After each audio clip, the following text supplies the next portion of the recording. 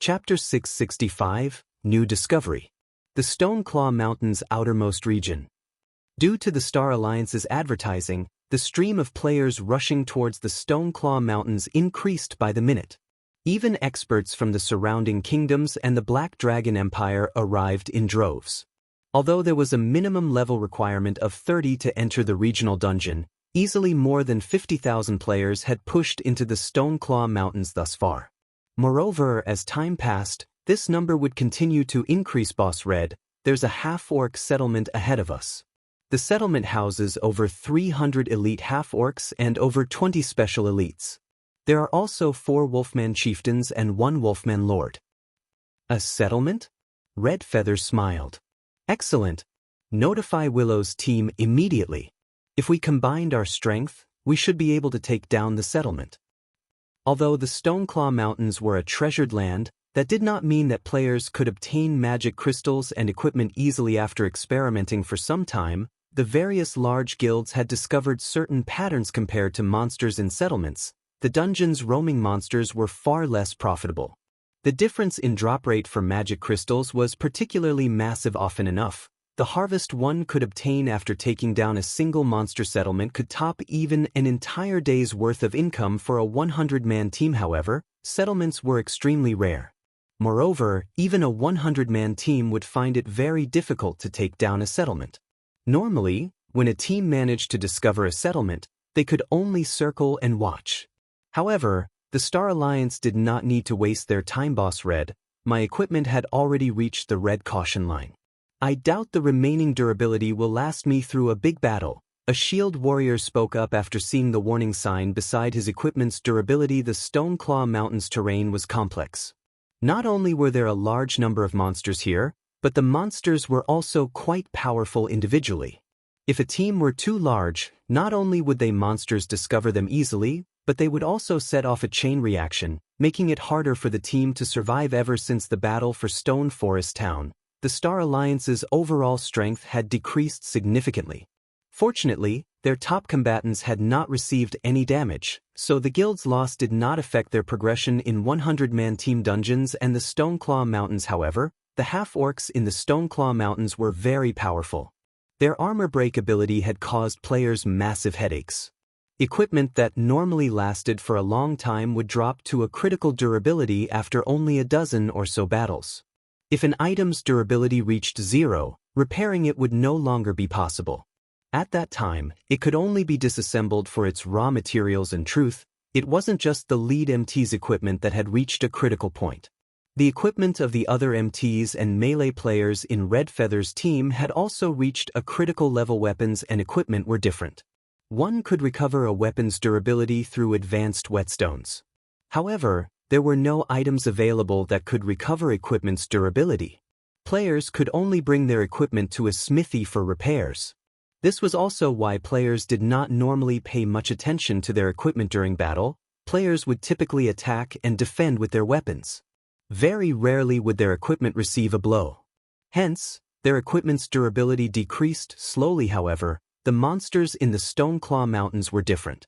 Their armor break ability already made them fairly powerful, but they also possessed relatively high intelligence. They would often find opportunities to strike at a player's vital points, quickly decreasing their equipment's durability. What about your backup equipment? Red Feather frowned slightly. I've used it already. This is my final set. The shield warrior was also quite frustrated. After entering the Stoneclaw Mountains, the various large guilds quickly discovered that the dungeon exhausted their equipment's durability. It was especially true for the MTs. Hence, they had specifically prepared multiple sets of equipment in advance to replace their equipment when needed. However, after one day of grinding, they had exhausted their backup equipment. Damn it. A round trip will take us an entire day. If we wait, some other team will snatch this settlement, Red Feather growled with frustration. He then asked, what about the party that was sent to replace our equipment? Everyone knew how much trouble it was to go back and forth to the Stoneclaw Mountains. Hence, the various large guilds had arranged parties to deliver replacement equipment for their teams to save time. Boss, I just asked, and the supply party says that it'll take them another 8 hours or so to reach the dungeon's entrance. 8 hours? Red Feather doubted that this settlement would remain undiscovered for another 8 hours. At this point, the number of teams that came to grind for magic crystals continuously increased. Although the Star Alliance had the home ground advantage, it was only slightly stronger than the first-rate guilds of the surrounding kingdoms and empires. Not to mention, even the super first-rate guild, the Dragon Phoenix Pavilion, had joined the party. We'll retreat and meet up with the supply party. Have Willow's team watch over this half-orc settlement. We must not let someone else obtain it. Saying so, Red Feather prepared his team to leave the Stoneclaw Mountains. Since the lead MT's equipment was already in the red, it would not be wise to engage in battle.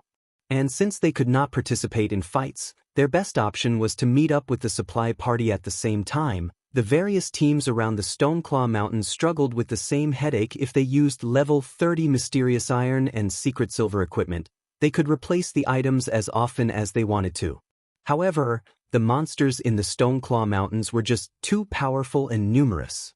Without level 30 fine gold or above equipment, they would not last long. If they used Secret Silver equipment, the equipment could become scrap at any given moment. Yet, level 30 fine gold or above equipment was simply too rare. The various large guilds could only secure a limited stock.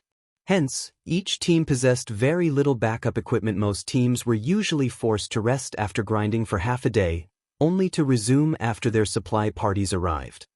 Meanwhile, in Stone Forest Town, the town, which had been heavily guarded and had refused entrance to outsiders, suddenly removed the banha.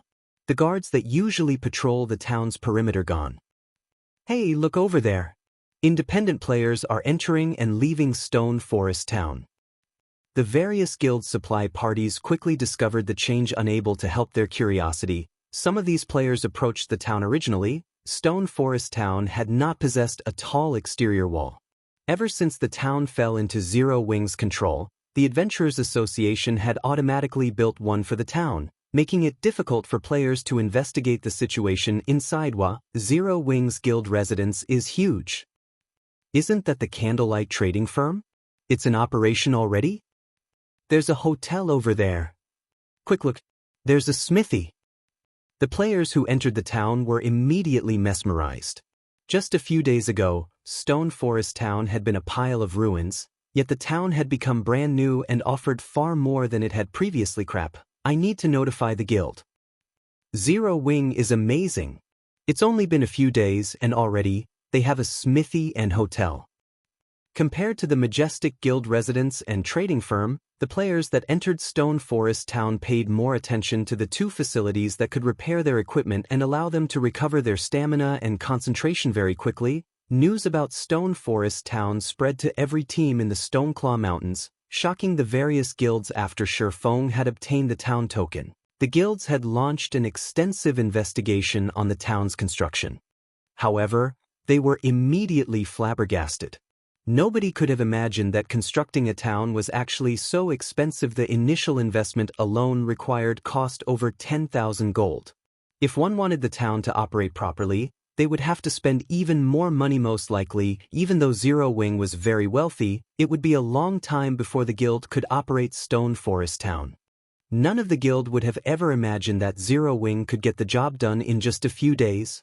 Chapter 666, Shocking Income. What? Stone Forest Town is open to outsiders? And it has a smithy that can repair equipment. When the various teams in Stoneclaw Mountain received this information, they acted as if they had just found out that the sky was falling. Stone Forest Town was just an hour away from the Stoneclaw Mountains. Even a round trip would just take 2 hours. It was far less time compared to the supply parties that took over 10 hours to travel from Star Moon City. Let's go, we're going to Stone Forest Town. The leaders of the various teams immediately issued orders upon receiving this news and quickly made their way to Stone Forest Town. In truth, they were going to Stone Forest Town not just to repair their equipment, but to hasten their stamina and concentration recovery as well. The recovery rate in the field tents was just too slow. In just a few hours, the previously quiet Stone Forest Town became very lively. Guild leader, I understand sheltering Ouroboros' members, but why are you allowing everyone to rest in town? Aren't we giving away our advantage? Aqua Rose asked in confusion. Currently, she stood on the guild residence's observation deck, looking down at the members of the various large guilds. Seeing their merry spirits, it looked as if they were celebrating New Year's Eve. Although more guilds gathered in the Stoneclaw Mountains as time passed, none of them had any chance of capturing Stone Forest Town. If they limited entry to Zero Wing and Ouroboros as members, both guilds could obtain far more magic crystals than their competitors. At that time, they could definitely nurture experts much faster than the other guilds and could use the opportunity to widen the gap between themselves and the other guilds. Yet, now, after struggling through so many challenges to reconstruct the town, Feng chose to permit entry to everyone. How were they supposed to widen the gap now? You're placing too much importance on the profit right before your eyes. At the end of the day, the Stoneclaw Mountains is only a regional dungeon. It is not the only place players can obtain magic crystals. Moreover, as everyone's levels increase, the various guilds' core members will be able to use mounts at level 40. At that time, we will regain our lead, Feng said, laughing. Moreover, I didn't build this town just so we could obtain more magic crystals. It's also meant to earn money for the guild. Earn money? Aqua Rose was confused. Although we have the advantage of owning the town, most likely, the various large guilds will use the consumables they produced rather than purchase the items from the candlelight trading firm. How are we supposed to make money? Look at the smithy. Feng pointed towards the smithy in the distance. At the moment, there was a very long line outside of the smithy. That's where we'll make our money. Currently, there were several hundred players outside the smithy. Every one of them carried an entire team's worth of equipment. Several hundred players meant several hundred 100-man teams' equipment. One could just imagine how profitable the equipment repair business was. However, we don't claim the smithy's repair fees. We only collect taxes. Aqua Rose was even more confused. Now we collect a fixed tax. However, don't forget that all the properties in the town are under our control. I have merely hired NPCs to man the smithy and repair equipment. As for prices, I have the final say, Feng explained with satisfaction. Hence, I've tripled the smithy's repair fees. These players can decide whether or not they want to pay the fee to repair their equipment. Aqua Rose gasped. She then said, "Triple? Why would anyone agree to that?" It was not cheap to repair a piece of equipment. Repair fees were a guild's largest expenditure. Raising the fees to 3 times the original price would be fatal to a guild. That's the point. I don't want them to spend coins to repair their equipment because, aside from paying triple the original repair fee, there is another method of payment. This is something that can only be done in a guild town. Not only is it possible to pay for items and services using credits in a guild town, but it is also possible to use certain items such as magic crystals as a form of currency. Feng smiled faintly. If they pay with magic crystals, considering the current market value, the repair fees will only cost 1.5 times the usual rate. Meanwhile, all of the magic crystals the smithy receives will belong to us. We just need to pay some coins in return. Before this, Feng had already received a report from Ouroboros regarding the income of the various guild teams and had set the repair fees accordingly. If he set the repair fees at market rate, their rival guilds would gain the advantage. Meanwhile, 1.5 times the market rate was just barely within the various large guilds' budgets. Hence, the guilds who had lined up outside the smithy to repair their equipment were gnashing their teeth while they waited with more than 10,000 pieces of equipment needing repairs. Just how many magic crystals would it cost? Doesn't that mean that the various large guilds are currently earning magic crystals for Zero Wing? A realization suddenly struck Aqua Rose. It was no wonder why Feng so generously allowed the various guilds to enter Stone Forest Town. Compared to grinding for magic crystals in the Stoneclaw Mountains themselves, not only would they earn far more magic crystals by letting the various large guilds grind for them, but they could also save plenty of time and manpower. This is just the start. Soon, they will discover that, the moment they set foot in Stone Forest Town, the magic crystals in their inventories ceased to belong to them. Feng had never intended to monopolize the Stoneclaw Mountains for himself. With so much free labor available, why should he waste the time of Zero Wing's core members? In fact, the hotel and leisure centers employed a similar business model as well. These establishments' prices were set according to normal rates if one paid with magic crystals, but double when using coins. In other words, Stone Forest Town had already become a gold mine for magic crystals based on Feng's initial estimates. The town could earn more than 2,000 magic crystals in a single day.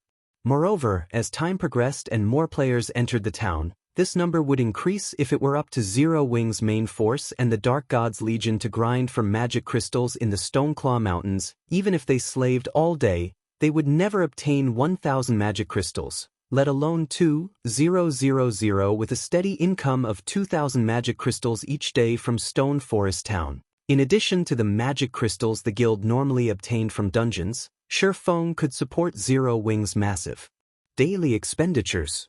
Otherwise, the magic crystals Feng had accumulated previously would last for only so long. Meanwhile, the various large guilds in Stone Forest Town were complaining about and gnashing their teeth at Zero Wing.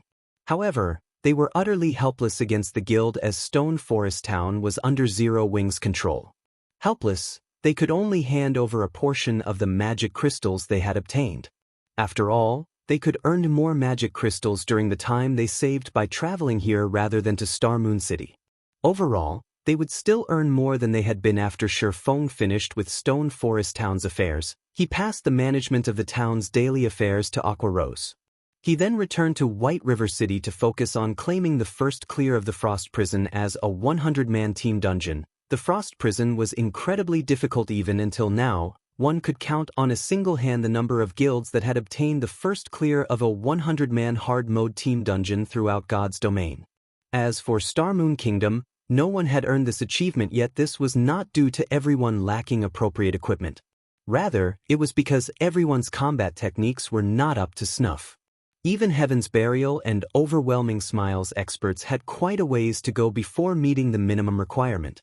Hence, the various large guilds in Star Moon Kingdom were all stuck at the final boss of their respective 100-man team dungeons. Precisely because of this, Feng had never bothered leading Zero Wing's team to raid the Frost Prison now. However, the situation had changed.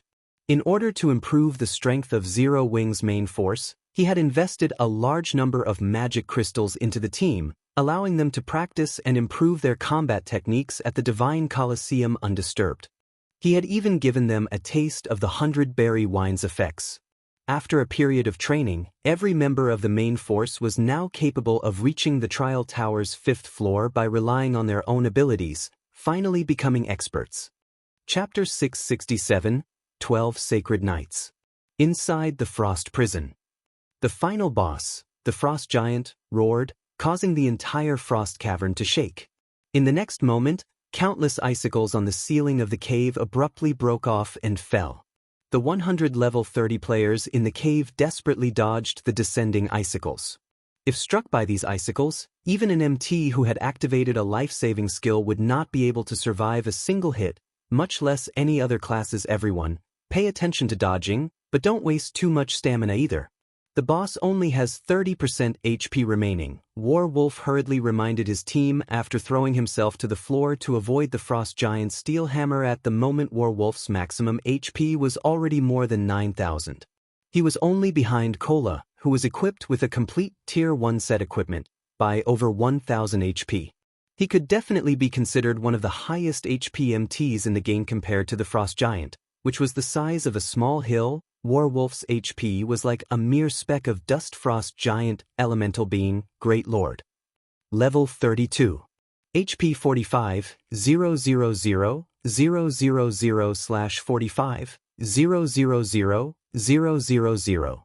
As the ruler of the Frost Prison, a 100-man team dungeon, the Frost Giant was considerably more powerful than any boss they had faced previously. Not only did it possess extremely high HP, but its massive 5-story tall body could cause great destruction with every action. Even Warwolf would receive nearly -4,000 damage when he blocked one of the Frost Giant's attacks with his shield. If he received a direct hit, his base damage would certainly exceed -6,000 points. In addition, the Great Lord also possessed a Frost Domain. The Frost Domain had a coverage area of 200 yards. Not only would everyone within the domain's movement and attack speed reduce by 40%, but the domain would also their stamina consumption rate by several times. It was common knowledge that, in God's domain, every movement a player made consumed stamina. However, as stamina was a hidden attribute, players were unable to check for their own stamina. Once they consumed their stamina to a certain degree, players would no longer be able to fight. They could only resume combat after resting for a time. In ordinary battles, players would not be able to exhaust their stamina completely even after 3 to 4 hours of continuous fighting. However, when a player's movements increased in intensity, their stamina consumption rate would also increase correspondingly. Meanwhile, the battles conducted in a large-scale team dungeon would be undeniably intense. Inside a large-scale team dungeon, even the slightest mistake could lead to a team wipe. Therefore, the burden placed on a player's stamina was incredibly significant. Under the effects of the Frost domain, players would only be able to fight for a short time before they collapsed from exhaustion. In such an extreme battle, ordinary players would only last 5 or 6 minutes. Even elite players would last just 2 or 3 minutes longer. Only players who possessed powerful control over their own bodies could minimize their stamina consumption to the very minimum and last more than 12 minutes in the battle against the Frost Giant. However, very few players were capable of achieving such a high degree of control. After being struck by another wave of icicles, several more players fell flat on the floor from overexhaustion. They were unable to attack the boss, even if they wanted to. How many people are still able to fight? Warwolf asked through the team chat as he lifted his large shield to intercept the Frost Giant boss. Wolf, we just lost another 4 more melees, and 1 ranged. We only have 76 people left. An oracle standing at the rear line replied. 76? Warwolf looked at the Frost Giant's HP.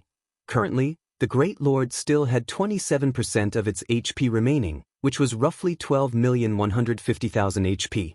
With their current damage output, they would have to continue attacking the boss for another 3 minutes or so to end the battle. However, after experiencing so many battles against this boss, Warwolf knew very clearly that the further they proceeded into the battle, the more players would become overexhausted. It was simply impossible to finish the battle in 3 minutes. Is it still impossible? The Frost Giant did not have many powerful skills. As long as one familiarized themselves with the Great Lord's skills, they could mostly evade the powerful moves of the boss. However, instead of dying to one of the boss's skills, the team had died from overexhaustion. If this matter were made known to others, they would certainly become a laughingstock. 5 minutes later, a group of people appeared at the resurrection point of the Frost prison. This group of people was none other than the members of Overwhelming Smile Boss. The Frost Giant's combat technique requirement is simply too high. If we want to clear the dungeon, we'll need to have Underworld send more experts to us. It's no solution to continue losing EXP here, Soaring Snake, clad in black armor, suggested. Although Underworld is paying great attention to White River City, its main focus is still on the Frostwolf Kingdom and the Snowstorm Kingdom. The organization won't be willing to dispatch many experts to us. Besides, we can now bring the final boss down to less than 10% HP. As long as we have over a dozen people still alive near the end, we can clear the dungeon. Warwolf shook his head, denying Soaring Snake's suggestion. He then said, it's a pity Yulan is too busy with managing the trading firm and guild over at Maple City. With her skills and wisdom, we might have already cleared the dungeon by now. Hearing Warwolf say so, everyone could not help but nod their heads in agreement. When one spoke about the experts of Overwhelming Smile, the strongest expert was definitely Warwolf. However, nobody could ever guess that the second strongest expert in the guild was actually Yulan. Yulan's harmless appearance must not fool one. When it came to an actual fight, even the prideful and talented Soaring Snake was not a match for her, so much so that Soaring Snake could not even shave off 1/3 of Yulan's HP before being defeated. The fight between Yulan and Soaring Snake had stupefied everyone. Originally, Soaring Snake was considered one of the top few experts of Ouroboros. After receiving Warwolf's knowledge of numerous combat techniques, Soaring Snake's strength had soared by leaps and bounds. Yet he was still not a match for Yulan. Let's head back, Warwolf said through the team chat. He no longer wished to waste any more time here. Just as the members of Overwhelming Smile were about to leave, the sound of a system announcement entered everyone's ears. White River City Region System Announcement. Congratulations to Heaven's Burial for becoming the first team to conquer the hard mode of Frost Prison. All players on the team will be rewarded with 4 million EXP, 70 silver, 100 White River City reputation points, and 40 Star Moon Kingdom reputation points. Star Moon Kingdom Region System Announcement. Congratulations to Heaven's Burial for becoming the first team to conquer the hard mode of Frost Prison. All players on the team will be rewarded with 5 million EXP, 5 Tier 2 gemstones of random attributes, 100 White River City reputation points, and 50 Star Moon Kingdom reputation points. God's Domain Southern Continent System Announcement. Congratulations to Heaven's Burial for becoming the first team to conquer the hard mode of Frost Prison. All players on the team will be rewarded with 6 million EXP, 1 Tier 3 gemstone of random attributes, 100 Star Moon Kingdom reputation points, and 10 Humanity reputation points. The announcement repeated 3 times. The teams raiding the Frost Prison were instantly stupefied. Nobody would have thought that the first guild to clear a 100-man team dungeon in Star Moon Kingdom would be the newly established Heaven's Burial. Heaven's Burial? Warwolf's expression turned grim, a hint of confusion flashing across his eyes. Although there were many experts in Heaven's Burial, they should be about equal in strength to overwhelming smile. Yet, Heaven's Burial had actually managed to raid the hard mode Frost Prison so quickly. No matter how he thought about it, there was something fishy. A short moment later, a group of players appeared at the Frost Prison teleportation gate. These people all wore the emblem of Heaven's Burial on their chests, and they were uniformly level 30. Meanwhile, the leader of the team, the cleric, Flameblood, looked at Warwolf and smiled. Beside Flameblood, there were also many faces that Warwolf had never seen before. Meanwhile, every one of these new arrivals emitted sharp and frightening auras that were stronger than even Warwolf's team leader Wolf. It seems that Heaven's Burial has managed to come out slightly on top this time, Flameblood said as he walked up to greet Warwolf. I always thought that Zero Wing was our greatest opponent. I never thought that Heaven's Burial had hidden its strength so deeply. However, although Overwhelming Smile has lost this time, the results will not necessarily be the same the next time, Warwolf replied, smiling. He could not help but take a look at the few people standing beside Flameblood. This time, he was fully convinced of his loss because even he could not see through the strength of the Guardian Knight beside Flameblood. The man gave off a feeling similar to a mountain. Despite having used an advanced identification skill on the Guardian Knight, all Warwolf managed to see was the fact that the Guardian Knight had over 10,000 HP, nearly 1,000 more than he did. The Guardian Knight's strength was definitely above his own with such a powerful MT, in addition to top-tier experts like Flameblood, Ghost Shadow, and several other experts who were a match for the Guardian Knight expert. It was very reasonable for Heaven's Burial to clear the hard mode Frost Prison. In the middle of the two's conversation, Feng had arrived before the dungeon together with his team. The expressions on each of their faces at the moment were very ugly. None of them would have thought that Heaven's Burial would obtain the first clear of the Frost Prison Guild leader Black Flame. It is truly a pity. If you had come here a little earlier, the first clear of this dungeon might have belonged to Zero Wing instead. Flameblood laughed elegantly. The achievement of obtaining the first clear of a 100-man team dungeon this time would lift Heaven's Burial's reputation to a whole new level. Although it still could not become White River City's #1 guild, at the very least, everyone would no longer think that Heaven's Burial was inferior to Zero Wing. In terms of dungeon raiding capabilities, others might even think that Heaven's Burial was slightly superior. Feng did not make a response regarding Heaven's Burial's unexpected performance. Sweeping his gaze across the members of Heaven's Burial, his attention immediately fell onto a single person. Why is one of the 12 sacred knights here? Feng was inwardly stunned when he saw the Guardian Knight standing beside Flameblood. Chapter 668 Challenge. Other than those extraordinarily rare, God-ranked experts, there had been countless experts in God's domain. There had even been many Tier 5 experts in the past. The top 12 Tier 5 players of every class had been known as the 12 Sacred Experts. Tier 5 experts were considered treasures to any guild.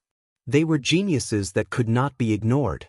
Any guild that managed to nurture a Tier 5 expert would celebrate for days. Meanwhile, the 12 Sacred Experts were a group of players standing at the very peak of Tier 5 classes. They had been geniuses among geniuses. Right now, the Guardian Knight standing beside Flameblood had been one of the famous 12 Sacred Knights, Lightning Blade. Not only was his blade work astonishingly fast, but he was also famous for having an impenetrable defense. In the past, even the 12 sacred assassins had been unable to break through his defense. Lightning Blade had ranked 8th among the 12 sacred knights. However, the most frightening aspect about him was the fact that he had been an independent player. Had Lightning Blade joined a first-rate guild early on in the past, he might have had the chance to join the Tier 6 God-ranked player. Feng never imagined that Heaven's Burial could actually rope in such a peerless expert. He was slightly surprised. There was no doubting the importance of an MT to a team. Heaven's Burial had already recruited many experts of the virtual gaming world. Now, they had even managed to recruit such a powerful MT. Lightning Blade's entry into the guild instantly elevated the strength of Heaven's Burial's main force by several levels. Yuri, the famous one-hit Azura, Black Flame? Lightning Blade shifted his gaze to Feng. Grinning, he said, "I heard that you were Star Moon Kingdom's #1 expert. I have always enjoyed challenging experts. Why don't we have a duel? I want to see whether the rumored one-hit Azura is actually as godly as they say, being able to send anyone to the afterlife with just one hit. Or maybe everything was just a big lie." The moment Lightning Blade finished his words, the surrounding temperature dropped by several degrees. At this moment, every member of Zero Wing radiated an intense, killing intent. Feng was their guild leader. How dare anyone just walk up to him and issue a challenge, not to mention doing so with such a disrespectful tone. This was an insult to Zero Wing itself. However, as the leader of Heaven's Burial's team, rather than stopping Lightning Blade, Flame Blood simply stood by his side, smiling. Although it was not wise to provoke Zero Wing, Heaven's Burial's momentum was in full swing. It was also a good thing to have Lightning Blade test the depths of Feng's strength. Not only would this improve the guild's reputation, but it would also serve as a foundation to deal with Feng in the future.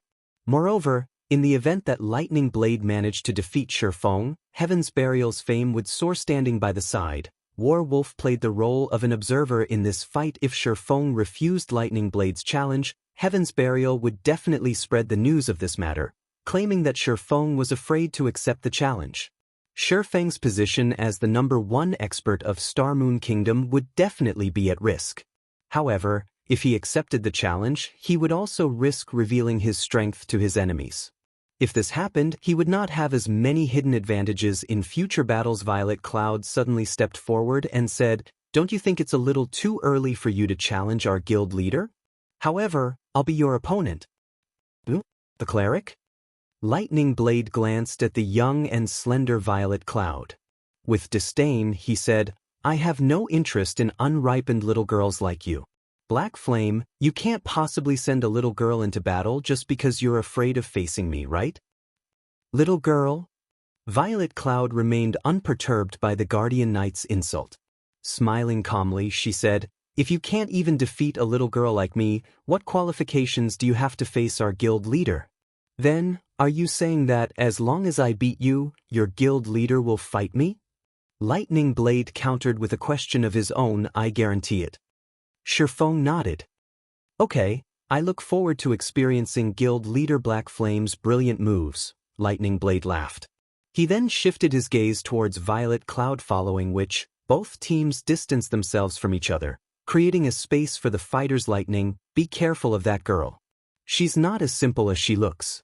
She's an expert who has reached the later stage of the 7th floor. She should be just as strong, if not stronger, than Ghost Shadow." Flame Blood warned the empty. Lightning Blade was an expert that Heaven's Burial had spared no expense to recruit. The Guardian Knight's strength spoke for itself. Even Ghost Shadow had failed to damage him, as Lightning Blade had blocked every one of the assassin's attacks. With his exceedingly high HP and lightning-quick attacks, Lightning Blade eventually wore Ghost Shadow down, claiming his life. One could say that Lightning Blade had a massive advantage in PvP battles against a low-damage cleric. It would be child's play for Lightning Blade to secure a victory. However, a little caution never hurt anybody. "Relax. I've known about this for a while. I'm just trying to agitate Black Flame so that he will agree to a duel." Lightning Blade no longer had a prideful and arrogant air around himself. On the contrary, he remained calm and attached great importance to this duel. Meanwhile, on the other side, Feng secretly passed a bottle of 100-berry wine to Violet Cloud, saying softly, "Drink this before you fight him. Do not let him within 10 yards of you." Though Feng was unsure of Lightning Blade's current strength, he did know one of his weaknesses.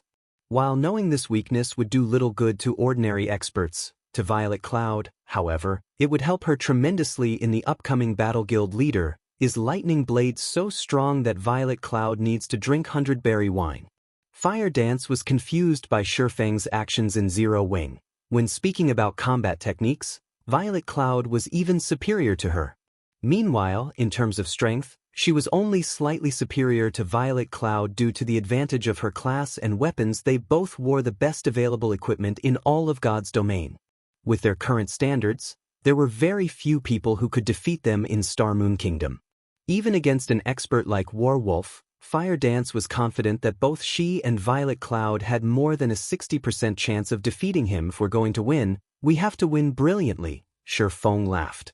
He did not think that the current Violet Cloud was inferior to Lightning Blade. The girl was even an astromancer, a hidden class. Upon hearing Feng's words, everyone could not help but roll their eyes at their guild leader. This was simply extravagant. Normally, they had to fight tooth for nail against each other to obtain a single bottle, exhausting themselves. Now, Feng let a bottle go to waste just for a flashy win. If they had known something like this would happen, they would have volunteered. That was the 100-berry wine. Drinking just one bottle could allow one to become a top-tier expert. 2 bottles could push one to the apex of Star Moon Kingdom without hesitation. Violet Cloud emptied the bottle of 100-berry wine, a faint blush appearing on her white, delicate cheeks. Tasting her lips, it was obvious she still could not get enough of the beverage. She was adorable. The members of Heaven's Burial were surprised when they saw Zero Wings members watch Violet Cloud enviously. What was going on with Zero Wings members? Was participating in the duel really something to be jealous of? This will be interesting. That young lady easily toyed with Nimble Snake in the past. Werewolf wore a playful smile. He then shifted his gaze to Lightning Blade, a cunning spark flashing in his eyes. This is a good chance to see just how powerful that Guardian Knight is.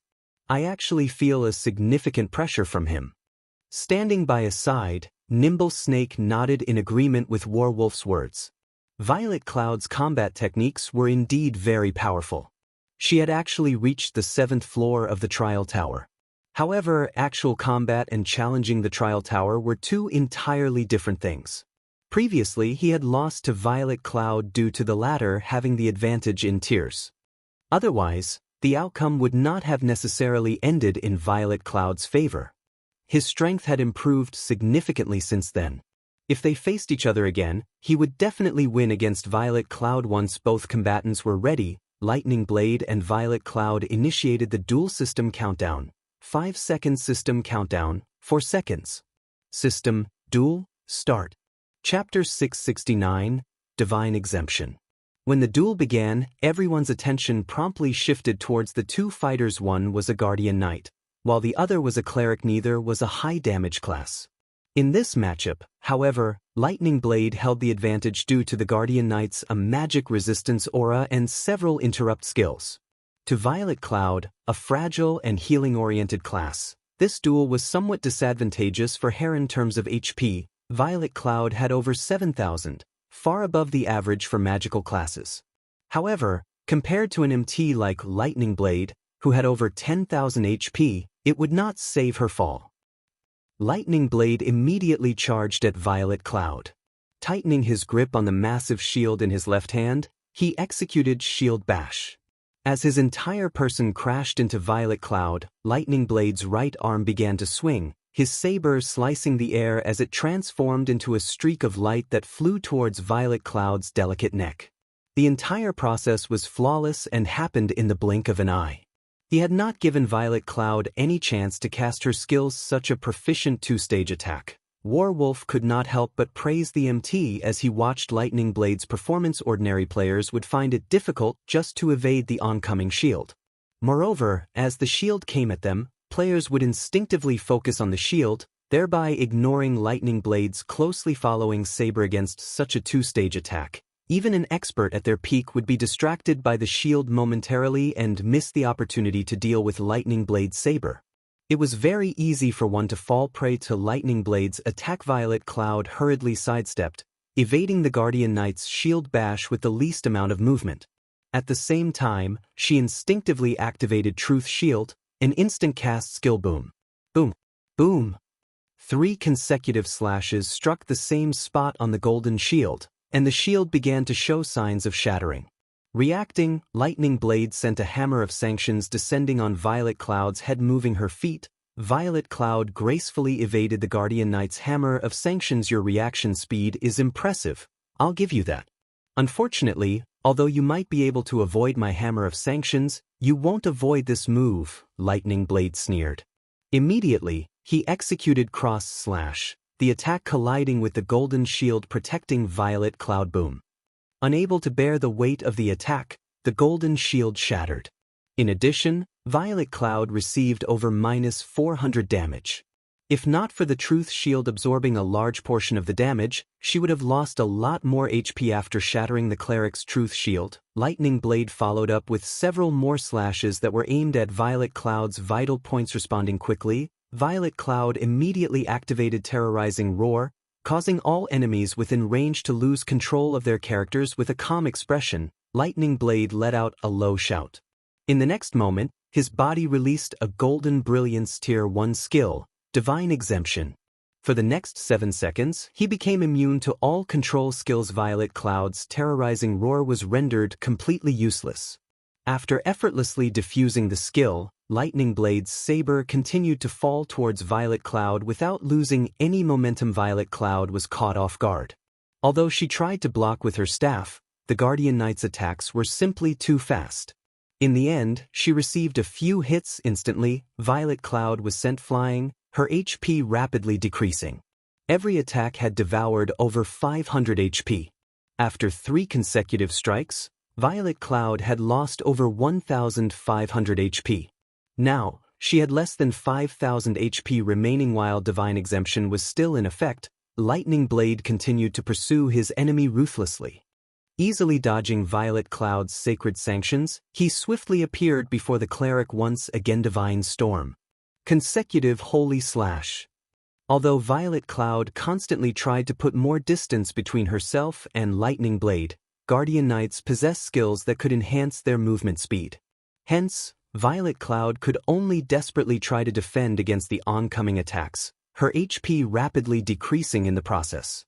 Even though she had activated instant recovery to heal herself, the healing she received could not keep up with the damage Lightning Blade dished out. After a short moment, Violet Cloud's HP fell below 3,000. If any other healer class fought Lightning Blade right now, the duel would have long since ended. Lightning Blade's attacks are becoming faster and fiercer. He's not giving that Cleric any chances to catch her breath. Although the Cleric class does have a few control skills, none of them are effective against Lightning Blade. Smiling faintly, Flame Blood said, however, Violet Cloud really is strong. Even though a Cleric is not a combat class, she has still survived against Lightning Blade until now. With her skills, it's no wonder she set foot on the 7th floor. Standing by the side, Ghost Shadow nodded in agreement with Flame Blood's words. At the end of the day, a Cleric was not a PvP class. If Fire Dance were the one fighting in this match, Zero Wing might have had a chance of emerging victorious. Yuri quite good. However, I won't give you any more chances to heal.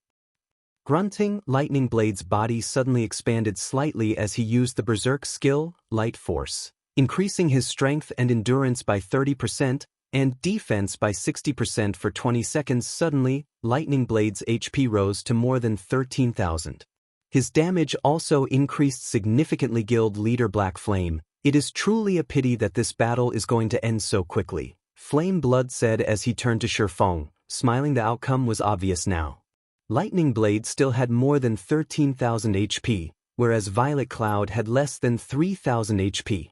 Though Violet Cloud could technically heal herself, skills such as Healing Light and Greater Healing required one to chant and channel for at least 1 or 2 seconds. Against an expert such as Lightning Blade, Violet Cloud would not have any chance to cast such time-consuming skills. She could only use instant cast skills to heal herself for a small amount of HP. However, now that Lightning Blade had activated a Berserk skill, that small amount of healing was practically negligible when Lightning Blade activated Berserk mode. Even Ghost Shadow, who was proficient in melee combat, would have no choice but to activate Vanish to evade the Guardian Knight's attacks temporarily. Otherwise, he would not survive 3 to 5 moves indeed. I had not expected that Lightning Blade would be so impatient, not giving Violet Cloud any extra time. Feng nodded hearing Feng's words. Flame Blood could not help but be surprised. He had not imagined that Feng would be so straightforward. With anticipation he said, "Huh, Lightning indeed possesses such a personality. However, this is also because he very much looks forward to fighting you, Guild Leader Black Flame." "Fighting me?" Feng shook his head. Calmly smiling, he said, "I'm afraid a loser doesn't qualify to challenge me." "Loser?" Confusion appeared on Flame Blood's eyes. Is Guild Leader Black Flame referring to Lightning Blade? Who else would I be referring to? Feng rolled his eyes at the cleric. "You have an interesting sense of humor." Flame Blood understood that Feng was in denial. "Let's see who will lose then."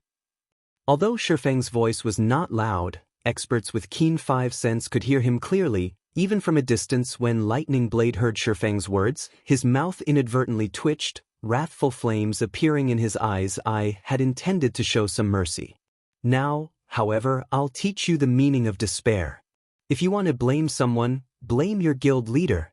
Lightning Blade transformed into an afterimage and arrived before Violet Cloud, the blade of his saber vanishing as he swung the weapon. At this moment, one could only see the afterimage of his arm. Moreover, the Guardian Knight no longer aimed at Violet Cloud's vital points, but at her limbs instead. Just as Lightning Blade's saber was about to strike Violet Cloud, the saber suddenly stopped an inch before Violet Cloud's arm, unable to proceed. "What's going on?" Lightning Blade muttered in shock. No matter how much strength he used, so much so that the veins in his arms bulged with the effort, his saber could not reach Violet Cloud's body. It was as if he had just struck a steel wall. "Guild Leader, couldn't you have let me play a little longer?" Violet Cloud pouted.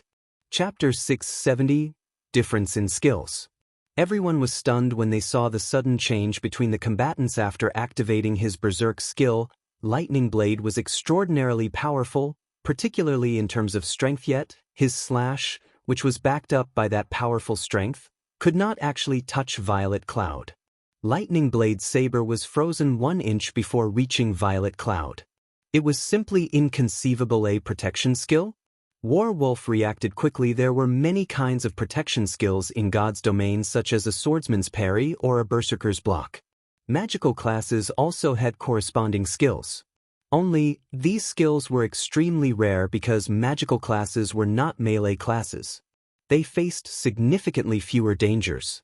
Hence, these types of skills were very rare. Everyone suddenly came to a realization protection skills were extremely rare. However, with 0 wing strength, it would not be difficult to obtain one such a skill book for Violet Cloud, so she has a protection skill. However, how many of my attacks do you think your protection skill can withstand? Lightning Blade growled. "You are only prolonging your suffering." Saying so, Lightning Blade began brandishing his saber once again. Generally, protection skills could only block a certain number of attacks. Moreover, that number was very low. It was a skill only meant for crucial moments. Standing at a distance, Feng could clearly see what was going through Lightning Blade's mind, and he could not help but shake his head. The protection skill Violet Cloud had used was not any ordinary protection skill. The skill was called Absolute Space, and it was a Tier 1 legacy skill unique to Astromancers. When activated, Absolute Space nullified all attacks the caster received for 5 seconds. During this time, the caster was not allowed to move but could cast spells to attack. It was a near-invincible skill. Despite Lightning Blade's relentless assault, the latter did not receive a single point of damage. In the meantime, Violet Cloud casually used lesser healing and recovery, her HP rising rapidly. In the blink of an eye, her HP recovered to more than 6,000. She also had plenty of time left on Absolute Space. Taking this opportunity, Violet Cloud began to chant an incantation. Her finger traced line after line of runes in the air. Just as the duration of Absolute Space was about to expire, Violet Cloud pointed her finger at Lightning Blade, the tip of her finger releasing a black beam at the Guardian Knight before Herdier one's spell, Black Coffin. Realizing that something was amiss, Lightning Blade hurriedly tried to dodge. However, before he could do so, four pitch-black walls emerged from the ground around him, sealing him in completely. When Nimble Snake saw this, his teeth ground together. This move was precisely the one that Violet Cloud had used to defeat him in the arena. Now that Lightning Blade had similarly fallen prey to it, the outcome of the battle might change drastically. Black Coffin could trap its target for 3 long seconds. Violet Cloud took the opportunity to create some distance between herself and the trapped Guardian Knight. She then leisurely chanted an incantation. The spell she cast this time created a much bigger commotion. As Violet Cloud began chanting, a black magic array appeared in midair. In the next moment, the mana in the surrounding area frantically gathered at the magic array. Soon, the black coffin began to fade out of existence. Escaping the coffin, Lightning Blade was immediately greeted by the sight of a black magic array spewing numerous black balls of light. Very quickly, the number increased to 36. Every black ball of light was as large as a basketball, and they covered the entire space above the duel venue. Go! Violet Cloud shouted her command.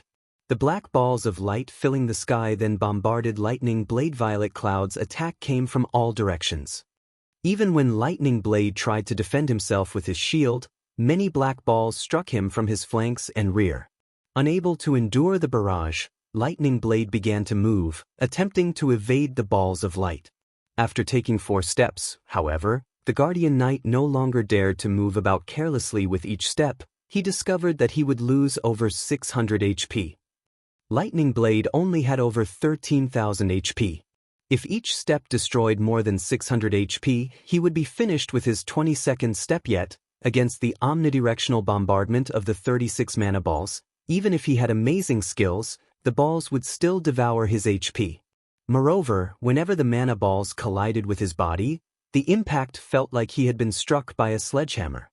Not only did they contain a massive amount of power, but they could also deal over -300 damage.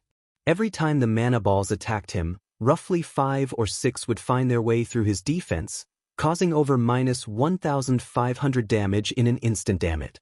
Seeing as he could neither move nor defend himself properly, Lightning Blade had no choice but to cast Protection Blessing, reducing the damage he received by 50%. However, if this continued, he would not last for long. Even with Protection Blessing, everyone was currently stupefied by the duel before Themis. She really a cleric? This question hovered in everyone's mind. This attack method had already surpassed their understanding of the game's skills. In the past, skills had been straightforward. This was the first time they had seen such a flexible and diversified method of combat. Until now, everyone had believed that magical classes stood no chance against physical classes in PvP and that their only advantage was being capable of high damage in dungeons. However, Violet Cloud's strategy had thoroughly changed everyone's minds. Violet Cloud's skill combination was simply too frightening. Not only was Lightning Blade unable to move, but he even faced the attacks of the numerous black balls of lights. If anyone else stood in Lightning Blade's place, the bombardment would have long since turned them into mincemeat. Even highly skilled experts like Flame Blood, Ghost Shadow, and War Wolf felt powerless as they watched Violet Cloud's attacks. At this moment, Flame Blood's expression twisted. He could no longer maintain his previous calm. How was this even a duel? This was a slaughter. Is this the true strength of an expert who has reached the later stage of the 7th floor? At this moment, Flame Blood could not help but shift his gaze toward Feng and Fire Dance, a hint of fear flashing in his eyes. If both Fire Dance and Feng were stronger than Violet Cloud, then Zero Wing was truly a terrifying guild. How did she become so strong? Nimble Snake was horrified as he watched Lightning Blade's destruction. Even his leader, War Wolf, would not be a match for Violet Cloud. While everyone was mesmerized by Violet Cloud's performance, Lightning Blade, who stood in the duel site, felt depression overtake him. If only 20 black balls of light attacked him, he might barely cope and avoid receiving any damage. However, dealing with 36 was far beyond his capabilities at this moment. Regret swallowed Lightning Blade. If he had known earlier that Violet Cloud had such an attack method, he would never have agreed to duel her. A bona fide top-tier expert like himself had actually become a punching bag, unable to resist in the least. It was utterly humiliating. The 100-berry wine is the best. I actually achieved a 91% skill completion rate, allowing me to summon so many mana balls. I wonder just how many I can summon if I achieve a 100% skill completion rate. Violet Cloud inwardly rejoiced while she controlled the mana balls in the sky. In the past, she had only achieved a 90% skill completion rate and summoned a maximum of 30 mana balls. Now, however, she had increased her completion rate by 1%, and just this 1% had increased the maximum mana balls by 6. If she could raise her skill completion rate to 100%, her skills would be absolutely terrifying. Time crawled by before 10 seconds had passed. Lightning Blade's 13,000 HP depleted completely. From beginning to end, the Guardian Knight had not been able to resist in the slightest. Chapter 671, True Form. Defeated. Lightning Blade had been thoroughly defeated. Nobody would have imagined that Zero Wing had such a powerful character as Violet Cloud. The arrogance Heaven's Burial's members had displayed had been utterly extinguished. Others might not realize exactly how strong Lightning Blade was, but they knew. In the entire guild, nobody could win against Lightning Blade in a one-on-one match, let alone obtain victory so effortlessly. Does anybody from Heaven's Burial still dare to challenge our guild leader? Violet Cloud shifted her gaze towards Heaven's Burial's members, a faint smile appearing on her face. Provocatively, she said, "I really want to see just who among you qualifies to do so." Nobody from Heaven's Burial dared respond. None of the spectators were weaklings. Through Lightning Blade's battle, they could determine Violet Cloud's standards. They would only be asking for humiliation if they tried to challenge her. Unlike everyone else, however, Ghost Shadow revealed a look of interest. Unfortunately, just as he was about to open his mouth and speak, the woman beside him stopped his words. This woman wore a gorgeous red mage's robe, which failed tremendously to hide her magnificent cleavage. She also wore a white beret on her head, covering her silky blue hair, which scattered around her waist. In her hand, she held an eye-catching, white jade staff that radiated a faint golden glow. Daybreak, why are you stopping me? Ghost Shadow demanded. Dissatisfied, Daybreak Fog was in charge of Heaven's Burial's affairs in Starmoon City. Her position in the guild was higher than even Flame Blood's. Her strength could not be underestimated. If not for Daybreak Fog's help, even with Lightning Blade present, Heaven's Burial would not have cleared the frozen prison today. Don't humiliate the guild any further. You are no match for her. There's too much of a difference in strength between your skills. We have already completed our task here. You will have your chance in the future, Daybreak Fog said as she raised an eyebrow at Ghost Shadow. She had not used a persuasive tone, but a commanding one. Flame Blood nodded in agreement. Now that Heaven's Burial had obtained the first clear of the Frost Prison, their reputation flourished. However, if Violet Cloud defeated their several great experts, all of their efforts would go to waste. Zero Wing certainly has many experts. In the future, we will have many opportunities to clash with them. Today, we have other matters to attend to, so we will not keep you any longer. Flame Blood gave Feng a cupped fist salute before turning away. After watching Flame Blood and the others leave, War Wolf saluted Feng before leaving with his team as well. Guild leader, are we still going to raid the Frost Prison? Fire Dance asked softly. Now that Heaven's Burial had obtained the Frost Prison's first clear, there was no point in raiding the dungeon.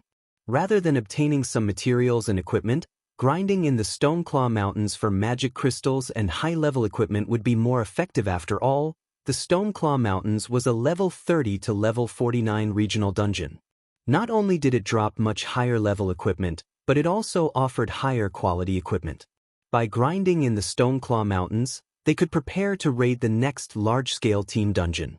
It was more efficient than grinding for a bunch of level 30 equipment in the Frost Prison. Of course, we're going. They've only obtained the first clear of hard mode, not hell mode. My goal has always been the first clear of hell mode. Even if Heaven's Burial has obtained the first clear of hard mode, it doesn't affect us one bit. Feng shook his head and laughed. The materials for constructing a stable were not that easily obtainable. The drop rate for these materials in a 100-man hard mode team dungeon was very low. Sometimes, the materials he required would not even drop. If he wished to obtain the necessary materials to construct a stable as soon as possible, he would have to clear hell mode by relying only on 100-man hard mode team dungeons. They would not gather all the necessary materials even if they raided the dungeon 100 times.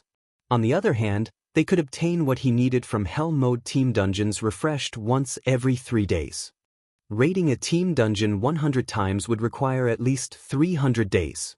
Though, when players reached higher levels, lower-level dungeons would become much easier to raid.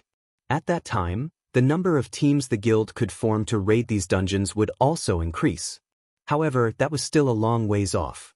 Currently, Feng was in a hurry to construct a stable and nurture the Thunderwolf. Nurturing a 5-star mount required a lot of time and effort. After all, he did not wish to see the Thunderwolf still in the process of being tamed while the mainstream players had already purchased their own mounts. Everyone was rendered speechless. Guild leader, with our recent improvement, we might be able to manage hard mode, but I think that hell mode is still out of our reach. Fire Dance refused to believe that hell mode was only slightly harder than hard mode indeed. In terms of techniques, the majority of the team is still far from qualified. Though, in terms of equipment and attributes, everyone has already passed the minimum requirements. Feng then grinned and said, however, techniques can be made up for. Made up? A light suddenly shone in Fire Dance's eyes. Guild leader, are you planning on using the 100-berry wine? If one spoke of a method to improve one's combat techniques for a short period, then the only thing that came to everyone's mind was the 100-berry wine. Only, the 100-berry wine was too rare. Currently, everyone could only obtain it through Feng. They had not even heard of the beverage being available elsewhere. Let's enter the dungeon before we continue this conversation. Feng nodded. The 100-berry wine was indeed extremely rare. However, some time ago, he had made another trip to District 1's shelter and had obtained another 300 bottles. Hence, he had no problem wasting a few to obtain the first clear of the Hell Mode Frost Prison. Meanwhile, Heaven's Burial's successful raid of the Frost Prison had become major news throughout Starmoon Kingdom. For a time, everyone in the kingdom knew of the guild named Heaven's Burial. Heaven's Burial is too amazing. Even the 2 first-rate guilds in Starmoon City have yet to obtain the first clear of a 100-man team dungeon. Yet, Heaven's Burial succeeded. A 100-man dungeon. That place is a gold mine for fine gold and dark gold equipment. Our guild has only managed to raid 50-man hard mode team dungeons so far. I wonder when I'll obtain a complete top-tier set equipment for myself? Top-tier set equipment? I don't need so much. I only hope to wear a full set of secret silver equipment. My friends would die from envy. A full set of secret silver equipment? Just the level 25 secret silver weapon my friend wields is already enough to make me drool. When he showed me the weapon, he even brought our friends and me into a dungeon to show off that weapon in action. Bronze or mysterious iron weapons can never hope to compare to how cool his weapon is. I heard that Heaven's Burial is mass recruiting right now. The benefits they offer are excellent. The guild often brings newcomers with good potential into large-scale team dungeons. We should still make it for the recruitment if we hurry. Players throughout Starmoon Kingdom were talking about Heaven's Burial on the forums for a time. Heaven's Burial's member count soared. Unlike Zero Wing, however, Heaven's Burial did not have any financial issues. Players could join the guild as long as they reached the minimum requirements. The guild also began to show signs of becoming the #1 guild in Starmoon Kingdom. Meanwhile, inside the Frost Prison, Feng and the others finally arrived at the Frost Giant's entrenchment. Compared to the hard mode Frost Giant, the Hell mode Frost Giant was much larger. It was as tall as an 8-story building. Moreover, sharp icicles covered its body. Cold air also flowed from the Frost Giant's body, reducing the mobility of those affected. Before the battle had even begun, everyone could feel the cold air wash over them, causing them to shiver. Nobody knew that the Hell mode Frost Giant was the Frost Giant's true form. Frost Giant, elemental being, Grand Lord. Level 32. HP 60, 000, 000/60, 000. Chapter 672, Terror of a Grand Lord. Shortly after Feng and the others entered the Hell Mode Frost Prison, the various guilds received news of the matter. Black Flame really is interesting. After we've just claimed the first clear of hard mode, he immediately leads Zero Wing to raid Hell Mode, Daybreak Fog said, a hint of interest flashing in her eyes. Smirking, she asked, Flame Blood, what do you think of this? They should just be testing the waters. At this point, there isn't any point in raiding the hard mode Frost Prison. Aside from challenging Hell Mode, their only other option is to challenge the 100-man team dungeons of other cities. However, the team will have to prepare and familiarize themselves with the other 100-man team dungeons to raid them successfully, Flame Blood said quietly as he read the report from his subordinates. Unfortunately, with Zero Wing's current teams, it is simply impossible to raid the Hell Mode Frost Prison. That is no longer an issue of being strong enough or not. Indeed. Maybe I am just overthinking things. That is, after all, a 100-man Hell Mode dungeon. Daybreak Fog had previously met Feng. Although she had not seen exactly how skilled the man was, judging from his past performances and the various experts around him, he was not someone who would make foolish decisions. Forget it. What Zero Wing does no longer matters to us. I only visited to help you with the dungeon. Guild leader has already declared that our true focus is the Stoneclaw Mountains. As for the matters in White River City, leave them to Elder's 7 treasures. What is it that requires all of us to head there? Aren't the Stoneclaw Mountains just a place to grind for magic crystals? Flame Blood asked. Confused, these two were the strongest combatants within the guild. It would not be wise to station them all in the Stoneclaw Mountains. Haven't you ever wondered how the Stoneclaw Mountains activated? Daybreak Fog laughed. I have no clue. Does guild leader know? Flame Blood shook his head and asked, not only does he know about it, but guild leader is responsible for activating the Stoneclaw Mountains. When Daybreak Fog spoke about Heaven's Burial's guild leader, singular burial, adulation filled her voice. She had left the super guild she had been a part of and joined Heaven's Burial without hesitation because of this man.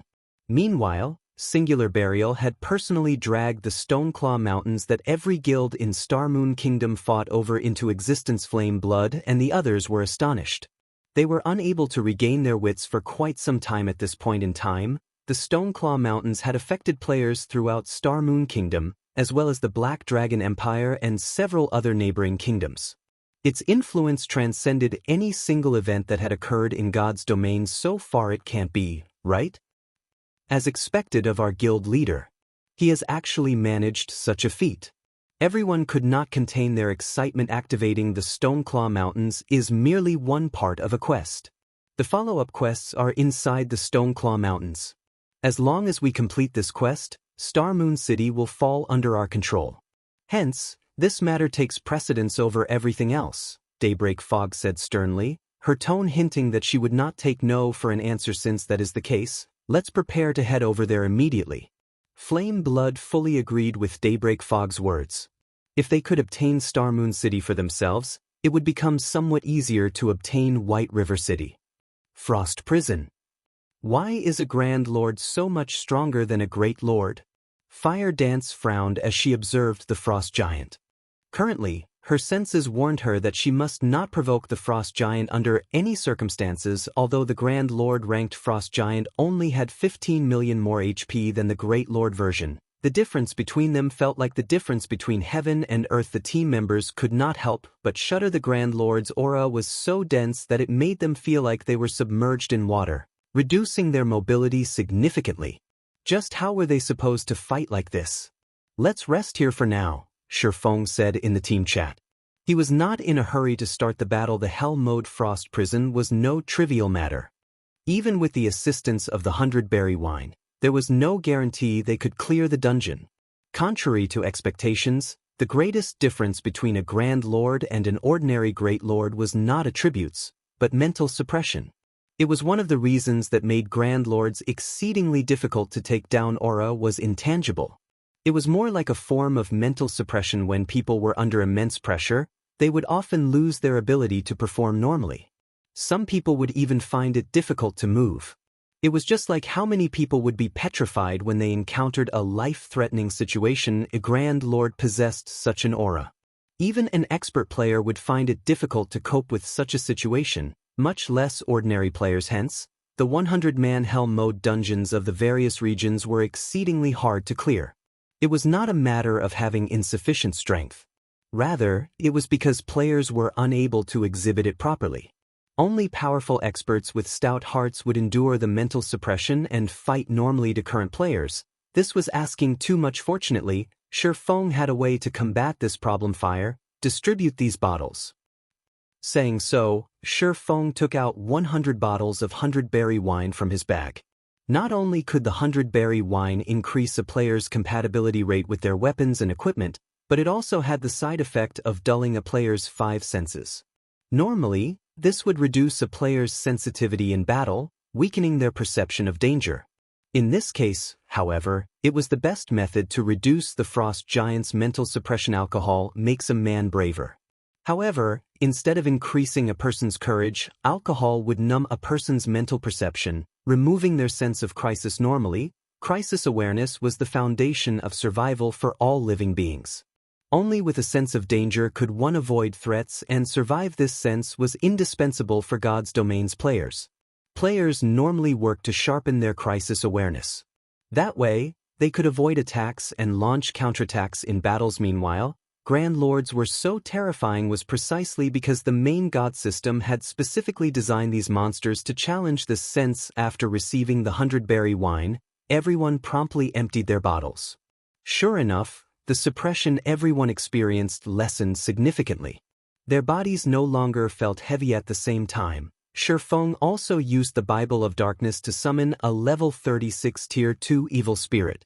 Although it was not a support-type evil spirit like the Heart Devourer, it was a magic attack-type evil spirit. It could increase the team's overall DPS significantly. Everyone, focus on dodging and positioning. When attacking, focus on stability above all else. If you know your attacks will miss, don't bother wasting stamina. Feng began to issue commands. Also, MTs, listen up. After you launch a few attacks at the start of the battle, you won't need to continue attacking the boss. Just make sure you stand in front of the boss as much as possible. For damage dealers, do the opposite. Do not stand in front of the boss as much as possible. It is best if you attack from the sides. Feng had fought the Hell mode Frost Giant plenty of times in the past. The Frost Giant possessed relatively low intelligence. Even as a Grand Lord, this fact held true. This was fairly common for elemental beings. The Frost Giant's attacks were also quite simple, preferring to attack only the targets in front of it. The Frost Giant would only switch targets after destroying the target before it. The team's MTs did not deal a lot of damage. If they had to focus on attacking while evading and blocking the Frost Giant's attacks, with their current techniques and attributes, they would run out of stamina before 10 minutes were up. Against the Grand Lord's 60 million HP, 10 minutes was definitely not enough to finish the battle. After everyone was in position, Kola, Yiwumien, Turtledove, and the other MTs charged at the Frost Giant as one fierce assault. Before the group of MTs arrived before the Frost Giant, the Grand Lord released its Frost Domain. The Frost Domain's effects this time were slightly stronger than against the Great Lord-ranked Frost Giant. Though the stamina consumption rate was the same, their movement and attack speeds had now decreased by 50%. Chapter 673, Grinding a Boss. Before Kola and the other MTs could reach the Frost Giant, the Grand Lord raised its iron fists and smashed the frozen ground heavily. Ice thorns. As if the frosty ground had transformed into water, waves rocked the surroundings. Every wave rolled the ground. Amidst these waves, ordinary players would struggle to stay on their feet. Although Kola and the others were experts, even they could barely advance, following which, glistening ice spikes exploded from the ground, one after another. Even the slightest touch dealt nearly -3,000 damage to Kola and the other MTs. This attack was obviously much stronger than the Great Lord-ranked Frost Giants. Everyone's chests tightened at this situation. Could they really defeat this Frost Giant? Damage dealers on the sides can attack freely. Blackie, cast Guardian of Light on Kola. Violet, focus on damage. Feng leisurely commanded. Got it. Although Blackie was curious as to why Feng wanted him to use Guardian of Light on Cola so soon, he did not question the command. Immediately, he cast Guardian of Light on Cola initially. Cola lost nearly 5,000 HP with each hit from the Grand Lord. However, with Guardian of Light, the Frost Giant's attacks dealt less than -1,000 damage to the Guardian Knight. In addition, Guardian of Light healed Cola for roughly 600 HP every second.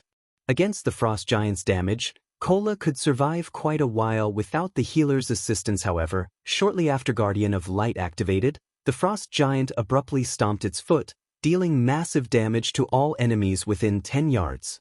Naturally, Cola could not avoid the attack as the giant's foot slammed him to the ground, a damage of over -3,000 points appearing above his head. Everyone sucked in a breath of cold air. This attack was simply too frightening. Feng, however, was not surprised. This move was an instant kill move unique to the Hell Mode Frost Giant. The Frost Giant would first use Fatal Blow against one enemy. If that enemy failed to withstand the attack and died, the nearest person would receive damage as well. However, as long as a player withstood the attack, the Frost Giant would not immediately repeat the attack on a new target. Good. Next, focus on dodging the icicles from above. Seeing as there were no major issues, Feng activated the Aura of Space and dashed towards the Frost Giant. He had no intentions of saving his stamina. The Frost Domain was a control spell. As long as he activated the Aura of Space, he would be immune to all control effects. In other words, the Frost Domain would not affect him, and he could fight without worrying about his stamina depleting too quickly. With Cola holding the boss's aggro, the other DPS began their relentless assault spells and arrows bombarded the Frost Giant. Meanwhile, the melee classes desperately attacked the Grand Lord's joints, thereby disturbing its attack rhythm. The members of Zero Wing's main force wore excellent equipment, and practically all of their skills could deal over -1,000 damage to the Frost Giant. Among the team members, Fire Dance and Rampant Blade were the strongest. The majority of Fire Dance's equipped Tier 3 gemstones were strength attributed. Every one of her normal attacks could deal over -1,000 damage. When she used Absolute Strike, she dealt nearly -6,000 damage or over -10,000 damage with a critical hit. As for Rampant Blade, he possessed the Blue Fire Double-Edged Sword. Each swing dealt over -1,500 damage to the Grand Lord. With a 20% critical rate, he could occasionally deal over -3,000 damage. From time to time, he would also trigger Blue Fire Dance, dealing nearly -5,000 damage. His damage output was only second to Fire Dance's. Following them were Blackie and Violet Cloud. As the Frost Giant was an elemental being, it possessed some magic resistance. Hence, magic attacks were not as effective as physical attacks against the Grand Lord. Meanwhile, activating Silent Steps, Feng appeared directly above the Frost Giant. He sent a thunder flame explosion descending on the Grand Lord's head. 10-436. The effects are better than I expected. Feng glanced at the system notification panel, seeing a 98% skill completion rate after he had consumed the 100-berry wine. He noticed that drink had been more effective than usual. Normally, he could only achieve a 96% completion rate with Thunder Flame Explosion, even with the help of the 100-berry wine, following which, Feng executed Chop. His motions were as smooth as flowing water. In the next moment, the 3 slashes he sent out intertwined into a single silver light, which tore everything in its path as it struck a single point. 12-846. This time, his Chop achieved a 99% completion rate. He was only a thread away from reaching 100%. Feng's astonishing damage shocked his fellow teammates. Chop was one of a swordsman's basic skills, yet when Feng executed his Tier 1 Chop, his display was far different from other swordsmen's. Instead of dealing 3 damages, the skill only dealt 1. The skill's overall damage was even more frightening. In the absence of a critical hit, Feng had dealt over -10,000 damage with his Chop. His damage was on the same level as Fire Dance's and Rampant Blade's critical hits with their most powerful skills. This was simply inconceivable. Immediately after, Feng used Flame Burst, launching 15 attacks in quick succession. Every hit forced the Frost Giant to take half a step back. Moreover, each hit dealt over -16,000 damage and over -32,000 damage if it were a critical hit. The sight floored the other Zero Wing members into a momentary standstill. Don't focus on dealing more damage to the boss. Think about how you can improve your skill completion rates. It isn't often that you get to experience a mental suppression like this. Feng finally understood why the 100-berry wine was more effective than usual. The 100-berry wine had a side effect of blurring a player's 5 senses, dulling their perception. However, the Grand Lord's aura could negate much of this side effect, allowing players to maintain a clear state of mind even with the alcoholic effects. With this, players could execute their skills more efficiently. After Feng's reminder, everyone became aware of their own conditions previously. When they had drunk the 100-berry wine, they had not been able to maintain a clear state of mind. If they could practice their skills while sober, it would definitely help to improve their skill completion rates. Excitement gripped the team.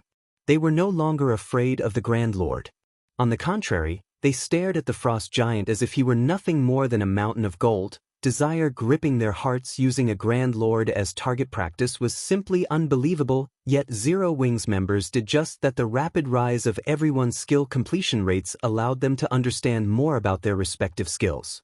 At the same time, this improvement also allowed them to reduce many of their excess motions, thereby reducing their stamina consumption rate significantly. A short moment later, the Frost Giant's HP fell to the 20% threshold.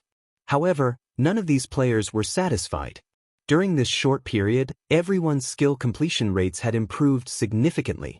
For example, Fire Dance and Violet Cloud had managed to raise their skill completion rates by a stable 2%. Everyone else managed to raise theirs by a stable 1%. Originally, when raiding the hard mode Frost Giant, the team would have less than 70 people capable of fighting at this point. Now, however, every member of the team was still up and ready to fight. On the contrary, it was the Frost Giant who looked pitiful right now. You actually dare stand before me, the King of Frost? I will show you a power that you have never seen before. The Frost Giant bellowed, causing the entire cavern to tremble. Cold air began to gather and condense in the Frost Giant's hand. In the dark cavern, it seemed like the Frost Giant held a bright moon that dispelled the darkness. Why haven't we seen this move in hard mode before? A bad feeling started to creep up on Fire Dance. Before the Frost Giant attacked, everyone could feel a bone-chilling cold wrap around their bodies. In the next moment, they began losing 500 HP every second. If the Frost Giant released its attack, it would likely obliterate the entire team instantly. When the Frost Giant held up the hill-sized ball of ice, which it had formed from the condensed cold air, Feng made his move Absolute Time. When activated, Absolute Time prevented enemies within a radius of 100 yards from using any skills or tools for 24 seconds. In this case, however, although the skill did affect the boss, it would only last 3 to 5 seconds at most. Even so, that was more than enough. Suddenly, the massive ice ball cracked and shattered. Meanwhile, the Frost Giant had weakened significantly following the interruption. Go. It's weak. Activate your berserk skills. Feng hurriedly shouted. Suddenly, everyone activated the power of darkness, their attributes increasing significantly in a fraction of a second. Spells and arrows bombarded the Frost Giant, forcing constant, painful screams from the Great Lord. Following which, the Frost Giant's HP rapidly decreased, and even its hard exterior began to burst. In the end, the Frost Giant was reduced to a clear puddle of water, leaving behind a massive resplendent gemstone and a mountain of loot. Chapter 674, Evolution of the Abyssal Blade. Starmoon City. Currently, due to the Stoneclaw Mountains, a large number of players had gathered in Starmoon City. Even White River City during its peak could not compete with the capital city's current crowd. The players gathered in the city were not limited to the elites and experts of Starmoon Kingdom. There were also players that had come from the Black Dragon Empire and the neighboring kingdoms. The city's population increased by the minute. Players filled the city streets and even crowded Starmoon City's normally desolate area. Starmoon City really is a great place. With so many elites and experts here, we won't have to worry about not being able to recruit any players into our guild. Flame Blood could not help his envy of Daybreak Fog when he saw that the majority of the players wandering the streets were level 29. Many players had even reached level 30 already. Heaven's Burial's elite members were currently level 28 or 29. Very few had managed to reach level 30. Yet, in Starmoon City, There were so many high-level players. Daybreak Fog would have a much easier time nurturing her branch's members than he would now that Heaven's Burial had obtained the first clear of the Frost Prison. Not only had its fame spread throughout Starmoon City, but the players in the Black Dragon Empire and the neighboring kingdoms also knew about Heaven's Burial's success. If Heaven's Burial recruited members in Starmoon City now, it could easily obtain a large number of elite members. In a few short days, the guild could easily form an army to explore the Stoneclaw Mountains. This is only natural. Why else did you think guild leader chose this place? Daybreak Fog smiled. She then pointed towards Ouroboros's guild residence, saying, as long as we help guild leader complete his quest, both Ouroboros and the Star Alliance will live in fear of our shadow.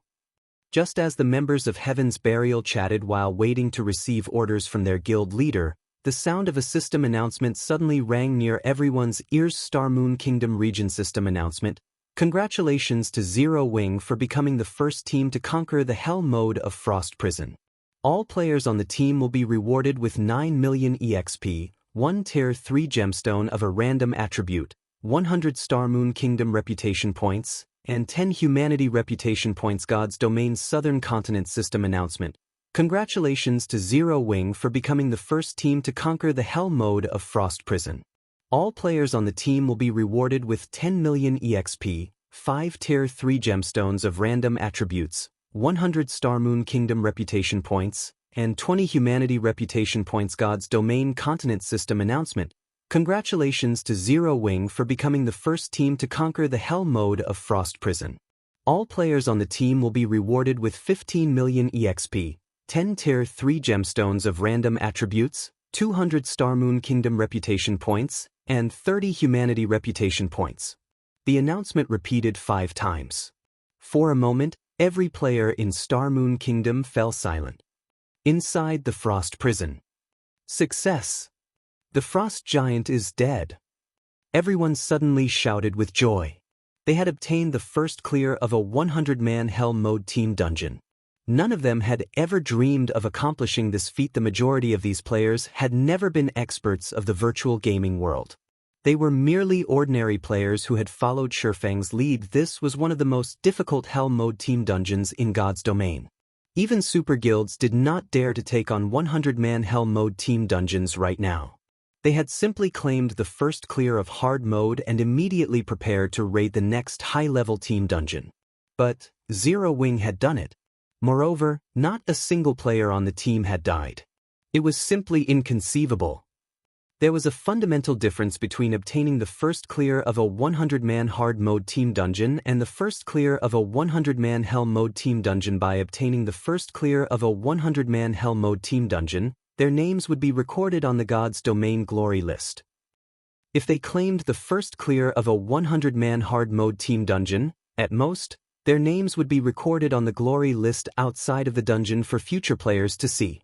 However, by claiming the first clear of a 100-man Hell mode team dungeon, not only would they have their names on the dungeon's glory list, but they would also have their names on the God's Domain glory list, which could be found in the Glory Temple in the various major cities throughout the continent. Players throughout God's Domain would see their names, and their fame would soar instantly. How could anyone not grow excited at obtaining such an honor? Of course, everyone understood that this achievement had only been possible due to Feng's leadership and guidance. Otherwise, they would never have had such an opportunity. Feng did not stop his teammates from celebrating as, inwardly, he was also excited. This was also his first time his name had ever been recorded on the God's Domain glory list. In his previous life, he was only able to gaze with envy at the other names in the Glory Temple. Now, however, he had become one of those people. Even though he tried to maintain his calm, he could not suppress the wild elation in his heart. After a moment, Feng managed to calm himself. He then slowly walked up to the Frost Giant's remains and began to collect the loot. Right before finishing off the Frost Giant, Feng had activated Divine Providence, allowing his luck to soar. In addition to the first clear bonus, the number of items the Frost Giant dropped was extraordinary. At a glance, there were over 100 items scattered across the ground. Of course, the majority of them consisted of rare materials. What a harvest! From this single raid, 1/3 of the materials I need for the stables have dropped.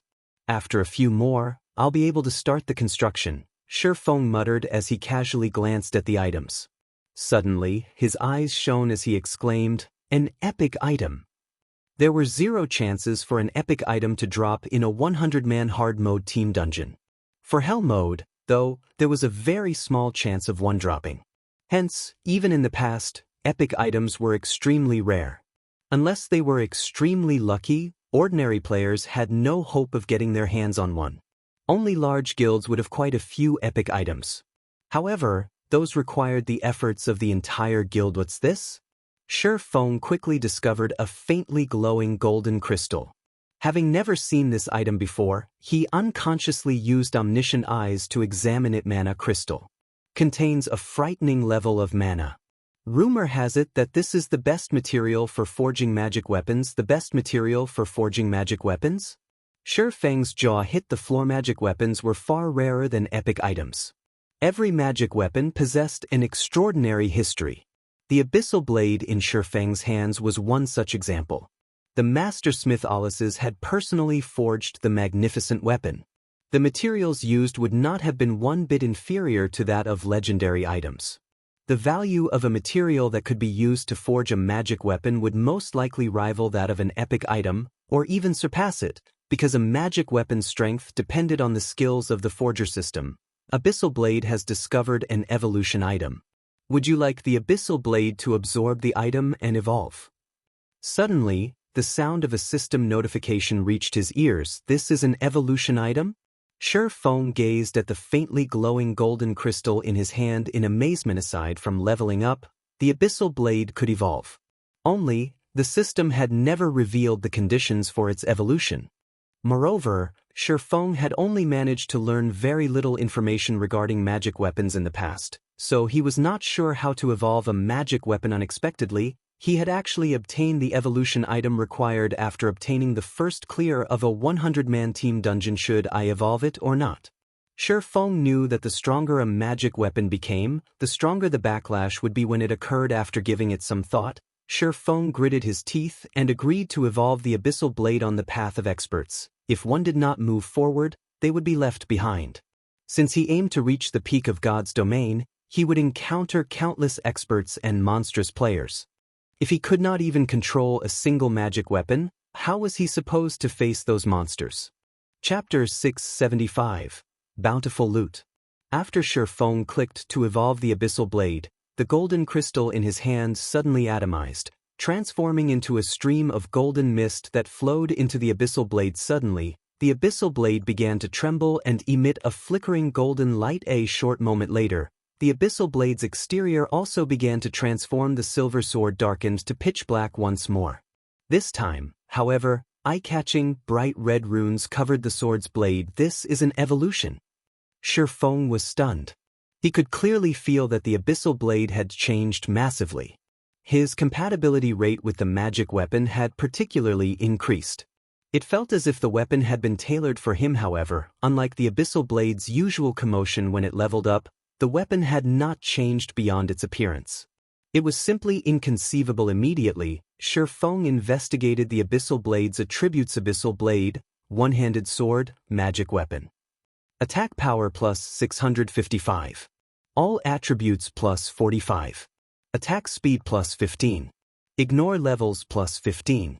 Attacks have 50% chance to cause 200% damage, 25% chance to cause 300% damage. Every attack increases damage by 2% to a maximum of 20% if wielder belongs to a swordsman-related class.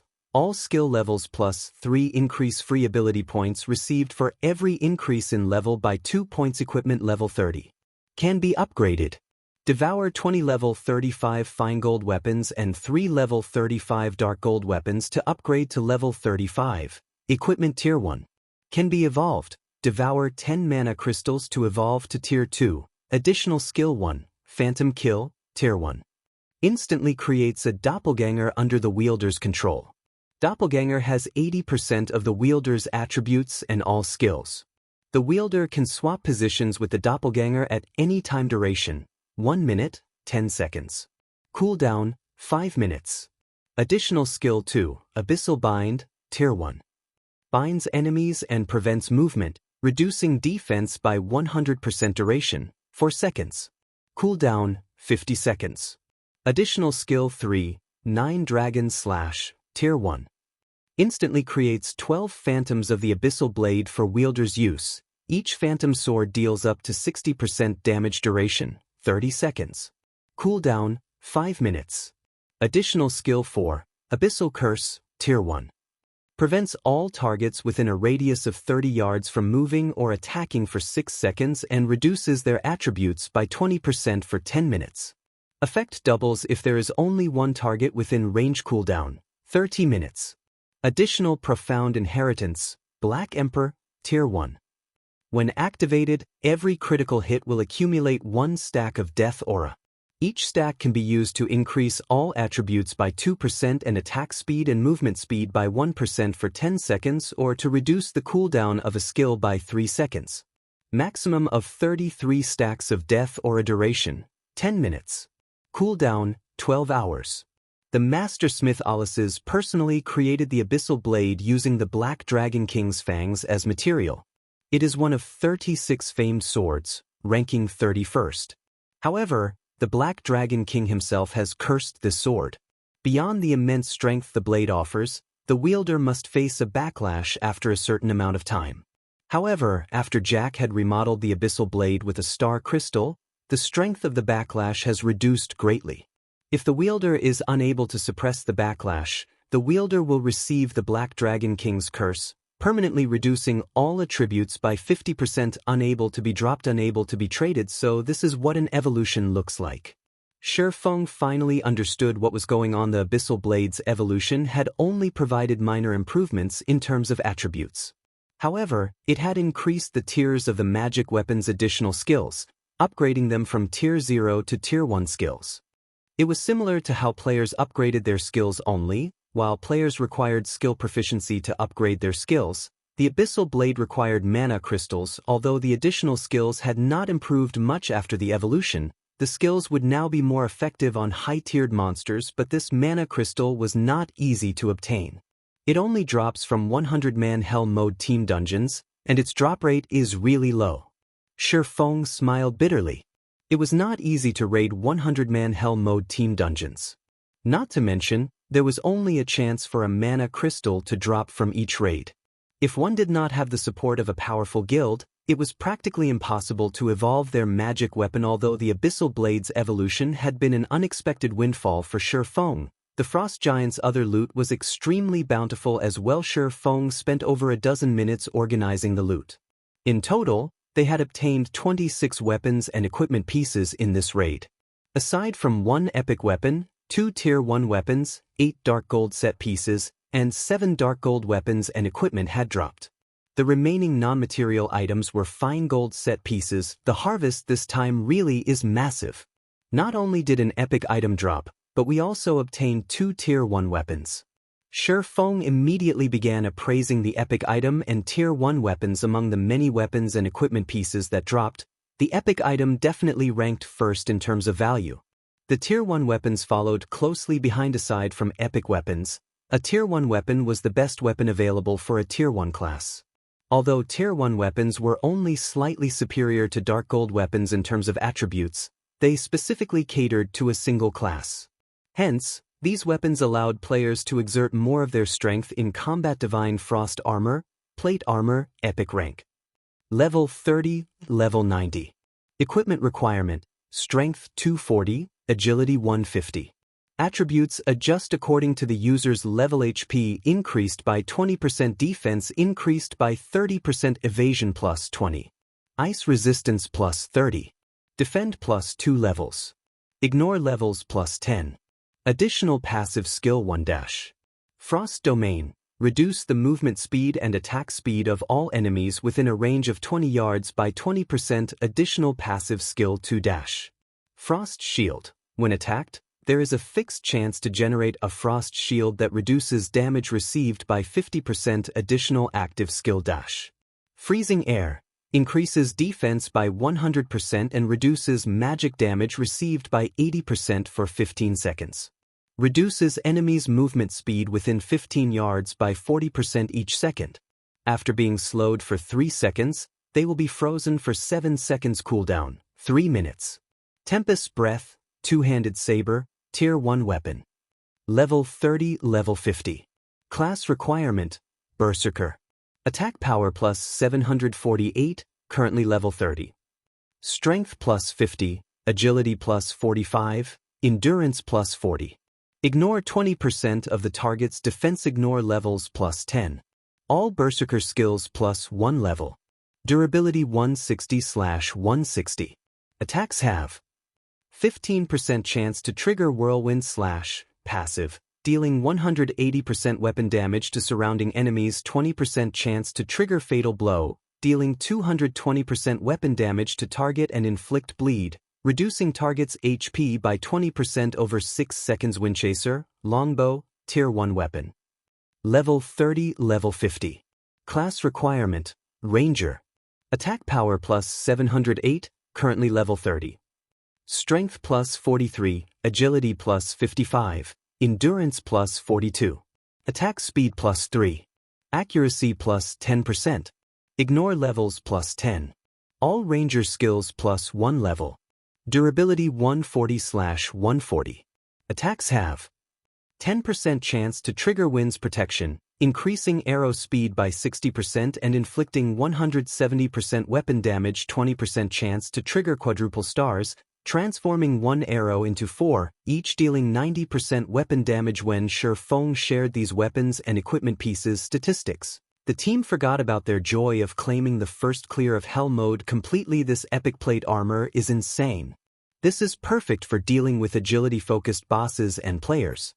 Cola stared at the armor, mesmerized. E-classes were not particularly agile. With the Frost domain, however, MTs could make up for this weakness, their strength reaching a whole new level. Now that you've seen the items for yourselves, let's start the team auction, Feng announced. Chapter 676, Famous. White River City. Before Heaven's Burial's popularity could reach its peak, White River City's players had turned away from the guild, leaving it in the cold. Zero Wing was the only thing on everyone's minds, as expected of the #1 guild of our city. Zero Wing has actually claimed the first clear of the Hell mode Frost prison so quickly. That's right. I heard that, even until now, there has yet to be a single guild that has successfully raided a 100-man Hell mode team dungeon in the entire game. Even those super guilds don't have the courage to challenge them. Yet, Zero Wing dared to, and they succeeded. The strength of Zero Wing's main force definitely ranks at the peak of God's domain. It really makes you wonder just how the guild has managed to find so many experts. Find? You have the wrong idea. My friend is a member of Zero Wing's main force, and I am very familiar with his strength. When we started playing God's domain, he was even slightly weaker than I was.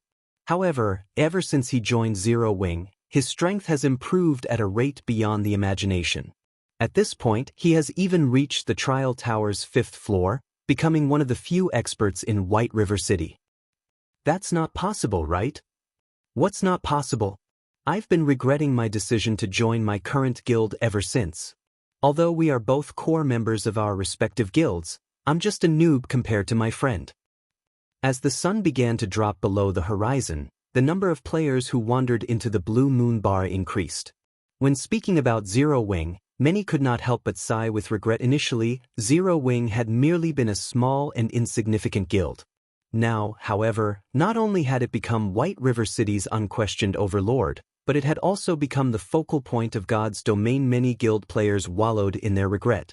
Had they had only chosen to join Zero Wing, they would have enjoyed extraordinary status and fame by now. Many guilds' elites even swore a silent oath to leave their current guilds and join Zero Wing, even if they had to compensate their guilds for the loss. It was much better than remaining a nobody for the rest of their lives. Meanwhile, in Starmoon City, the news of Zero Wing's first clear of a 100-man Hell mode team dungeon caused a massive sensation to sweep through the city. This sudden development had changed many players who had intended to join Heaven's Burial, minds, opting to join Zero Wing instead. Just how did Zero Wing manage it? We're talking about Hell mode. Flame Blood utterly refused to believe the news. Although their guild had never dived into a 100-man Hell mode dungeon before, they had obtained a lot of information from super guilds. Not only were the dungeon's monsters stronger in terms of attributes, but the final boss was also capable of mental suppression. When fighting the final boss, players could not display their usual strength. Even a team of 5th-floor experts would lose as much as 2/3 of their strength. Hence, the various super guilds had given up on raiding Hell mode, focusing on raiding other 100-man dungeons to earn guild reputation instead. Yet, Zero Wing had done it. Moreover, Zero Wing's achievement instantly shattered the momentum that Heaven's Burial had gained after many difficulties. Sure enough, Black Flame is not as simple as he looks. He has hidden his strength so deeply, Daybreak Fog muttered as she absorbed the information with great interest. The files she read were all about Black Flame. Although Heaven's Burial's information network is not as extensive as those super guilds, it is still significantly more thorough than other first-rate guilds. However, we have close to no information regarding Black Flame's background. It is as if he just appeared out of thin air one day. However, we don't have to pay too much attention to this matter right now. We've already recruited quite a number of elite players. Now, we need to improve everyone's levels and equipment quickly and prepare to complete the task Guild Leader has assigned to us. When Guild Leader completes his quest, Heaven's Burial will become Star Moon City's Overlord. At that time, Zero Wing will no longer be an obstacle. No ordinary NPC city could compete with Star Moon City in games. Players competed with each other via resources. Meanwhile, the resources available in God's Domain's various regions were limited. As the capital city of a kingdom, Star Moon City naturally offered more resources than any other city in the kingdom. The city also offered a more convenient transportation system. Visiting players from other kingdoms and empires who wished to explore Star Moon Kingdom could only teleport to one city, Star Moon City.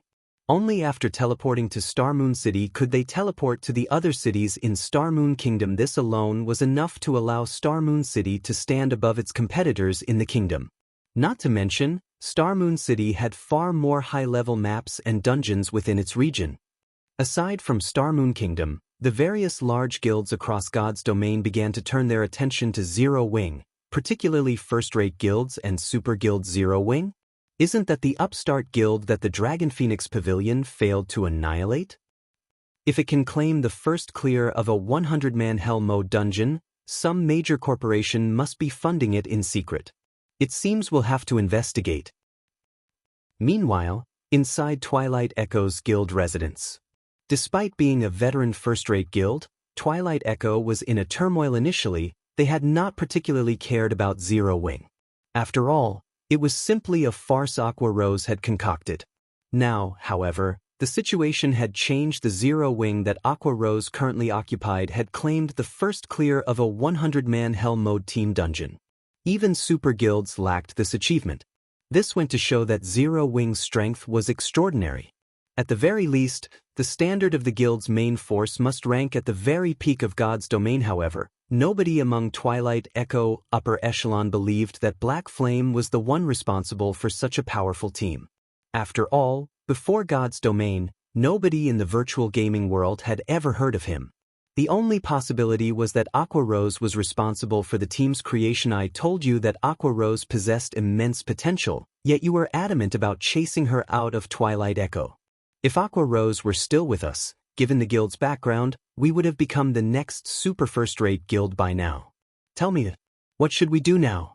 A middle-aged man with a righteous air huffed angrily. Elder True Marshal, there is no need to get so agitated.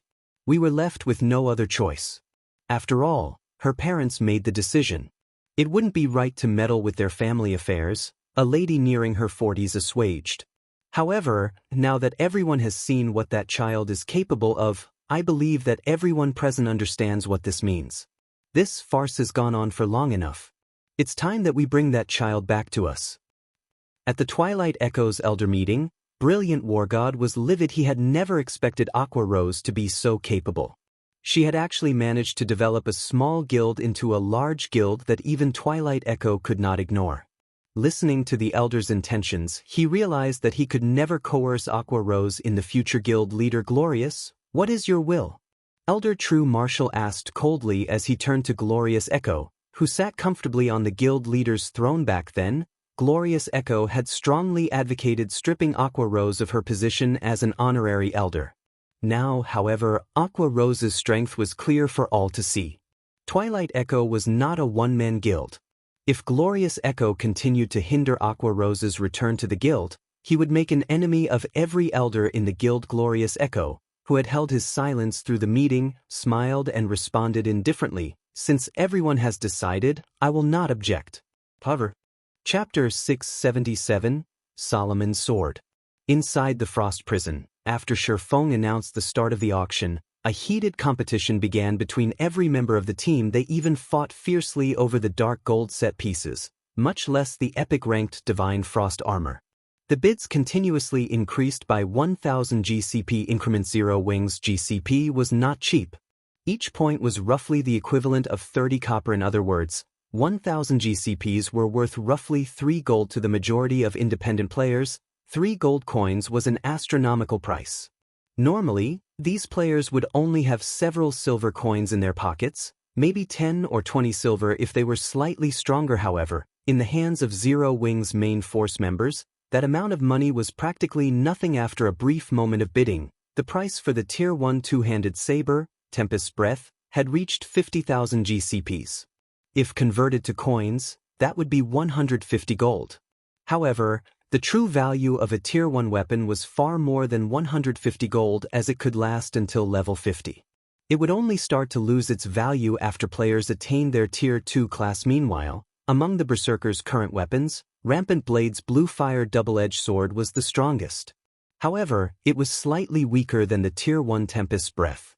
Hence, the Berserkers desperately fought to outbid each other. Some even sought to loan GCPs from their friends. Rampant, you lost out big time this time. After spending nearly all of your GCPs on the Blue Fire Double-Edged Sword, you couldn't compete for the Tempest's Breath even if you wanted to. Turtledove could not help but tease the Berserker as she smiled at the anxious Rampant Blade. What are you gloating for? If not for Big Brother Cola and Boss Wumian having Tier 1 sets, Guild Leader would not have given you the Divine Frost armor. Rampant Blade rolled his eyes at the female Guardian Knight. Although the effects of a complete Tier 1 set equipment were frightening, the attributes on the Divine Frost armor were simply too good. It was only slightly inferior to a Tier 1 set equipment. In terms of combat, the Divine Frost armor might even be better. Ignoring Rampant Blade's words, Turtledove hugged the Divine Frost armor to her chest, smiling gleefully. Although she owed the guild a large number of contribution points after obtaining the Frost armor, with it, she could earn GCPs much faster than before. Moreover, with the Frost armor, her combat power instantly rose to the same level Cola and Yi Wumian, making her one of the top 3 MTs in the guild. While Turtledove joyfully celebrated her prize, Shadow Sword spent 85,000 GCPs to gain the Tempest's Breath. Minor Wind, one of the 5 demon generals, purchased the Tier 1 weapon, Windchaser, for 92,000 GCPs. Both Shadow Sword and Minor Wind were Zero Wing's core combatants. Although they were not as strong as Fire Dance and Violet Cloud, they had still passed the 5th floor of the Trial Tower, making them both experts who had reached the 6th floor. Now that they both had a Tier 1 weapon, their combat power had improved significantly. After the auction was over, seeing as it was relatively late in God's domain, everyone logged out to rest. Only a few people, such as Shadow Sword and Minor Wind, continued to play. They intended to test out their new weapons.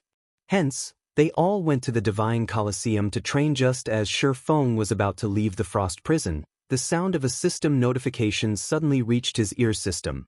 There is a strange image engraved on the elemental core left behind after the Frost Giant's death. Do you wish to investigate it? Strange image. Feng turned to the massive, resplendent gemstone that he had previously ignored. The blue gemstone was as tall as he was.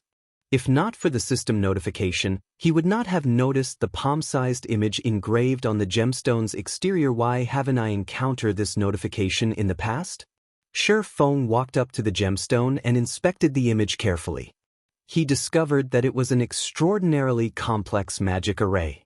It was, by far, one of the most complex magic arrays he had ever seen.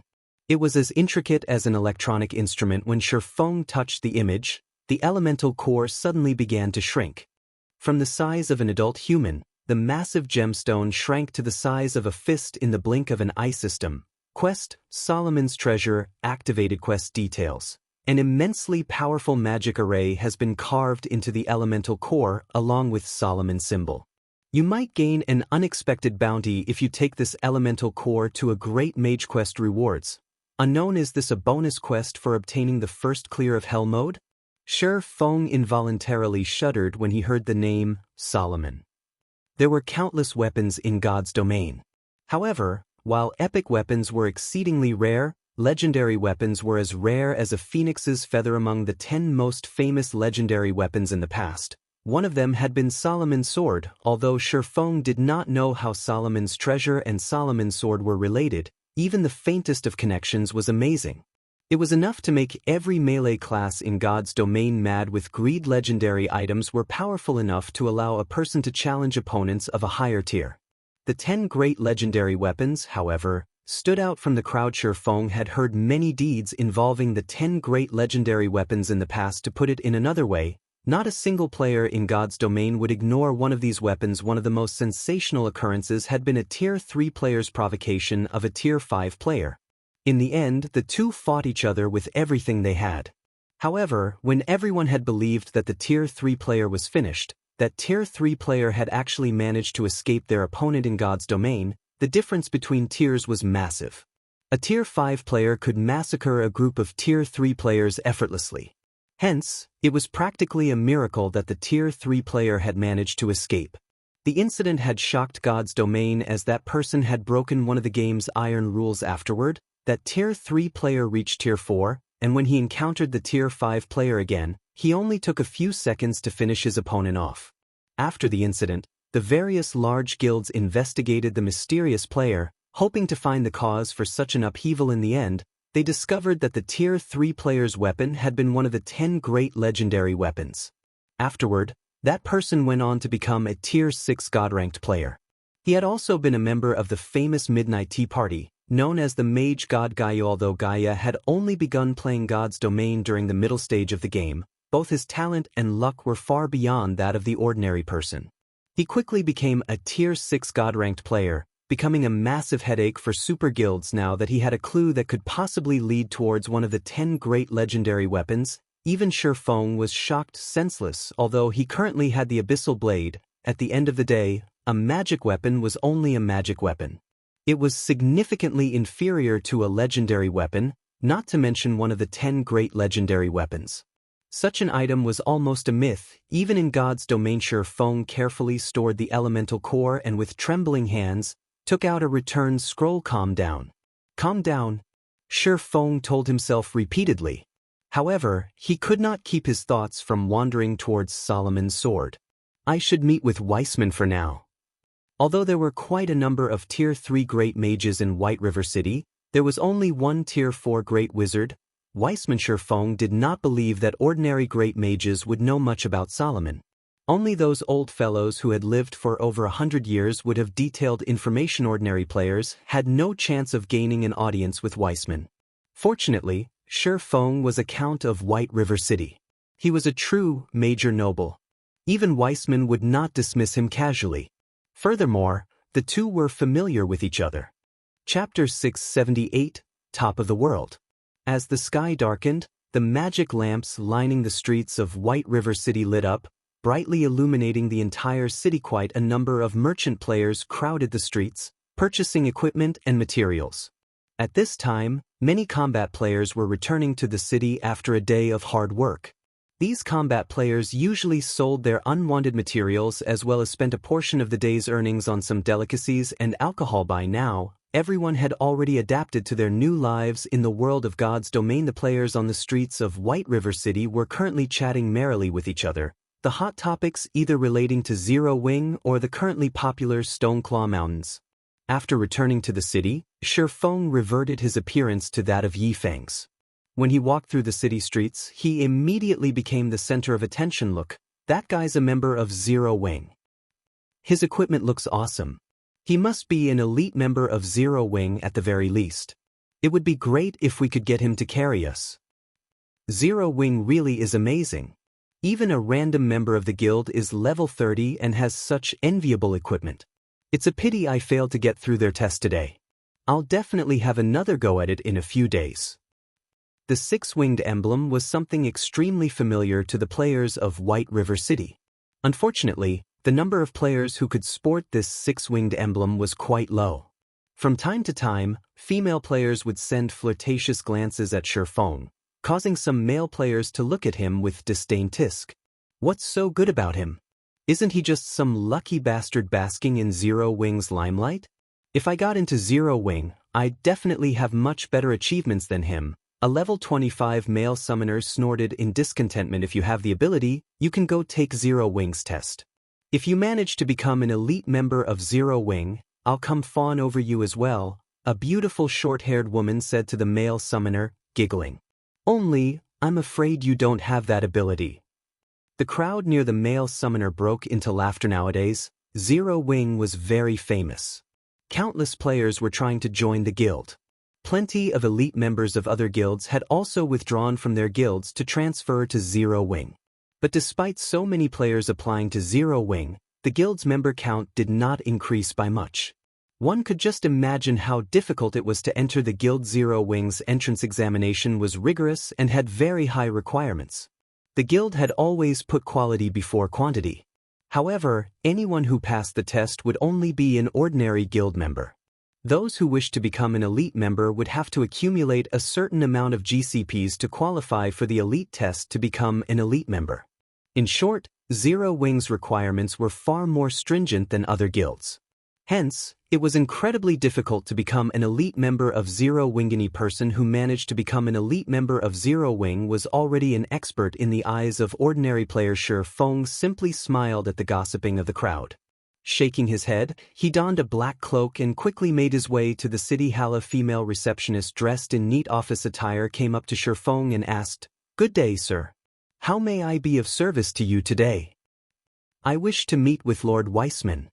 Feng showed his count emblem. "Lord Count, please follow me." Upon seeing the count emblem, the receptionist immediately led Feng to the inner sanctum of the building. After waiting for several minutes, Feng was then shown into Weissman's office. "Young man, what brings you to this old man today?" Weissman asked warmly as he stroked his white beard. "Lord Weissman, please take a look at this."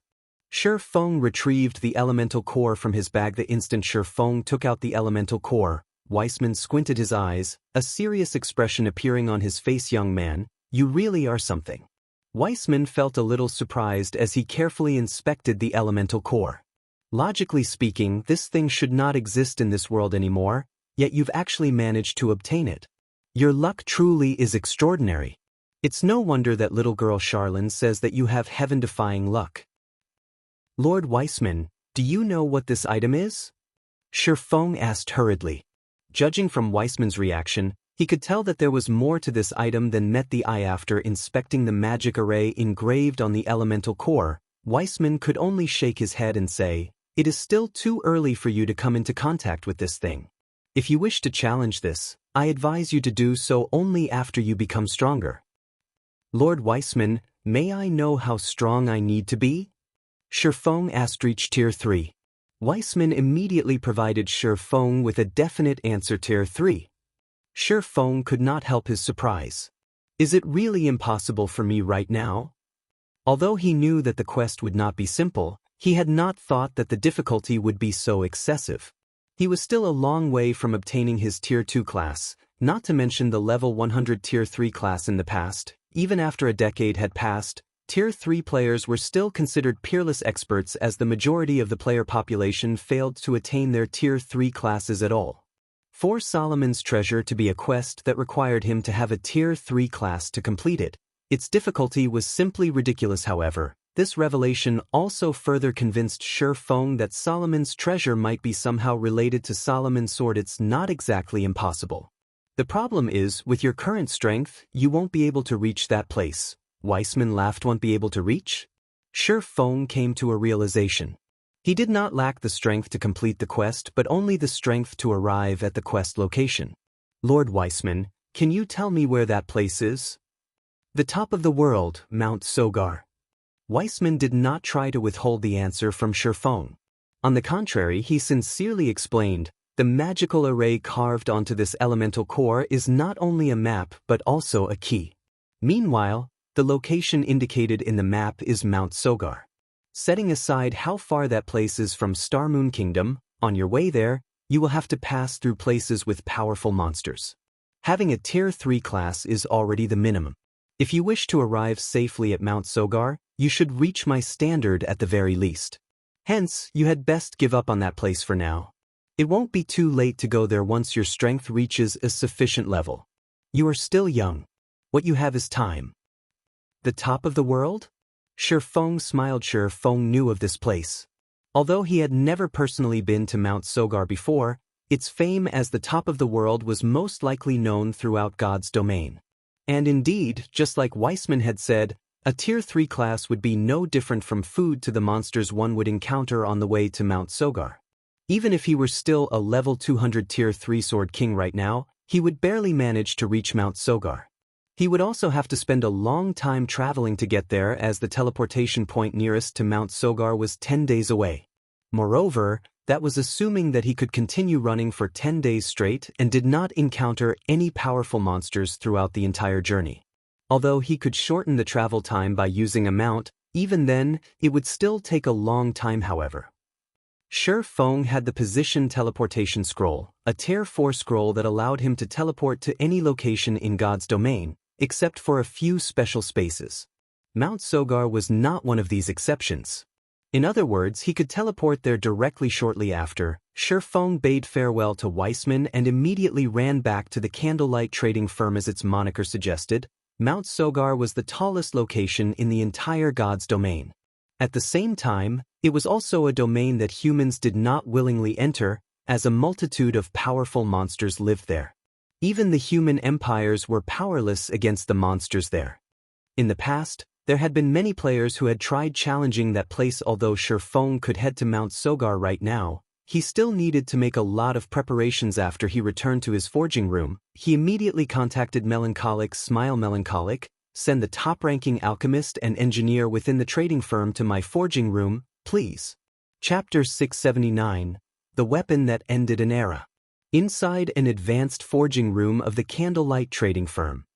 Under Melancholic Smile's instructions, the Candlelight Trading Firm's most skilled alchemist and engineer immediately made their way to Feng's forging room. Take a look at these for now, and tell me how confident you are at manufacturing these items, Feng said. He then passed two separate designs to the alchemist Nine Coasts and the engineer Ocean Smile. The two people hurriedly nodded in response, not daring to act sloppily at all. Before Feng, Nine Coasts was the only intermediate alchemist of the Candlelight Trading Firm, whereas Ocean Smile was the only intermediate engineer of the trading firm. In the past, both these people had boasted great achievements and had managed to set foot into the realm of masters back then. Even Feng, the guild leader of a second-rate guild, had to treat them with great respect. Yet, now, these two people were very nervous while conversing with him. There was no hint of the arrogance they usually displayed when dealing with other lifestyle players within the firm. They were just like two obedient little kittens as they earnestly studied the designs Feng had passed to them. However, this reaction of theirs was unavoidable. Black Flame was simply too preeminent in the entire Star Moon Kingdom. Not a single person did not know about Black Flame. He was a great character standing at the peak of Star Moon Kingdom. But at this very moment, such a great character was actually standing right before them and was asking the both of them to perform a task for him. How could they not get flustered?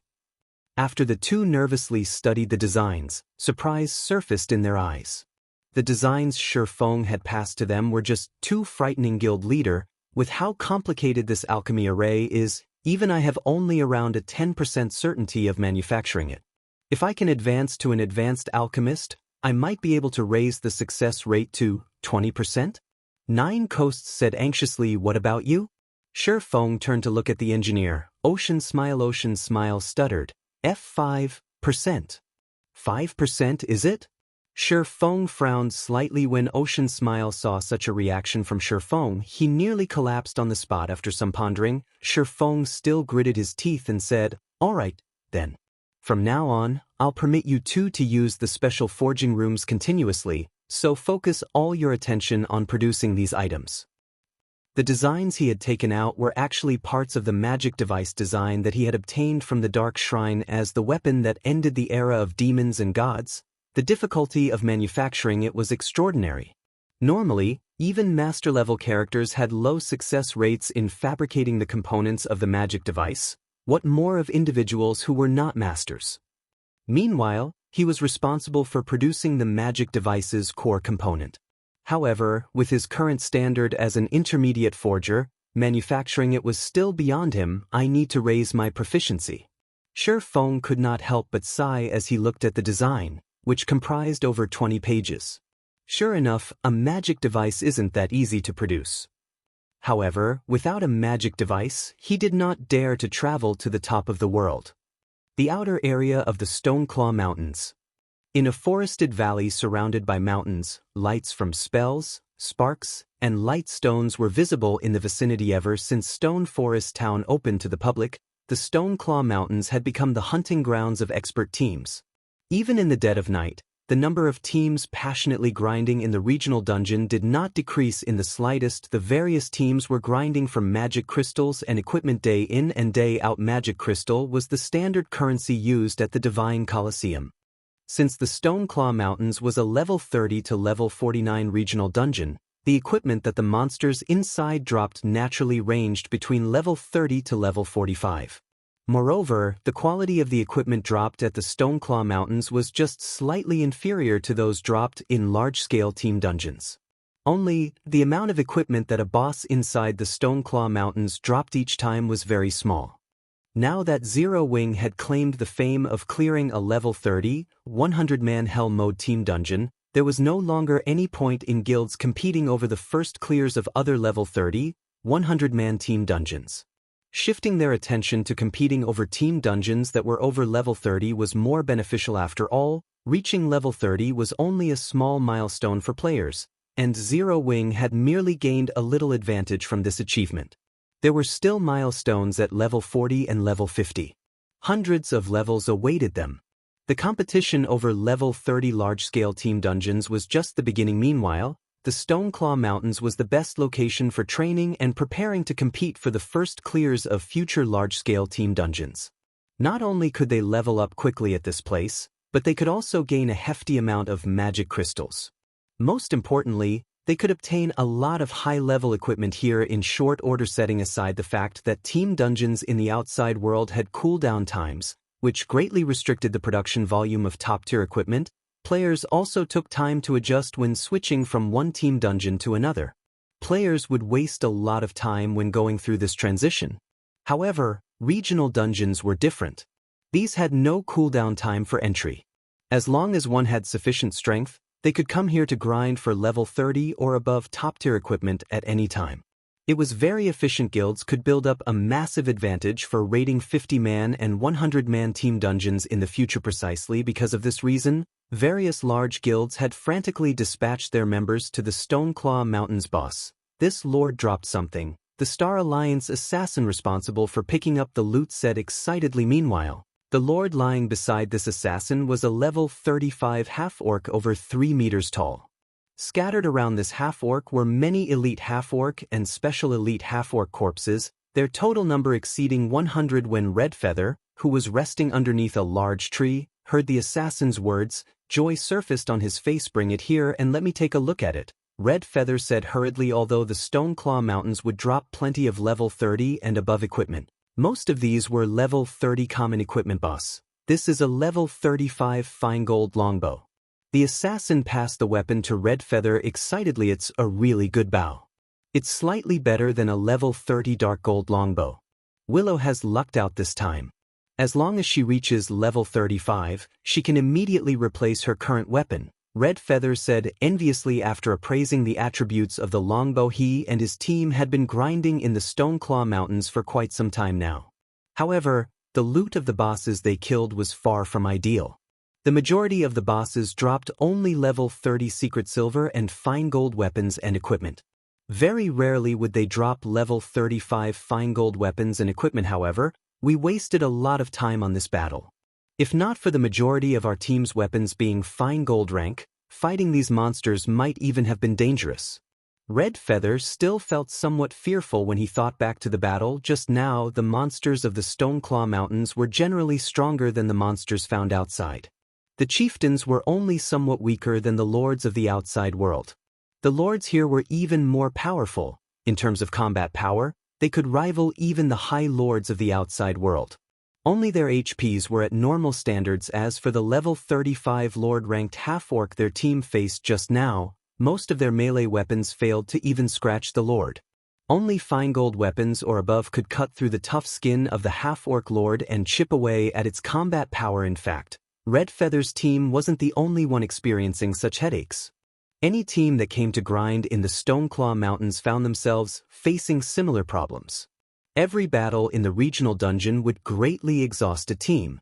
Players who used secret silver weapons were even forced to use whetstones to recover their weapons' durability after fighting just one battle. Otherwise, their weapons were sure to break in the next engagement. As a result, the teams in the Stoneclaw Mountains could not fight continuously over long periods of time. Boss Red, Elder Purple Eye's team has encountered 1 lord and 6 chieftains. They are in urgent need of backup right now. Purple Eye's team is too unlucky to have actually encountered so many monsters. Everyone, follow me immediately. Shortly after Red Feather's team began resting, Purple Eye, who was also one of the Star Alliance's top combatants, sent a request for help. Red Feather had no choice but to respond. Even if the standard of Purple Eye's team was very high, there was no way her 100-man team could take on the equivalent of 1 High Lord and 6 Lords of the outside world simultaneously. Not to mention, there should also be plenty of elite and special elite monsters. However, the problem plaguing the various teams was actually making the Candlelight trading firm in Stone Forest Town a fortune. Whether it was whetstones or advanced whetstones, none of the guilds had initially planned to purchase these items from the Candlelight trading firm. However, the consumption of these items was simply too voracious. Their own production was insufficient. Hence, the guilds had no choice but to purchase these items from the Candlelight trading firm. Due to this reason, the entire Candlelight trading firm was extremely busy since several hundred whetstones might sell at any given minute.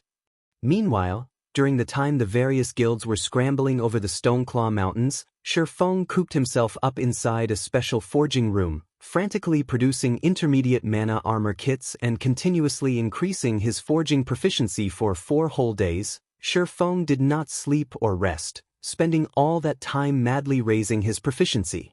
He only stopped when the sound of a system notification entered his ears. Meanwhile, Feng's level had also increased rapidly during this period. At this moment, he had already reached level 32. His leveling speed simply left one speechless. Chapter 680, The Advanced Forger. System, congratulations. You are the first player to be promoted to an Advanced Forger, rewarding 10 magical gold and 20 million EXP. The system notification repeated 3 times. Upon the arrival of this system notification, Feng finally stopped producing intermediate mana armor kits. He had required a total of 24,000 proficiency points to advance from an intermediate forger to an advanced forger.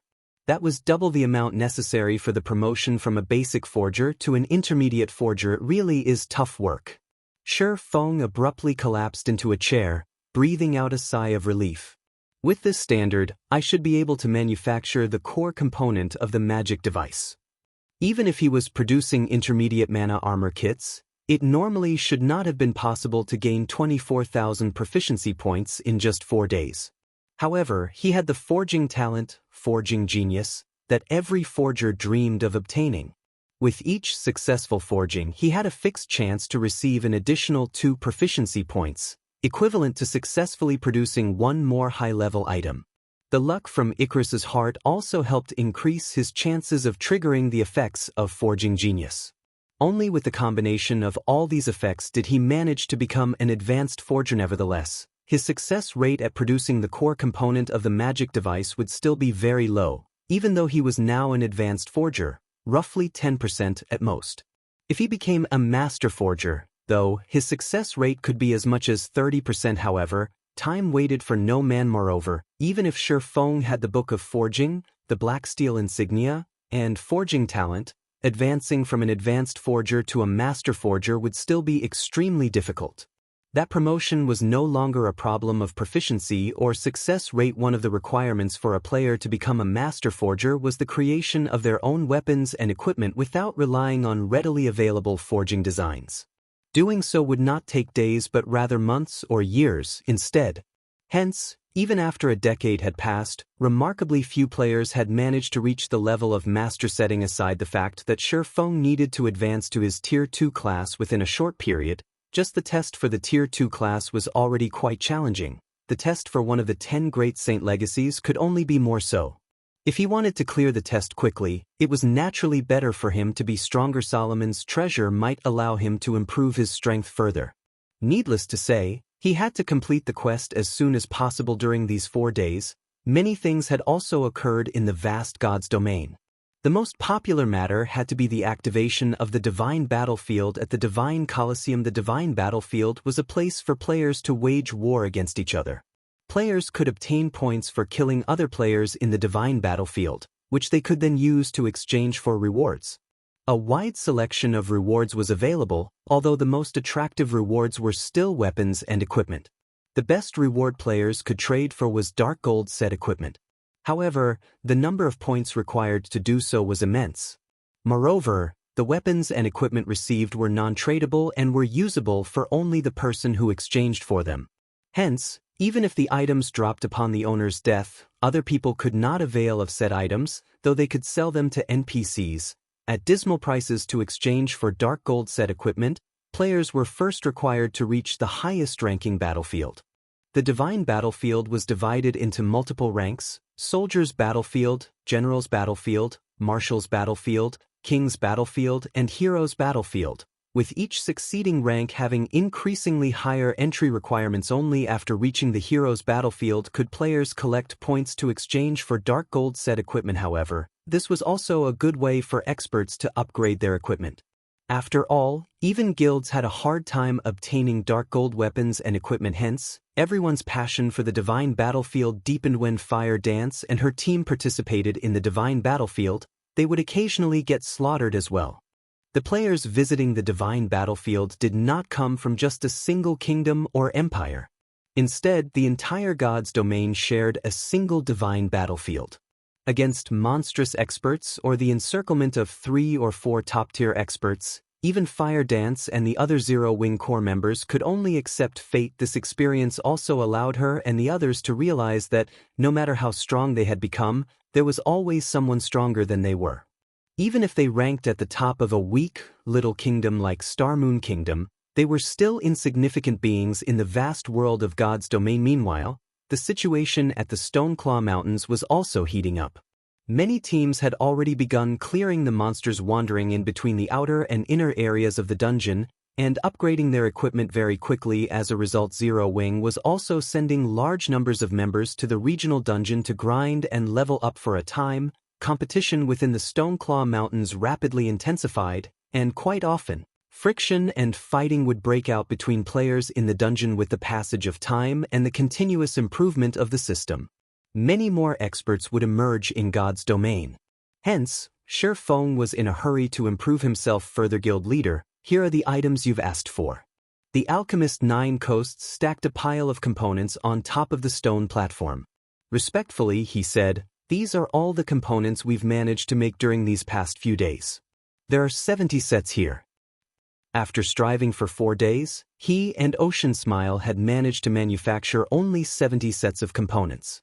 Despite receiving an endless amount of materials, their success rates were far lower than their initial estimates. They had spent a full 1,000 gold on manufacturing a mere 70 sets of components. If converted to credits, that amount of coins would be worth several million. At this point, they just wished they could crawl into a hole and die. After all, the materials required to manufacture each component cost roughly 30 silver. With over 1,000 gold, they could have produced over 3,000 individual components. Yet, the both of them combined had only managed to make 140. Their success rate did not even reach 5%. Okay, you can go back and continue making the components. Feng nodded. He was not surprised whatsoever by this abysmal success rate. All things considered, those were components required to manufacture a magic device. Their failure to achieve a 5% success rate was entirely within his expectations. After 9 coasts left, Feng sorted his mood out and began producing the core component of the magic device. The core component required only a few materials. However, they were all rare materials. Even after the guild's combined efforts as well as purchases through Gentle Snow's connections, he had managed to collect only 100 sets of materials. The cost of one set was roughly 10 gold, so 100 sets cost about 1,000 gold. Meanwhile, Feng's success rate was only around 10%. Even the Star Alliance and Ouroboros would not be willing to take such a gamble. Fortunately, I'm earning quite a lot of money through Stone Forest Town and the Candlelight Trading Firm. Otherwise, even I wouldn't dare to take this risk, Feng muttered, smiling bitterly as he looked at the materials in his hands. The core component he was going to produce was a ball-shaped object. Just refining the metals required was already a difficult task. However, by relying on the ice blue devil flame, the metal he refined had relatively good color. What came next was molding the metal into the desired shape. If he was off by even a single millimeter, then the final product would end up as a failure. As for the last step, he had to engrave runes onto the metal ball. Time crept past. Feng went through 70 attempts in one go. In the end, only 3 out of the 70 attempts had succeeded. The difficulty of producing the core component was much higher than his initial expectations. I'm generally familiar with the process already. I should start using the magical gold now. Feng considered the materials he had left, feeling that he already had sufficient practice. The magical gold rewarded by the system was an extremely rare material. Not only could it increase his forging success rate, but it could also evolve an item at a fixed chance. Its market value was no less than 100 gold per piece. Initially, Feng had taken 50 tries to produce one core component. Afterwards, however, he had managed to succeed twice out of 20. Without a doubt, his success rate had increased significantly, which was all due to his continuous experimentation using the simulation device. If he did not possess the simulation device of the special forging room, he would have most likely failed all 70 attempts. Chapter 681, Dual Abilities. With only 30 sets of materials remaining, Feng did not dare to be careless. A magic device was an assembly of different components. The core component was merely one of 3 parts. If he failed the final assembly, the product would be a failure as well, and the components would have to be scrapped. Feng had seen a master forger assemble magic devices in the past. Back then, said master forger only had a success rate of 30%. Even so, a massive number of players eagerly searched out this master forger to help assemble their magic devices for them because other master forgers had less than a 20% success rate. 5 sets of components were required just to assemble a single magic device. Furthermore, each component set, which consisted of 3 individual components, required roughly 10 sets of materials to manufacture. In other words, at least 50 sets of materials were required to produce a magic device. If one were unlucky, they might actually require more than 100 sets. Even an expert player would have to spend a long time to gather 100 sets of raw materials. The coins involved could also put an expert player into debt. This was precisely why magic devices had been extremely rare in God's domain in the past. The players capable of obtaining one were generally either experts or wealthy tycoons. After Feng had gone so much trouble to obtain 100 sets of materials, he had only managed to produce 3 core components after expending 70 sets. It was not enough to assemble a magic device. At the very least, he needed to prepare 10 core components to have a higher chance of manufacturing a magic device. After all, he was only an advanced forger, not a master forger. Time crawled by. Feng's first attempt to produce the core component with the magical gold failed. The second attempt failed as well. After 4 consecutive failures, Feng had no choice but to give up on using the magical gold. Magical gold was one of the best support tools for forging dark gold and epic items.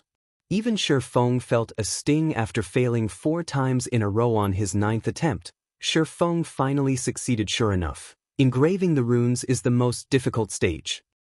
Feng could tell that his previous successes had not been due to luck because he had felt as if his entire being had melted into the metal while he had focused on engraving the runes on this last core. He had felt something similar during his previous successes. This feeling of melding with the core component? Feng stopped his work for a moment and pondered the sensation. It feels somewhat like improving my skill completion rate.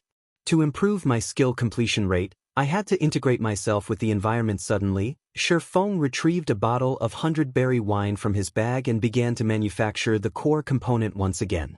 This time, he used a bar of magical gold. The 100-berry wine was a tool that could increase one's compatibility rate, since the theory behind engraving runes was somewhat similar to improving skill completion rates. The 100-berry wine should help him reach a higher success rate with the engraving the core components runes. This time, Feng completed the core components refinement much faster than before, in just 5 minutes. Feng finished refining and molding the metals. He also completed engraving the runes in a single breath, as the core component felt like an extension of himself. Feng's control over the rune engraving process was quite high. System core component has been successfully manufactured. Forging proficiency increased by 3 points. Obtained 50,000 EXP. Sure enough, my guess was correct. Excitement bubbled in Feng's chest as he heard the sound of the notification. I never realized that the 100-berry wine could be used like this as well. Immediately, Feng used the remaining materials in one goof. The remaining 20 sets of materials, he successfully produced 4 core components. Among them, magical gold had been incorporated into 3. His success rate had reached the level of a master forger. With this, he had managed to produce 9 core components with the 100 sets of materials. Among them, had magical gold. He was only 1 core component from his goal of 10. Now, all that was left was to assemble the magic device. If he succeeded, he would be the first player in God's domain to birth a magic device as the weapon that had brought about the end of the era of demons and gods. One could just imagine how powerful a magic device was. A magic device's most valuable effect was its ability to strengthen weapons, allowing these weapons to inflict damage to demons and gods. To put it simply, magic devices had given humans the ability to resist demons and gods. Of course, the magic device Feng had obtained was not that powerful, as it was only bronze rank. Even so, a bronze magic device should not be underestimated. As players reached higher levels in God's domain, the monsters they encountered would grow stronger as well. At some point, even dark gold and epic weapons would not deal much damage. However, after one equipped a bronze magic device, even a secret silver weapon could cut through the tough hide and scales of monsters, not to mention fine gold and dark gold weapons if players did not possess a magic device. However, the difficulty of defeating those powerful monsters would increase significantly. Hence, in the past, the various large guilds throughout God's domain had been extremely desperate to obtain magic devices. Even the design for a bronze magic device could incite a war between first-rate guilds. Now that Feng had obtained a magic device forging design so early into the game, he could begin to manufacture them much sooner than anyone else. He would also be prepared when everyone began encountering monsters that could not be easily defeated with normal weapons. The first assembly failed. The second assembly failed. The third assembly was successful. System: bronze magic device has been successfully manufactured. Forging proficiency increased by 5 points. Obtained 100,000 EXP. Feng was stunned when he heard the system notification. This can't be real, right? Success on the 3rd try? Feng muttered, astonishment filling his voice, as he stared at the fist-sized metal ball in his hand. The black metal ball overflowed with light. The surging mana within was visible to the naked eye. I wonder what kind of attributes it possesses. After a magic device's successful assembly, it would gain a random ability. Although the bonus a magic device provided varied in strength, the magic device's basic function would not change. The layer of mana that covered the weapon, or mana blade, was invaluable. This mana blade could interfere with the mana that radiated off a monster's body, thereby weakening its defense significantly and allowing players to inflict damage. Otherwise, a monster's body with that protective layer of mana was tougher than diamond. Even scratching the monster would be extremely difficult, not to mention taking it out. Magic device, bronze rank. Strengthens a weapon, giving it the basic reduced weight effect and weaken target's mana body by 30%. What a pity. Although the weakening effect is quite powerful, the reduced weight effect isn't particularly useful to a one-handed weapon. It would be very useful towards a two-handed weapon though. Feng inwardly felt disappointed. Both the Abyssal Blade and Purgatory's shadow fit him perfectly right now. If they became any lighter, he might not be able to exert his full strength with them, following which, Feng returned to assembling magic devices 1, 2, 3. As his stock of components dwindled, the sound of a system notification rang by his ears once more. System, bronze magic device has been successfully manufactured. Magical Gold's effect triggered. Forging proficiency increased by 5 points. Obtained 100,000 EXP. When Feng heard that the Magical Gold's effect had been triggered, his excitement stole his breath. Originally, he had only used the Magical Gold to increase the success rate of manufacturing the magic device's core component. Hence, he had not expected the Magical Gold's effect to trigger immediately. Feng clicked to inspect the evolved magic device's statistics dual abilities. Isn't this a little too much? Feng could not believe what he was seeing. Magic device could only strengthen a single attribute. Even the higher-ranked Mysterious Iron magic device was no exception to this rule. Only the strengthened effects were slightly better. However, the magic device in Feng's hands actually offered 2 buffs. Chapter 682, Power of Magic Device. It really is a pity. It would be great if the magic device's rank were a little higher. Feng felt both joy and disappointment as he gazed down at the pale silver orb in his hand. The bronze magic device's debuff was average at best. Although it was more than enough against current monsters, it would grow increasingly weaker as the game progressed. Sooner or later, the bronze magic device would have to be discarded for something better. And yet, he had never heard of even a Mysterious Iron magic device possessing dual abilities. Purely in terms of combat power, the double-attributed bronze magic device was stronger than ordinary Mysterious Iron magic devices. Only, Mysterious Iron magic devices posed more of a threat to a monster's mana body. Oh well, one can't have everything. I've already lucked out by manufacturing a double-attributed magic device. I can't get too greedy. Feng quickly shifted his focus, and the more he looked at the magic device in his hand, the more he fell in love with it. Magic device, bronze rank. Strengthens a weapon, giving it the basic vibration effect, basic polarizing effect, and weaken target's mana body by 27%. Both the vibration effect and the polarizing effect were considerably powerful additional abilities among magic devices. The previous device Feng manufactured only had the reduced weight effect. However, the vibration effect could allow a weapon to emit high-frequency vibrations, allowing it to display astonishing destructive power with each hit. Meanwhile, the polarizing effect could refract light off of weapons, making it difficult for enemies to predict the weapon's trajectory and dodge it effectively. Originally, among the many abilities available, these 2 were only intermediate abilities. However, when these 2 abilities were combined, the overall strength the magical device offered increased exponentially. Not only could the magic device make a weapon difficult to dodge, but it could also give the weapon immense destructive power. The combined effects of these 2 abilities was not the slightest bit inferior to an advanced ability. Magic devices of different ranks generated different abilities. Normally, bronze magic devices could only generate basic or intermediate abilities, with the former having a higher chance. Mysterious Iron magic devices could only generate basic or intermediate abilities. Only, it had a higher chance of generating an intermediate ability. Only after reaching secret silver rank could a magic device generate an advanced ability. However, the probability was not very high currently. Although his magic devices was only bronze rank, it rivaled a secret silver magic device with an advanced ability. How could he not grow excited? However, this was also the reason for Feng's disappointment. Advanced abilities were extremely rare. Even in the past, magic devices that possessed advanced abilities had been as rare as a phoenix's feather. The appearance of one usually triggered a rain of blood. I wonder what kind of effects it will have after it is equipped? Feng could no longer hold back as he impatiently equipped the magic device on the Abyssal Blade. The moment Feng placed the magic device on the Abyssal Blade, the pale silver orb transformed into a blob of liquid that seeped into the magic weapon. A small alchemy array then appeared on the sword's hilt. In the next moment, the alchemy array began to absorb a large amount of mana from the surroundings, assimilating it into the Abyssal Blade and increasing the magic weapon's power. When Feng swung the Abyssal Blade lightly, he saw the sword split into 3 identical blades. With just the naked eye, it was impossible to tell which sword was the real one. When the abyssal blade passed through a corner of the stone platform, the blade easily sliced through the dense stone, leaving behind a surface that was as smooth as a mirror. Amazing.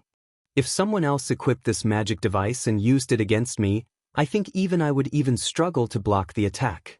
Looking at the stone platform with its missing a corner, Feng was very surprised. The special forging room's stone platform was not an ordinary stone platform. Normally, even a magic weapon could only leave a small scratch.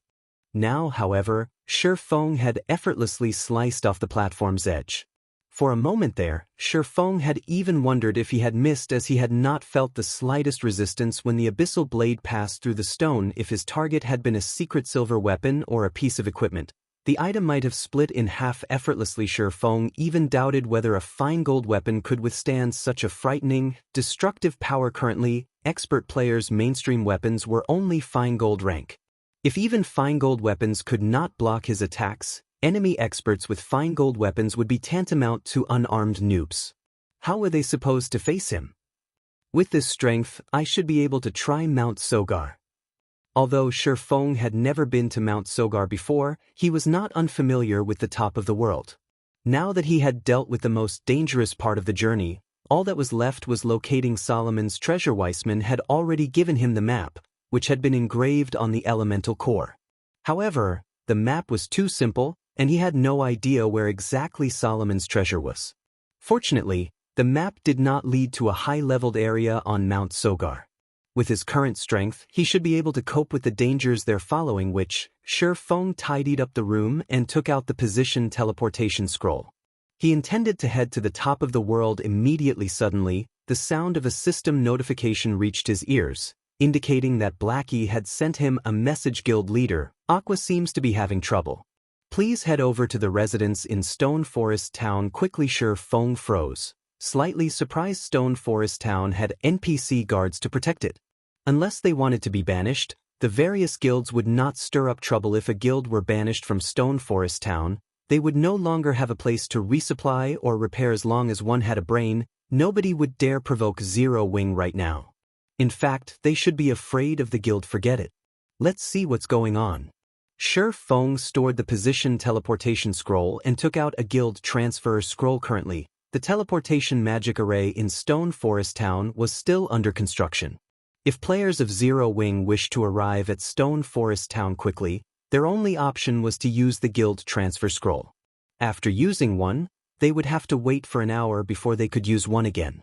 It was far more inconvenient than a teleportation array. Moreover, the scrolls were not cheap. Ordinary guild members would not be willing to use it. Stone Forest Town, inside the reception room of Zero Wing's guild residence. At this moment, Aqua Rose wore a very ugly expression, flames of rage burning in her eyes. Meanwhile, the two people sitting across from Aqua Rose smiled. Aqua Rose's anger did not affect them in the slightest. Of these two people, one was an indifferent-looking middle-aged man, while the other was a beautiful woman wearing a glamorous purple robe that revealed a large portion of her cleavage. If Feng were here right now, he would certainly be surprised. The indifferent man was none other than Twilight Echo's guild leader, Glorious. Echo guild leader Glorious, don't you think you're going overboard?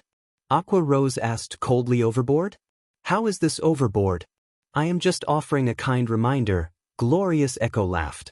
Although you left Twilight Echo, do not forget that you have yet to dissolve your contract with the guild. If I sue you for breach of contract, can you afford the compensation? I've already clearly stated that I am only a vice leader of Zero Wing. I do not have the authority to allow Twilight Echo to construct a guild residence in Stone Forest Town.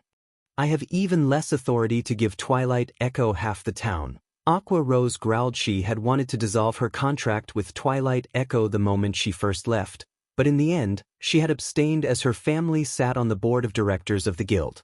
However, she never would have thought that now. Chapter 683, Cooperation. Although Aqua Rose had been trying to explain, Glorious Echo acted as if he had not heard a word. With an unsmiling expression, Glorious Echo said coldly, "The conditions I offered are quite generous. You should know that if not for your family, we would never offer the chance to become a guild elder. We also wouldn't offer triple the price to purchase your shares of Zero Wing in addition to some of Twilight Echo's shares. Or are you telling me that you can afford the severance fee? As a veteran first-rate guild, Twilight Echo had very few loopholes in its management in the past. Aqua Rose had been an honorary elder of Twilight Echo. With a considerably high position in the guild, it had only been natural to require her to sign a contract with the guild. She was no exception to this rule, even though her family sat on Twilight Echo's board of directors. Now that Aqua Rose had left Twilight Echo and joined another guild, she was in severe violation of her contract. If it were Aqua Rose of the past, the severance fee would not have been an issue with her family's backing. Now, however, since Aqua Rose's family hoped that she would agree to Glorious Echo's conditions, they would not assist with the severance fee. Since the Divine Colosseum had launched, the price of magic crystals continued to climb by the day. In contrast, however, the increased availability was insignificant. As a regional dungeon that produced magic crystals, various guilds throughout God's domain targeted the Stoneclaw Mountains. However, the travel costs for guilds outside of Starmoon Kingdom were ridiculously high. Moreover, without a foothold in the area, these guilds, at most, would be left with table scraps as the nearest town to the Stoneclaw Mountains. Setting aside Stone Forest Town's geographical advantage, the coins and magic crystals it could earn each day was enough to make the various guilds drool. Only level 150 guards patrolled the town, protecting the guild that owned it. At the same time, there were also the NPC guards that Zero Wings members had recruited.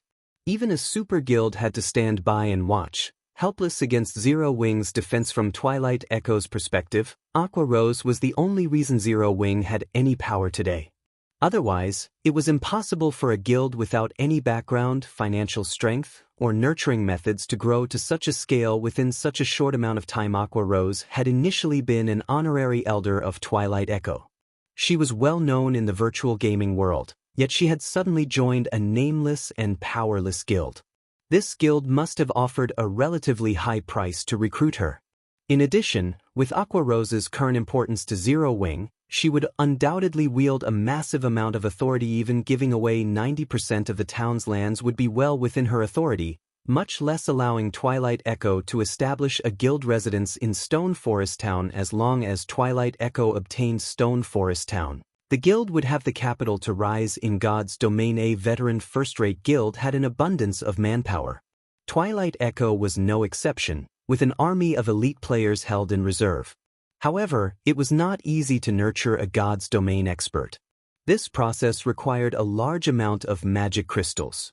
If Twilight Echo could claim Stone Forest Town, then it could farm magic crystals, which would then allow them to nurture a large number of experts. At that time, Twilight Echo would have much higher chances of emerging victorious in the competition over the Storm Empire. Hence, it was a must for Twilight Echo to secure Stone Forest Town. Listening up to this point, Aqua Rose fell silent. She had already had enough when her family had forced a marriage upon her. She had joined Zero Wing and wholeheartedly focused on managing the guild, watching it grow slowly, because she wanted to prove her talents to her family and gain their approval. However, rather than gaining recognition, she was still treated like a tool. Glorious Echo, if you have nothing else to say, you can leave now. You are not welcome here. Aqua Rose no longer bothered addressing Glorious Echo as guild leader, but referred to him by his character name instead. She made sure they knew how furious she was. Since she had joined Zero Wing, she had been very happy. Her time here was completely different from her time in Twilight Echo. She had learned many things during her time in the guild. Counter to others' beliefs, it was Zero Wing that had made her stronger, not the other way around. And they want her to sell out Zero Wing? Not in this lifetime.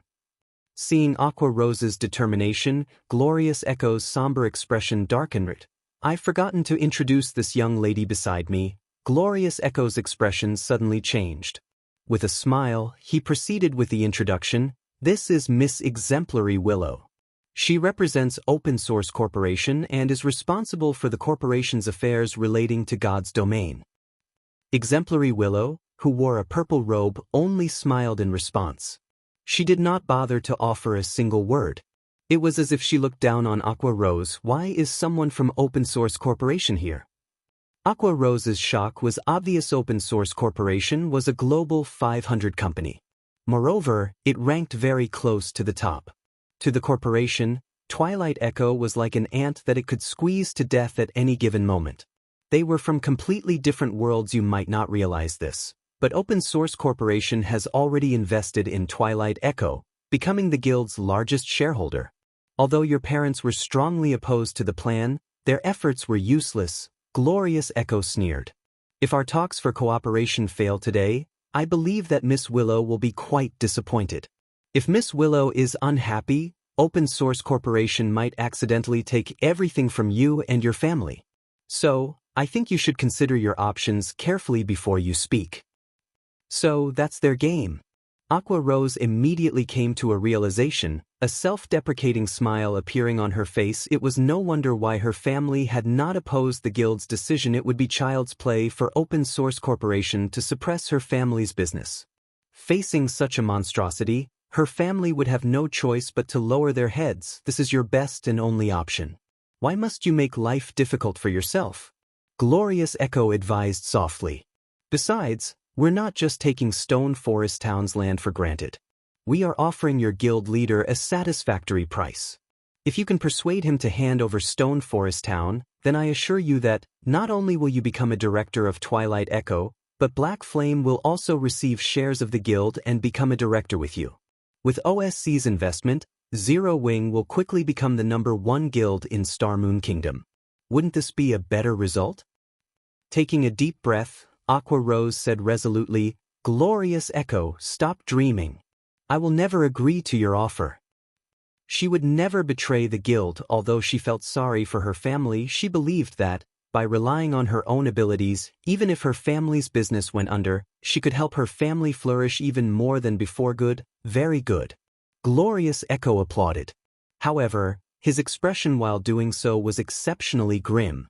With a chilling tone, he said, Since you do not know what's good for you, I'll move this discussion to your guild leader. I believe he will be far more understanding. You better not regret your decision. No guild could ignore the temptation of receiving OSC's investments. As long as Black Flame was a reasonable man, he would beg to have Open Source Corporation become the major shareholder of Zero Wing. Are you looking for me? At this moment, Feng pushed open the doors, smirking wickedly as he slowly entered the room. Chapter 684, You Are Not Qualified. Guild Leader. Startled, Aqua Rose turned to Feng. Guilt and embarrassment were written across her face. Glorious Echo was also momentarily stunned. He had never expected Zero Wing's guild leader to actually appear. He quickly recovered, smiled, and introduced himself. Good day, Guild Leader Black Flame. I am Twilight Echo's guild leader, Glorious Echo. This is Miss Exemplary Willow, Open Source Corporation's God's Domain representative. Having been unprepared for Feng's sudden appearances, Glorious Echo intended to use Exemplary Willow's identity to frighten Feng a little. Meanwhile, Exemplary Willow only glanced at Feng indifferently. It was obvious that she was not interested in a conversation between ants. Rather, her interest in Aqua Rose grew without much effort. One could predict this conversation's outcome. OSC was a major, international corporation. It was also a giant in new energy trading. Its industries covered the entire world. Now that the corporation was moving on God's domain, there were countless people desperately trying to show off, vying for the corporation's attention. An upstart guild like Zero Wing would definitely react in the same way. Only, Aqua Rose's decision had surprised her slightly. Facing such pressure and temptation, Aqua Rose remained unmoved. Having an assistant like Aqua Rose by her side could be quite valuable. Meanwhile, Feng was unaffected by Glorious Echo's introduction. Calmly, he asked, May I know what business guild leader Glorious has with me? Regarding OSC's financing of Twilight Echo, Feng had expected this due to his memories of his previous life. He was not at all surprised by this revelation. He even knew plenty of major secrets that OSC had yet to discover. Feng's cool reaction unsettled Glorious Echo a little upon hearing the name Open Source Corporation. Any guild in God's domain would introduce themselves carefully to win Exemplary Willow's favor. Yet, without offering a single greeting, Feng forged ahead and asked for the reason behind his visit. Does he not know about OSC? Glorious Echo was inwardly stunned. Immediately, he said, Guild Leader Black Flame, Open Source Corporation is a major, international corporation. The corporation has both funding and connections in abundance. Currently, the corporation has taken a liking to Stone Forest Town and wishes to purchase it. Hence, we've sought out Aqua to discuss the conditions of the purchase. Since Guild Leader Black Flame has made a personal appearance, our negotiations will be much simpler. Guild Leader Black Flame, state your price. As long as it is appropriate, I believe that OSC will agree to your terms. Exemplary Willow nodded in conjunction with Glorious Echo's words. Although she had just come into contact with God's domain, she already had a relatively good understanding of Stone Forest Town's importance.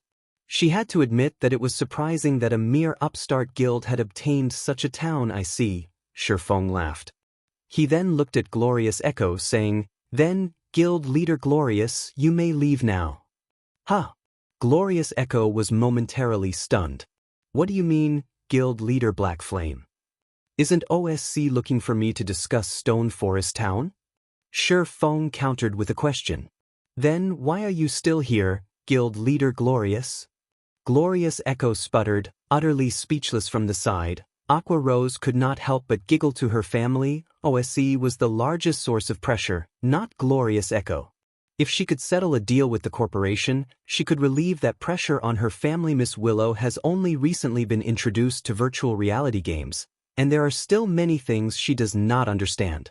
As the leader of the guild under the corporation's management and someone who possesses a wealth of experience regarding the virtual gaming world, it is my responsibility to help Miss Willow with the negotiations, Glorious Echo explained coldly. Since that is the case, I'll just tell you my price for Stone Forest Town. Feng laughed. Raising his index finger, he said, "I'll take a little loss on this trade and settle for 10% of Open Source Corporation's shares." As Feng's words fell, the room became utterly silent. Aqua Rose's little mouth hung open as she stared at Feng. His demand had gone beyond greedy. This was outright insane. Meanwhile, Glorious Echo as well had thought he had misheard for a moment. As for Exemplary Willow, she snapped her frosty gaze towards Feng. Guild Leader Black Flame, your joke is not funny at all, Glorious Echo said in a somber tone. Even 1% of Open Source Corporation's shares could purchase multiple Zero Wings, much less 10%. Why do you say that, Guild Leader Glorious?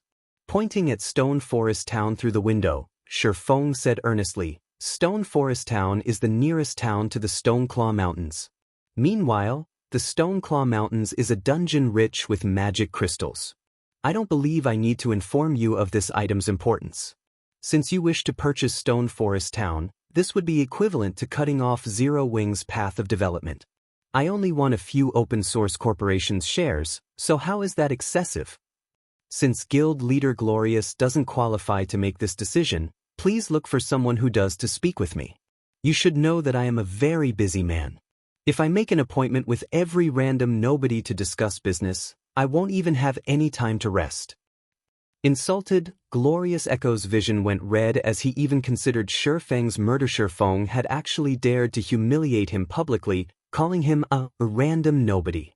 Even super guilds were not so bold. Meanwhile, Aqua Rose could not hold back her laughter. The guild leader of the almighty Twilight Echo had actually been humiliated to the point where he could not offer even a word of retaliation. This was the first time Aqua Rose had seen such an ashen expression on Glorious Echo's face.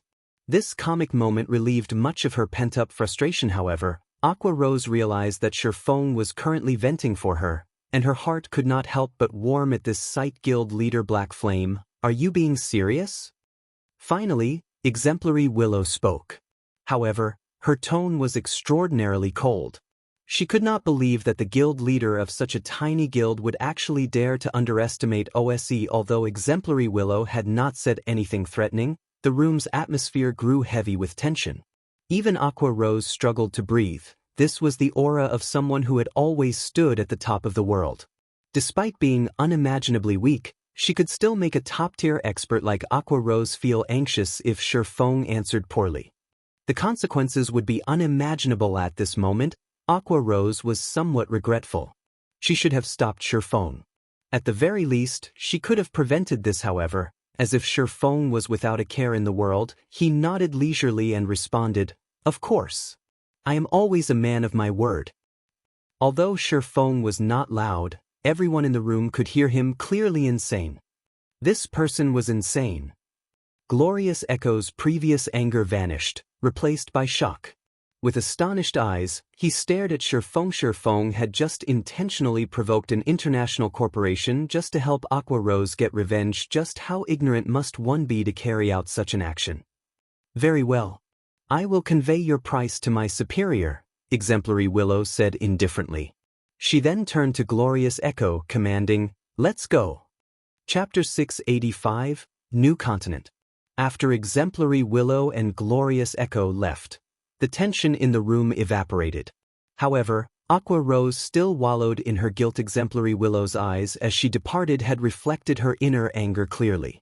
This matter definitely would not be resolved so easily. Thank you, Aqua Rose muttered as she watched Feng, who maintained his usual calm. With grateful eyes, she was no fool. Although Feng's actions had seemed foolish, she knew that he had been helping her initially. OSCs had focused on Aqua Rose, and it would not let her, or her family, off the hook for her refusal to cooperate.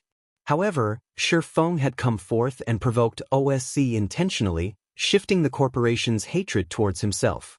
This way, the corporation would not bother targeting her and her family. If this were any other guild, none of them would willingly make an enemy of OSC for a single guild member. In response, Feng simply laughed and said, "Forget about managing the affairs of Stone Forest Town for now and focus on leveling up and improving yourself.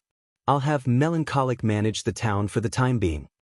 He was not the slightest bit worried about what had just happened, but OSE. Aqua Rose understood that Feng was letting her distance herself from the dispute this time. This way, she would not attract Open Source's attention. However, she was the main instigator of this issue. She couldn't just watch the situation play out from a safe distance. Don't worry about it. Stone Forest Town is simply too valuable. Even without Twilight Echo and Open Source, there will be other guilds and corporations wanting a piece of the pie.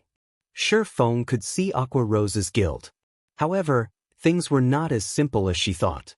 In Starmoon Kingdom, there has yet to be a single power capable of taking Stone Forest City from us. What do we have to fear? The intense competition in God's domain far surpassed every virtual reality game before it. Although Feng did not know the reason for God's domain's popularity, as someone who had experienced it before, he was fully aware of the dangers that came with taking over Stone Forest Town. And sooner or later, these dangers would erupt. Hence, rather than sitting still and waiting for their deaths, they might as well take the initiative to land the first blow. Even so, he had not expected to start a war with the Open Source Corporation. Fortunately, Open Source's economic influence would have little effect on him. If the corporation wished to deal with him, they had to do so through God's domain. However, God's domain was his home ground. It would not be so easy for Open Source obtain victory. Both the guild and I need to grow stronger as quickly as possible. Feng's hunger for obtaining Solomon's treasure increased. If Solomon's treasure was related to Solomon's sword, he might actually be able to get his hands on the legendary weapon. With his current strength, his effect in a massive war between guilds was limited. Against an alliance of multiple guilds, he was insignificant. However, if he had Solomon's sword, he could attempt to replicate Mage God Gaia's achievement of hunting and butchering the various large guilds, following which, Feng passed on Stone Forest Town's management to Melancholic Smile and Blackie, while Aqua Rose led the Dark Gods Legion to grind in the Stoneclaw Mountains. Meanwhile, Feng retrieved a few magic scrolls and life-saving items from the guild warehouse. He then traveled to the top of the world to complete his quest. In reality, the top of the world was a new continent with a very high altitude. The map engraved on the elemental core showed that Solomon's treasure was hidden on Mount Sogar, one of this new continent's regions. Fortunately, Mount Sogar was not a very high-level region. It was only a level 40 to level 60 map. Although Feng was only level 32, with the top-tier equipment he had, it was not impossible to explore the place. In the snow-covered forest around Mount Sogar, space suddenly ruptured. In the next moment, a pitch-black figure jumped out of the spatial crack. Is this the top of the world? Feng took a deep breath as he observed his surroundings. The air was extremely thin here. Moreover, the gravitational pull was intense. The gravity here was at least 3G. The temperature was also below 20 degrees Celsius. The environment was harsh. After God's domain underwent its third evolution, The gravitational system was only one part of the system upgrade. Air density and temperature would also affect a player's combat power. The effect of temperature on players was not significant as players only needed to acquire some resistance to counteract the effects. As long as one had 20 points of ice resistance, they would not find the low temperature uncomfortable. If one could not withstand the cold, they also had the option of wearing some warm clothing. The thin air, however, would impact a player's combat power significantly. In a low-oxygen environment, the more players fought, the more rapidly they would burn through their stamina. Players without stamina had no combat capabilities at all. In other words, players would not be able to fight for a long time in a low-oxygen environment. It was highly possible that they would lose the ability to fight in the middle of a battleground. The powerful sound waves immediately attracted the attention of the nearby wild beasts. A moment later, these wild beasts answered with their own deafening roars. Snow Lion, Wild Beast, Elite Rank. Level 42.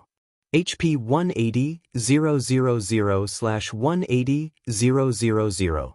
At this moment, a total of 5 white-furred snow lions appeared around Feng, surrounding him, their amber eyes radiating a fierce bloodlust. These monsters sure are powerful.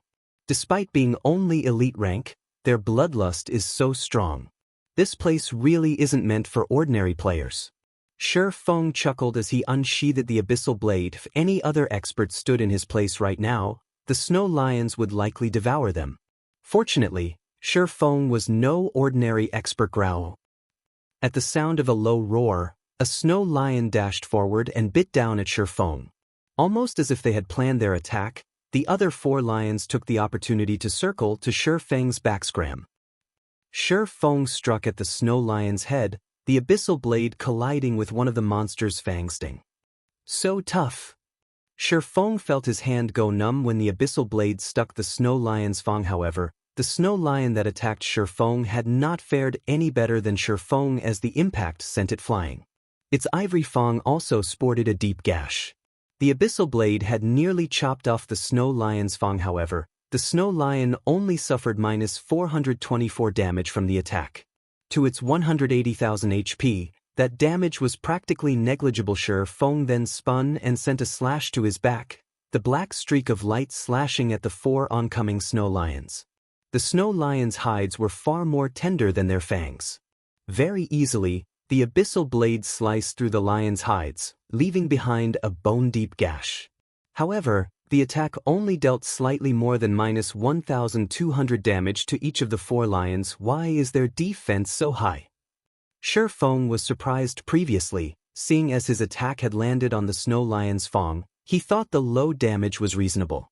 However, even after his blade bit into the monster's flesh, he had only managed to deal over -1,200 damage.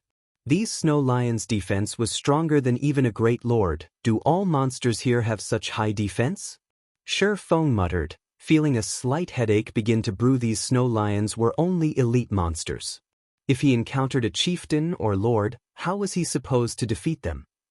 He had already equipped the abyssal blade with a magic device. Without the device, his damage would most likely be much lower. After Feng managed to repel 4 snow lions with a single attack, the lions began to roar. Growl. The sound of their deafening roars was powerful enough to echo over 1,000 meters. What are they trying to do? Are they trying to scare me? Feng could not help but smirk at the roaring snow lions. None of them showed any signs of attacking at this moment. However, just as Feng intended to finish these monsters off, he detected movement in the surrounding forest. The ground began to tremble and soon he noticed the towering trees fall, one after another. Suddenly, a massive snow lion that stood over 5 meters tall emerged from the forest, a long, sharp horn protruding from his forehead. HP 4:000/4:000:000. Chapter 686, Tattered Old Treasure Chest. They summoned a companion? Feng frowned as he saw the Lord-ranked one-horn lion king monsters at the top of the world were already much stronger than monsters one normally found in Star Moon Kingdom.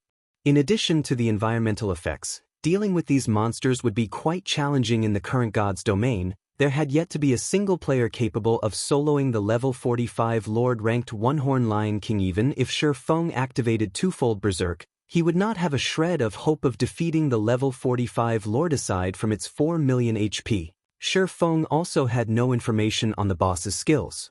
If it summoned another Lord, it would even be difficult to escape with his life. The One-Horn Lion King gave Feng no opportunity to consider his situation. Lifting one of its massive paws, the Lion King suddenly transformed into an afterimage as it dashed towards Feng like a gust of wind. Its speed could match Feng's when he had Windwalk activated. It took only an instant for the massive Lion King to cross more than 20 yards, its paws sending dirt and snow into the air. So much destructive power. Feng immediately used Abyssal Bind, not daring to be careless. After the Abyssal Blade had evolved, all of its skills had reached Tier 1.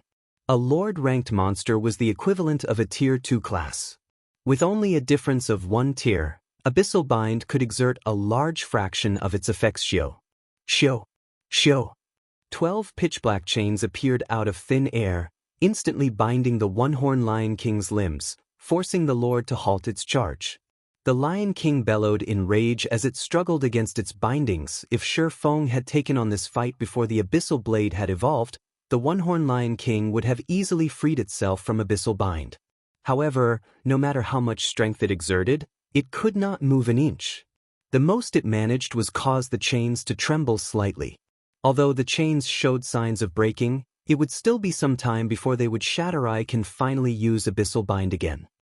Feng was quite satisfied with this outcome. The stronger the monster was, the weaker the effects of Abyssal Bind would become. Hence, he rarely used Abyssal Bind in his fights anymore. Now that the skill had regained its usefulness, he would have another card against powerful monsters. However, Feng did not dare to tarry any longer as he activated Windwalk and fled. Initially, Abyssal Bind could prevent a target from moving for 4 seconds. Against the One-Horn Lion King, however, he'd be lucky if the skill lasted 2 seconds. If utilized properly, he could put quite some distance between himself and the Lord. Sure enough, 2 seconds after Feng activated Abyssal Bind, the One-Horn Lion King broke free from its restraints. Without hesitation, the Lion King chased after its prey like so. 1 man and 1 beast ran through the snowy forest. Although Feng had attracted the attention of several monsters during his escape, he easily threw them off with his speed. The only monster he could not shake off was the One-Horn Lion King.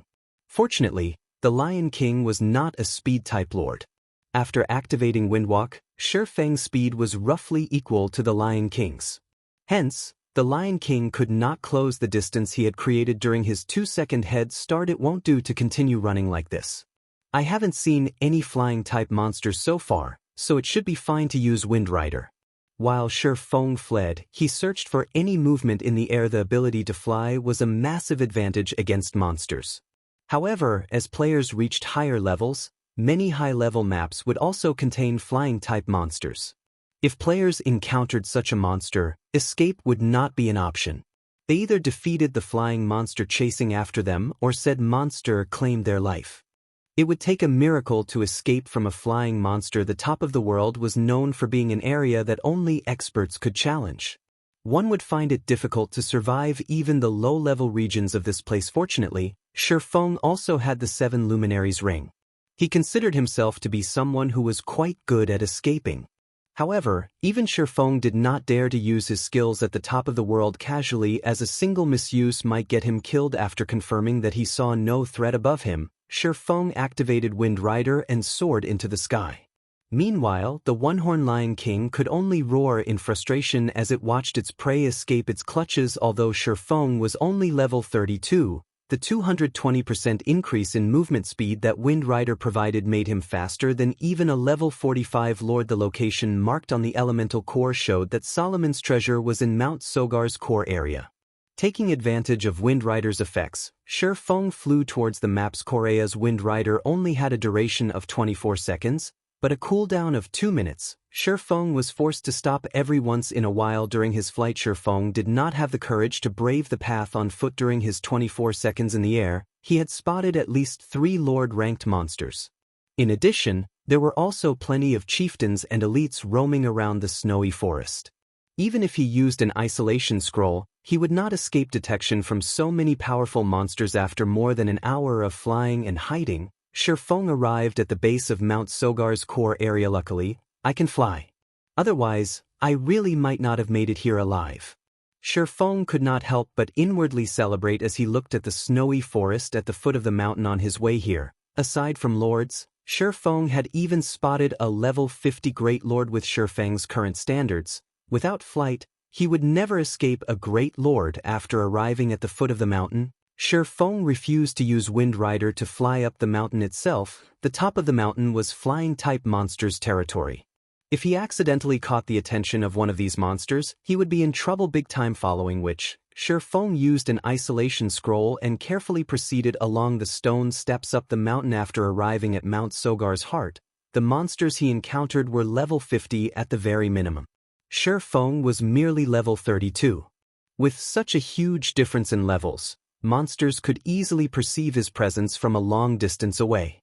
Although he could reduce his presence with an isolation scroll, if he wanted to avoid detection, he would still have to maintain a distance of roughly 80 yards from these monsters.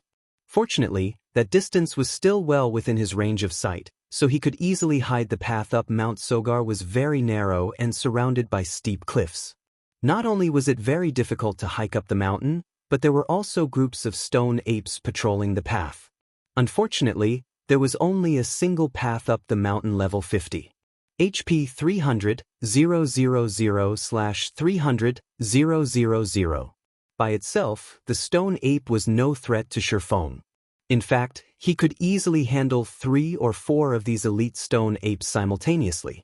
However, when a stone ape guard accompanied the group, the situation was largely different. Level 50. HP 2, 800, 000/2, 800, 000. On his way up the mountain, in order to avoid the patrolling stone apes, Feng hurriedly hid inside a small cave on the steep hillside. A secret silver treasure chest. A light shone in Feng's eyes. The small cave was only the size of a room. Meanwhile, a tattered treasure chest sat in the deepest part of the cave, giving off a faint silver glow from on top of a thorn and moss-covered stone platform. In God's domain, even common treasure chests were a rare sight. Not to mention secret silver ranked ones. The loot one could obtain from a secret silver treasure chest was much better than even the loot from a lord-ranked boss. He was truly lucky to stumble upon one by accident shortly after arriving at Mount Sogar. However, as a precautionary measure, Feng activated Omniscient Eyes to search for traps inside the cave. In the past, countless players had lost their lives by triggering a trap due to their momentary excitement of discovering a treasure chest. Under the probing of Omniscient Eyes, Feng noticed a magical fluctuation from beside the stone platform. Taking a closer look, he discovered a magic array carved into the cave wall. Only, the thorns and moss covering the wall had obscured the magic array.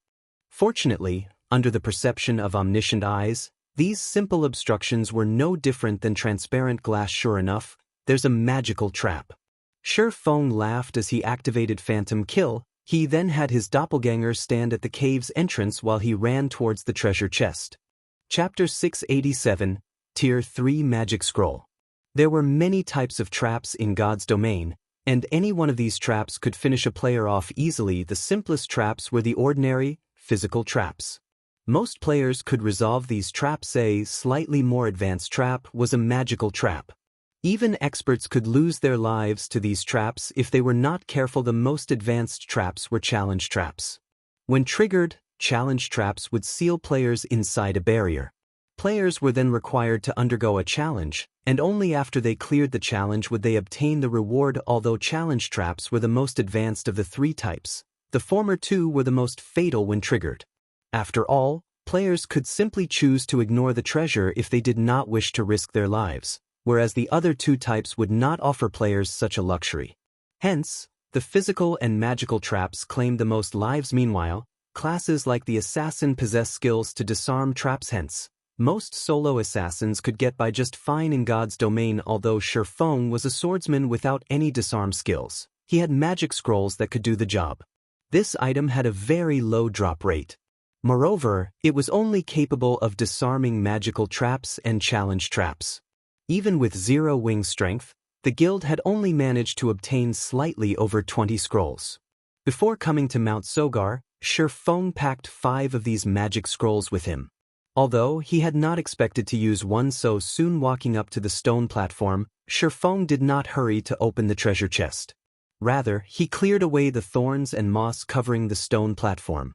He then took out a silvery gray scroll. Unfurling it and chanting the incantation recorded within this silver-gray scroll was none other than a Tier 1 disarm scroll. It was capable of disarming all magical and challenge traps of fine gold rank and below treasure chests. However, the precondition was to locate the trap's activation array. Otherwise, the scroll would be useless. As the disarm scroll activated, gray smoke seeped into the trap's activation array. The mana within the activation array then began to corrode. Without any mana to power the activation array, the magical trap could no longer be triggered. I wonder what items I will find this time? Feng shifted his gaze towards the secret silver treasure chest once more. Exchanging a Tier 1 magic scroll for a secret silver treasure chest was a very profitable trade. Moreover, he was in one of the maps at the top of the world. This area was untouched by players thus far. In other words, the treasure chests throughout the top of the world had yet to be opened even once.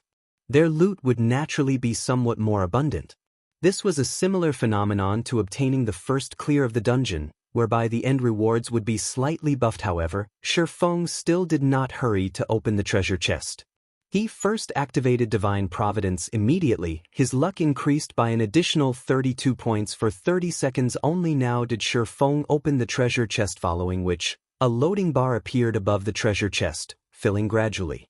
20 seconds were required to open the secret silver treasure chest. The activation time for this one is abnormally long. Feng was a little concerned when he saw the required activation. Tamiya treasure chest's activation time usually ranged from 3 to 10 seconds.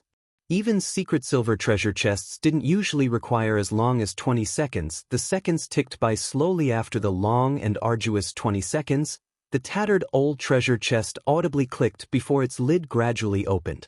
In the next moment, an array of colors escaped the treasure chest, illuminating the entire cave. There are so many items inside. After the rainbow brilliance dissipated, the secret silver treasure chest's contents were on full display before Feng. Items filled the entire chest. This was definitely the fullest treasure chest Feng had ever seen in his life. He spotted more than 10 Tier 3 gemstones alone. There was also a large number of magic crystals and silver coins. There were even 3 weapons and equipment inside the chest. These items were all level 50. Level 50 was considered a major milestone in God's domain. Although part of the reason was that players could apply for their Tier 2 classes at this level, it was mainly due to the difference in equipment. Level 50 equipment was a lot stronger than level 45 equipment originally. The attributes on a piece of level 40 secret silver equipment was roughly the equivalent of a piece of level 45 mysterious iron equipment. Only, the latter had slightly higher defense. However, the attributes on level 45 secret silver equipment were only the equivalent of level 50 bronze equipment. That was a difference of 2 ranks. Because of this, the attribute gap between players widened significantly. However, after reaching level 50, players would quickly discover that high-quality level 50 weapons and equipment would become far more difficult to obtain. Moreover, the number of weapons and equipment that dropped from dungeons would decrease significantly. Nowadays, ordinary players could collect a full set of bronze equipment so long as they put in the required effort. Many might even have a few pieces of mysterious iron equipment mixed into their sets. However, an ordinary level 50 player walking around in a full set of level 50 bronze equipment would be an impressive feat. Even level 50 mysterious iron equipment would be rarely seen on a guild's normal members. Only elite guild members could barely scrape together a full set of mysterious iron equipment. One could just imagine how difficult it was to obtain level 50 equipment of high quality. Currently, of the 3 pieces of level 50 equipment inside the treasure chest, 2 were secret silver rank, and 1 was fine gold rank. He had truly hit the jackpot this time. However, the item that demanded Feng's attention was a pale gold scroll. Even though the scroll sat quietly inside the chest, the frightening amount of mana radiated distorted the surrounding mana. If the scroll were activated, who knew what kind of power it could display? This was an effect that only Tier 3 magic scrolls or above could display, or 4 magic scrolls were as rare as a phoenix's feather throughout God's domain. If sold, it could fetch for an astronomical price. However, nobody would be so foolish as to actually sell a Tier 4 magic scroll. Meanwhile, although Tier 3 magic scrolls could not compete with Tier 4 magic scrolls in terms of rarity, each scroll was still considered a strategic item to a guild. Outside of an emergency, guilds would never consider using their Tier 3 magic scrolls. I wonder what kind of Tier 3 spell it contains? Feng eagerly picked up the pale gold scroll and examined it. Forcibly upgrades the tier of a skill by 1 tier up to a maximum of Tier 3 cooldown, 1 hour. Uses remaining, 30. After reading the introduction, Feng was momentarily stunned. A magic amplification scroll was no less valuable than an epic item to ordinary players. This scroll could forcibly improve their skills by a single tier.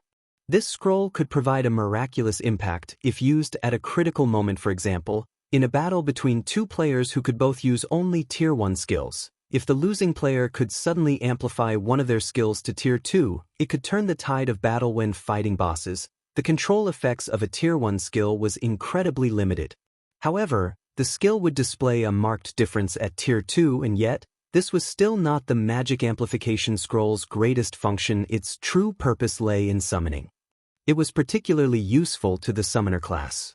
A Tier 1 summoner could, at most, summon a Tier 1 monster to fight for them.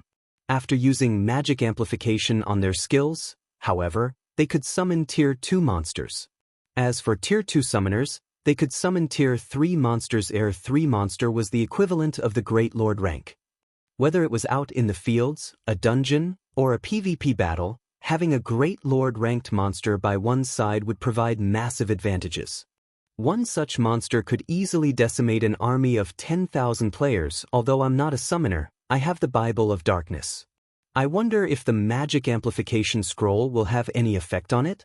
When Feng thought about the possibility of summoning a Tier 3 demon, he could not help but grow excited. If he could summon a Tier 3 demon, he would have a much easier time searching for Solomon's treasure. With the assistance of a Tier 3 demon, he could easily defeat even a group of chieftain-ranked stone ape guards. Chapter 688, Tier 3 Overlord. Setting aside the Tier 3 magic scroll, Feng stored the remaining items from the treasure chest in his bag. He then carefully took out the Bible of Darkness. You must succeed. Feng was not absolutely confident in being able to summon a Tier 3 demon. After all, the Bible of Darkness was a fragmented legendary item. It was not an easy task to upgrade the skill of a fragmented legendary item. Even with a Tier 3 magic scroll, the likelihood of success was low. Unfurling the magic amplification scroll, Feng began to chant its incantation. Suddenly, the mana in the cave went berserk. An endless stream of mana surged into the cave from outside, increasing the density within the cave to the point where it was visible to the naked eye. The dense mana took the form of a multicolored haze that filled the cave, creating a beautiful sight. Such dense mana. Feng had become the heart of the cave as mana surged into his body, forming a massive vortex. Emerge, Demon Gate.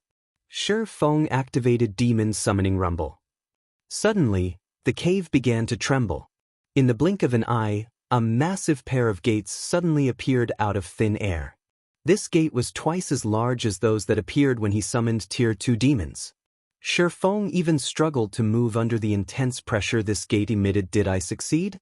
Feng could not help his growing excitement as he watched the Demon Gate, the combination of the magic amplification scroll and the Bible of Darkness.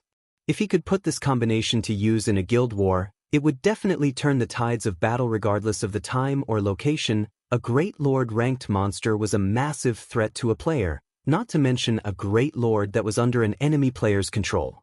The threat level of such a Great Lord would be increased by at least tenfold as the Demon Gate slowly opened. A humanoid demon wearing crimson scale armor and wielding a pitch-black war axe hovered out of the darkness. However, although the demon had the shape of a human, it was much larger.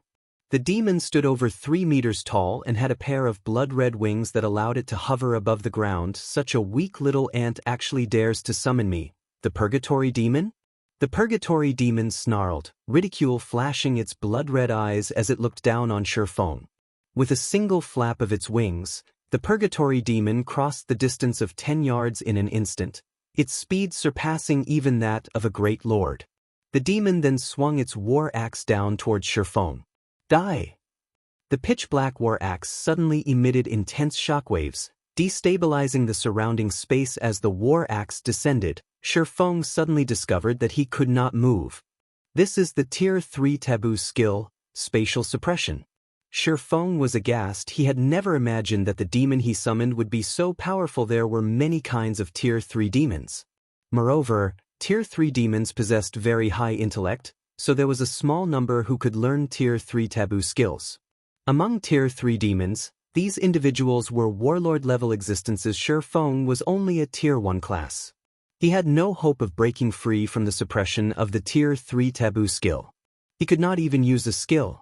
He could only watch as the massive war axe descended on him. Boom.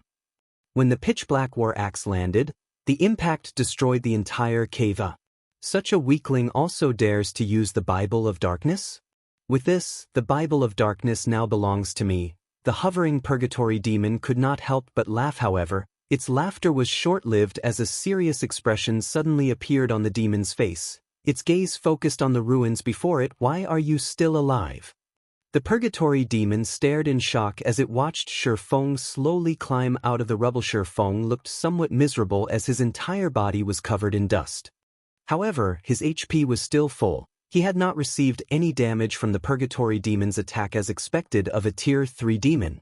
If I hadn't used Phantom Kill as a precaution for the magical trap, that hit really would have killed me, Feng said, smiling as he turned to the hovering Purgatory Demon while dusting himself. The instant the Purgatory Demon had appeared, Feng had noticed that he could not control it completely. Hence, he had immediately activated the Replace skill, trading places with his doppelganger while he hid at the cave's entrance. However, the shockwaves from the demon's Tier 3 Taboo skill had still affected him. Fortunately, he was able to activate Defensive Blade in time, blocking the incoming damage. Lucky ant. But you won't be so lucky the next time. The Purgatory Demon revealed a sinister expression as it swung its massive war axe at Feng once more. In response to the fast and destructive attack, Feng simply smiled as he said coldly, "There won't be a next time because your time is up." Time. Confusion flashed in the Purgatory Demon's eyes. Immediately, however, panic appeared on its face as it shifted its gaze towards the Bible of Darkness in Feng's hands. Countless blue chains suddenly emerged from the Bible of Darkness. Like a pack of hungry wolves, the chains shot towards the Purgatory Demon. Defiantly, the demon shouted, "No!" The Purgatory Demon no longer bothered with its attack on Feng. Instead, it was now fled from Feng with all its might. However, even if the Purgatory Demon was fast, it could not outrun the blue chains. The blue chains instantly pierced through the demon and wrapped around its body, sealing its movements completely. It could only whimper and mourn painfully as it lay on the ground. After a few seconds of whining, the Purgatory Demon's spirited eyes dimmed. As if it had become a walking corpse, the demon slowly stood up from the ground and looked at Feng as if waiting for a command. The blue chains binding the demon began to fade. That was close. Luckily I used my doppelganger to buy some time. Feng finally released out a sigh of relief as he saw the Purgatory Demon's lifeless eyes. The Tier 3 demon was finally under his control. It was possible for a summoned creature to rebel. However, the chances of a rebellion were determined by the summoner's strength. Currently, Feng was merely a Tier 1 player. If he used a Tier 3 magic scroll to forcefully summon a Tier 3 demon, the chances of a rebellion were quite high. Meanwhile, when a summoned creature rebelled, its first target would be its summoner. Of course, there was also a method to end a rebellion. For example, the Bible of Darkness was capable of eliminating a summoned demon's consciousness. However, time was required to do so. After killing the summoned creature's will, it would become a puppet without any trace of autonomy. This would make it very difficult to control the summoned creature, sharply reducing its combat power. Normally, after a creature was summoned, the summoner only needed to transmit simple commands. The summoned creature would then carry out the commands automatically. However, after becoming a puppet, the summoner would have to split a portion of their consciousness to direct the summoned creature's every movement. This would, in turn, impact the summoner's own combat power. Most importantly, after a summoned creature lost its consciousness, players would face great difficulties when using the monster's skills. When a monster was self-aware, it could achieve 100% of its skills' effects. For players who had never used any of the summon creature's skills before, in addition to splitting their focus on controlling the monster, it would be a miracle if they exerted 50% of the summon creature's skills effects. However, Feng couldn't care less right now. Compared to a turncoat tier 3 demon, a puppet tier 3 demon was far more useful. Although having to control the demon manually would greatly reduce its combat power, it was better than nothing. Ali wasn't able to check its attributes before because it wasn't under my control. I wonder just what kind of attributes the Tier 3 Purgatory Demon possesses? Feng was very curious about the Tier 3 Demon's attributes. The fact that it could use a Tier 3 Taboo skill showed that it was much stronger than ordinary Tier 3 demons. Chapter 689, Astonishing Leveling Speed. So many skills. Upon opening the Purgatory Demon's attribute panel, Feng discovered a list of tens of skills. Among them, there were 3 Tier 3 skills, one being the Tier 3 Taboo skill. The remaining skills were all Tier 2. The Purgatory Demon had more skills than an ordinary player. Moreover, the majority of its skills were AoE skills. The demon could play a huge role in a group battle. In addition, the Purgatory Demon's HP and level were similarly shocking. Purgatory Demon, Level 51. HP 13, 000/13, 000/000. Among level 50 Great Lords, its HP might not be considerable, but compared to other Tier 3 demons with high intellect and a large number of skills, the Purgatory Demon's HP was very high. Moreover, an ordinary Tier 3 demon's combat power was generally higher than a Great Lord of the same level. If it came down to a battle, the Tier 3 demon would emerge victorious. Its strength attribute is outrageous. It's several times higher than my strength. It should rival a Grand Lord of the same level. The more Feng examined the Purgatory Demon's attributes, the more shocked he became. Currently, he was fully equipped with Tier 3 strength-attributed gemstones. He even wore the fragmented legendary ranked Heavenly Dragon's Breath. His strength was no weaker than a chieftain of the same level. Yet even if he activated twofold Berserk, his strength would not reach even half of the Purgatory Demon's. With such a powerful summon, his exploration of Mount Sogar's core area would be much easier. At the very least, he would not have to run and hide from monsters constantly following. Which, Feng began controlling the Purgatory Demon to venture deeper into the heart of Mount Sogar. There were many groups of stone apes patrolling the trail up Mount Sogar. Not only did each patrol team have over 100 elite stone apes, but the teams were also led by one Lord-ranked stone ape guard. Shortly after exiting the cave, a stone ape guard discovered both Feng and the Purgatory Demon. The Lord released a roar and immediately, over 100 level 50 elite stone apes charged at the two intruders. You guys can serve as a test, then.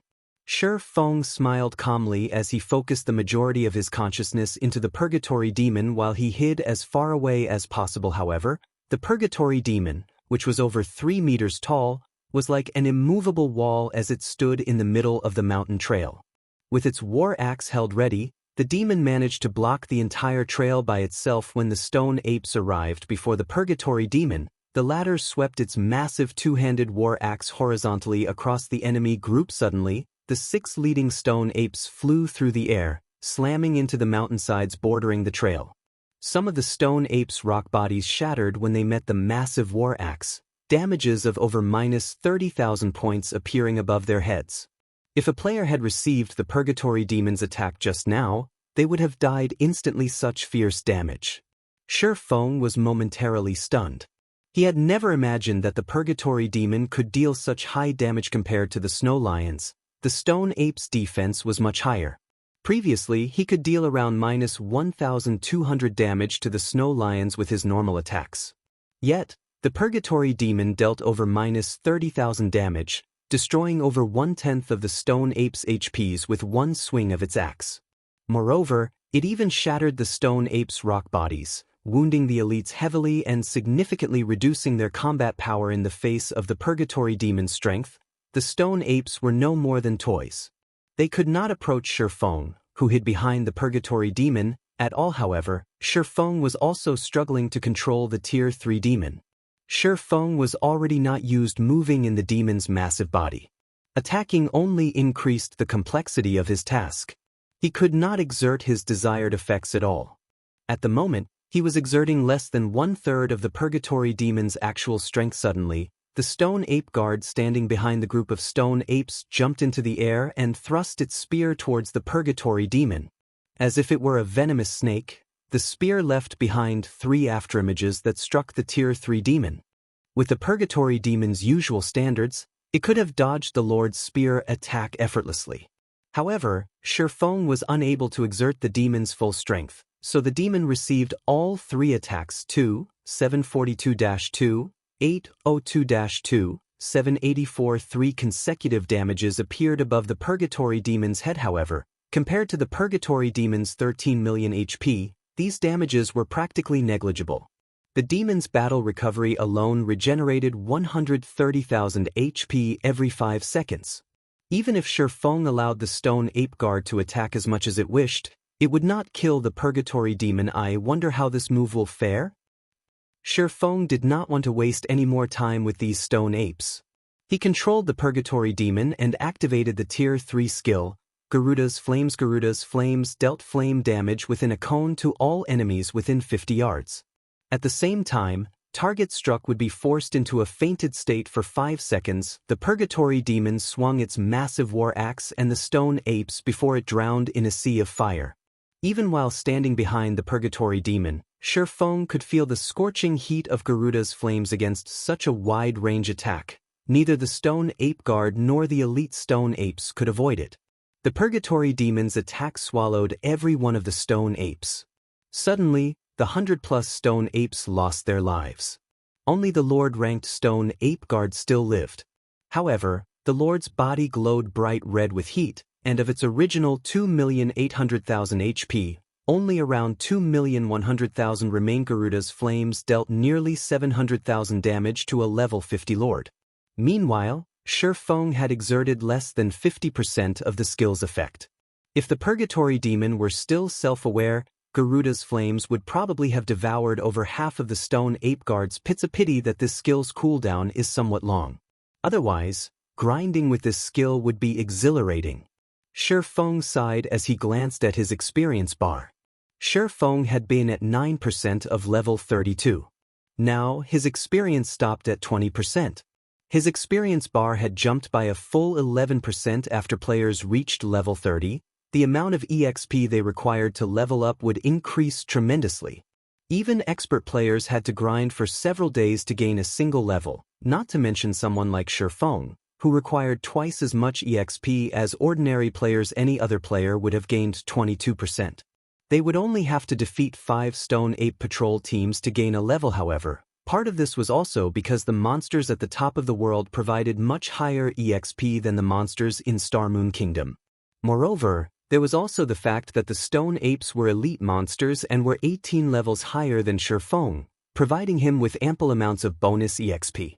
For an ordinary player, a common monster that was 2 or 3 levels higher would be their limit, let alone an elite monster. Normally, a party of ordinary players was required to take down a single elite monster. After splitting the EXP 6 ways, each player would only receive a small amount.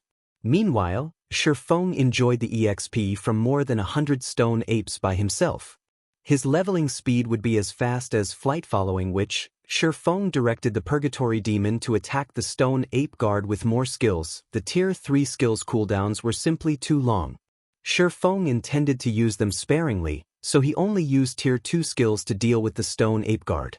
Even so, each Tier 2 skill dealt over -100,000 damage in less than 30 seconds. The stone ape guard lay at the Purgatory Demon's feet. Meanwhile, Feng's experience bar had risen by an additional 6%. The Lord provided more EXP than half of the 100+ elite stone apes. Other than providing Feng with an abundance of EXP, these stone apes had also dropped a large number of items. Equipment and materials littered the mountain trail before the Purgatory Demon. The drop rate here was even better than in the Stoneclaw Mountains. However, this place was home to monsters that were level 50 and above.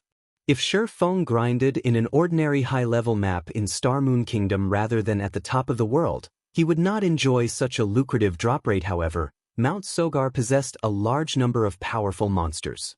This was one major difference between it and ordinary maps. Surviving here was already extremely difficult for level 50 players, not to mention grinding for levels and items. Moreover, Feng was only able to eliminate the powerful monsters here due to the Purgatory Demon. Chapter 690 Absurd EXP. The top of the world is pretty nice. It's no wonder why those experts in the past tried so hard to come here. Feng sighed contently after he finished organizing the loot among these drops. There were several dozen pieces of level 50 equipment, 2 of which were mysterious iron rank, 16 were bronze rank, and the remainder were common rank. After reaching level 50, even elite monsters rarely dropped bronze equipment. Only chieftains would drop bronze equipment with a 100% certainty and had the chance to drop mysterious iron equipment. As a result, players would have a far more difficult time obtaining level 50 high-quality equipment. To make matters worse, the final bosses of level 50 hard mode party dungeons were only chieftains. Only Hell mode had Lord-ranked final bosses. However, how many ordinary parties were capable of conquering Hell mode party dungeons? Moreover, bosses' drop rates declined sharply after level 50. A boss that would drop 6 or 7 items at lower levels would only drop 1 or 2 items after reaching level 50. Feng could vaguely remember the time he had fought and grinded frantically, only managing to reach level 50 after an arduous struggle. Yet, what about level 50 equipment? After investing a ton of effort, he had only managed to obtain a full set of level 50 mysterious iron equipment by the time he reached level 50. If he had worn that quality equipment when he was level 45, he would have been considered as an ordinary veteran player at best. Even so, he had been the envy of Blackie and many of his fellow guild members back then. Wearing several pieces of level 50 mysterious iron equipment into a 20-man team dungeon had been a luxury, not to mention a full set of mysterious iron equipment. After all, one obtained less than a handful of level 50 mysterious iron items after clearing a level 50, 20-man hard mode team dungeon. This was also the reason behind Forger's suddenly popularity surge. Although it might be very difficult for players to forge top-tier equipment, they had a relatively high success rate for producing level 50 and above bronze and mysterious iron weapons and equipment. However, the required materials were not so easily obtained. On the other hand, after defeating a single wave of stone apes, Feng now had so many pieces of level 50 bronze and mysterious iron equipment. It was mind-blowing. Feng continued to explore Mount Sogar's core area. During his journey, he defeated any stone ape patrols that he encountered for EXP and equipment. Humans had yet to claim Mount Sogar, so there were many stone ape patrols wandering along the mountain trail. It did not take long before Feng encountered another patrol team. For Feng, this place was a leveling heaven against the stone ape patrols. The Purgatory Demon's strength was simply overwhelming. In less than 3 hours, Feng easily reached 74% of level 33. If he wanted to, he could place in the top 20 of Star Moon Kingdom's ranking list. Previously, to obtain the first clear of level 30, 100-man team dungeons, the various guilds had intentionally held back their levels. Meanwhile, some powerful independent experts or workshop experts had not. Instead, they took the opportunity to level up rapidly, earning some fame for themselves.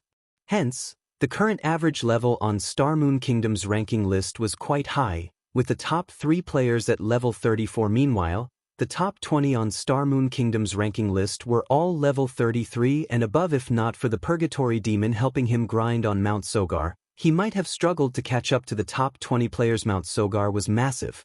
It was almost 3 times as large as an ordinary leveling map of the same level. Hence, searching for Solomon's treasure was time-consuming. Feng also encountered many powerful monsters throughout his journey, which slowed his progress further. To explore Mount Sogar effectively, Feng had used the Bible of Darkness and Magic Amplification Scroll once more to summon a level 51 Tier 3 Cursed Demon. Although the Cursed Demon had similarly turned on him, Feng had directed the Purgatory Demon to incapacitate the Cursed Demon, allowing him to force it into submission. Unlike the Purgatory Demon, however, the Cursed Demon did not possess any Tier 3 Taboo skills. It also only had 9,500,000 HP.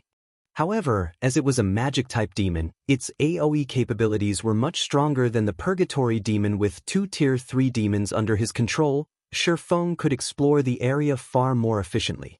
He had no problems facing even 2 or 3 waves of Stone Ape patrols simultaneously. He no longer had to waste too much time hiding and killing monsters. The Stoneclaw Mountains inner region. Kola, be careful of that half-orc lord skills. Lure it away from the team first. Everyone else, focus fire on the lord that Turtledove is tanking. Fire Dance fought while commanding her team to deal with 2 level 40 half-orc lords. Currently, players crowded the Stoneclaw Mountains. To secure more resources for themselves, Zero Wing's main force had no choice but to distance themselves from the crowd and push deeper into the mountains. They were lucky if they encountered a lord in the outer region.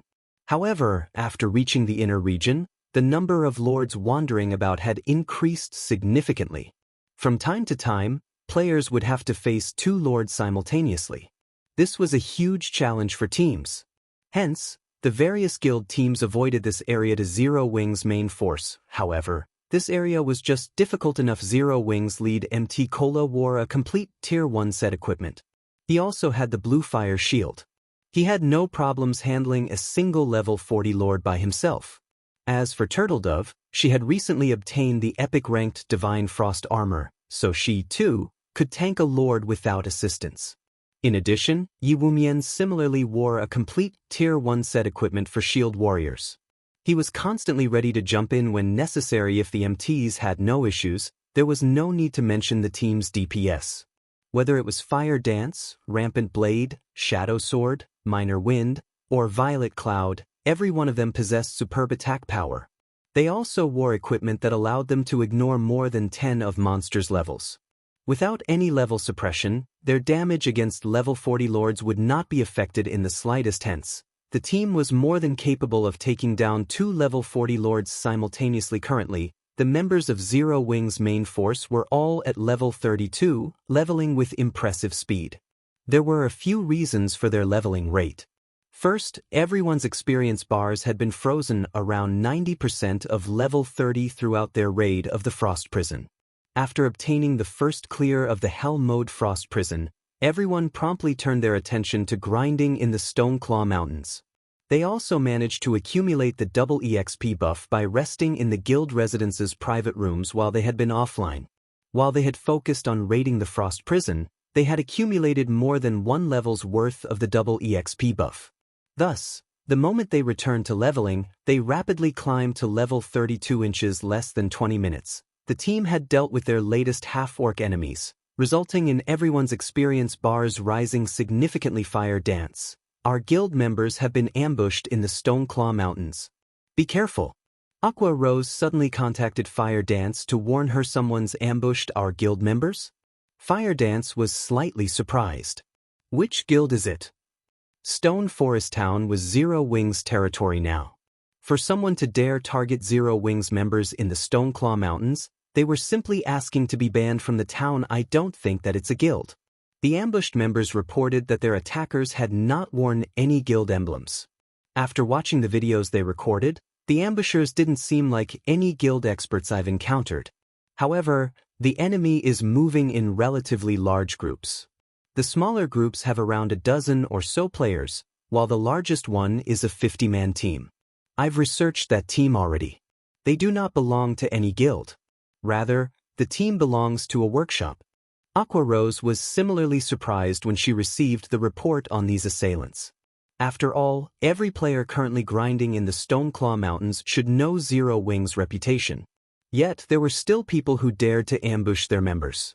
In any case, your team should be on the lookout as well. I'll try to learn more as soon as possible. If this really were the doing of a guild, then she would destroy that guild's foothold in the Stoneclaw Mountains. Alright, I'll make a note of it. Fire Dance nodded. There would not be any other players in the Stoneclaw Mountains inner region. After all, the danger here was much higher than in the outer areas. Ordinary players could not set foot here and survive. However, as soon as Fire Dance disconnected the call, she heard Minor Wind's anxious voice through the team chat. A large group of players is approaching. Chapter 691, Red List.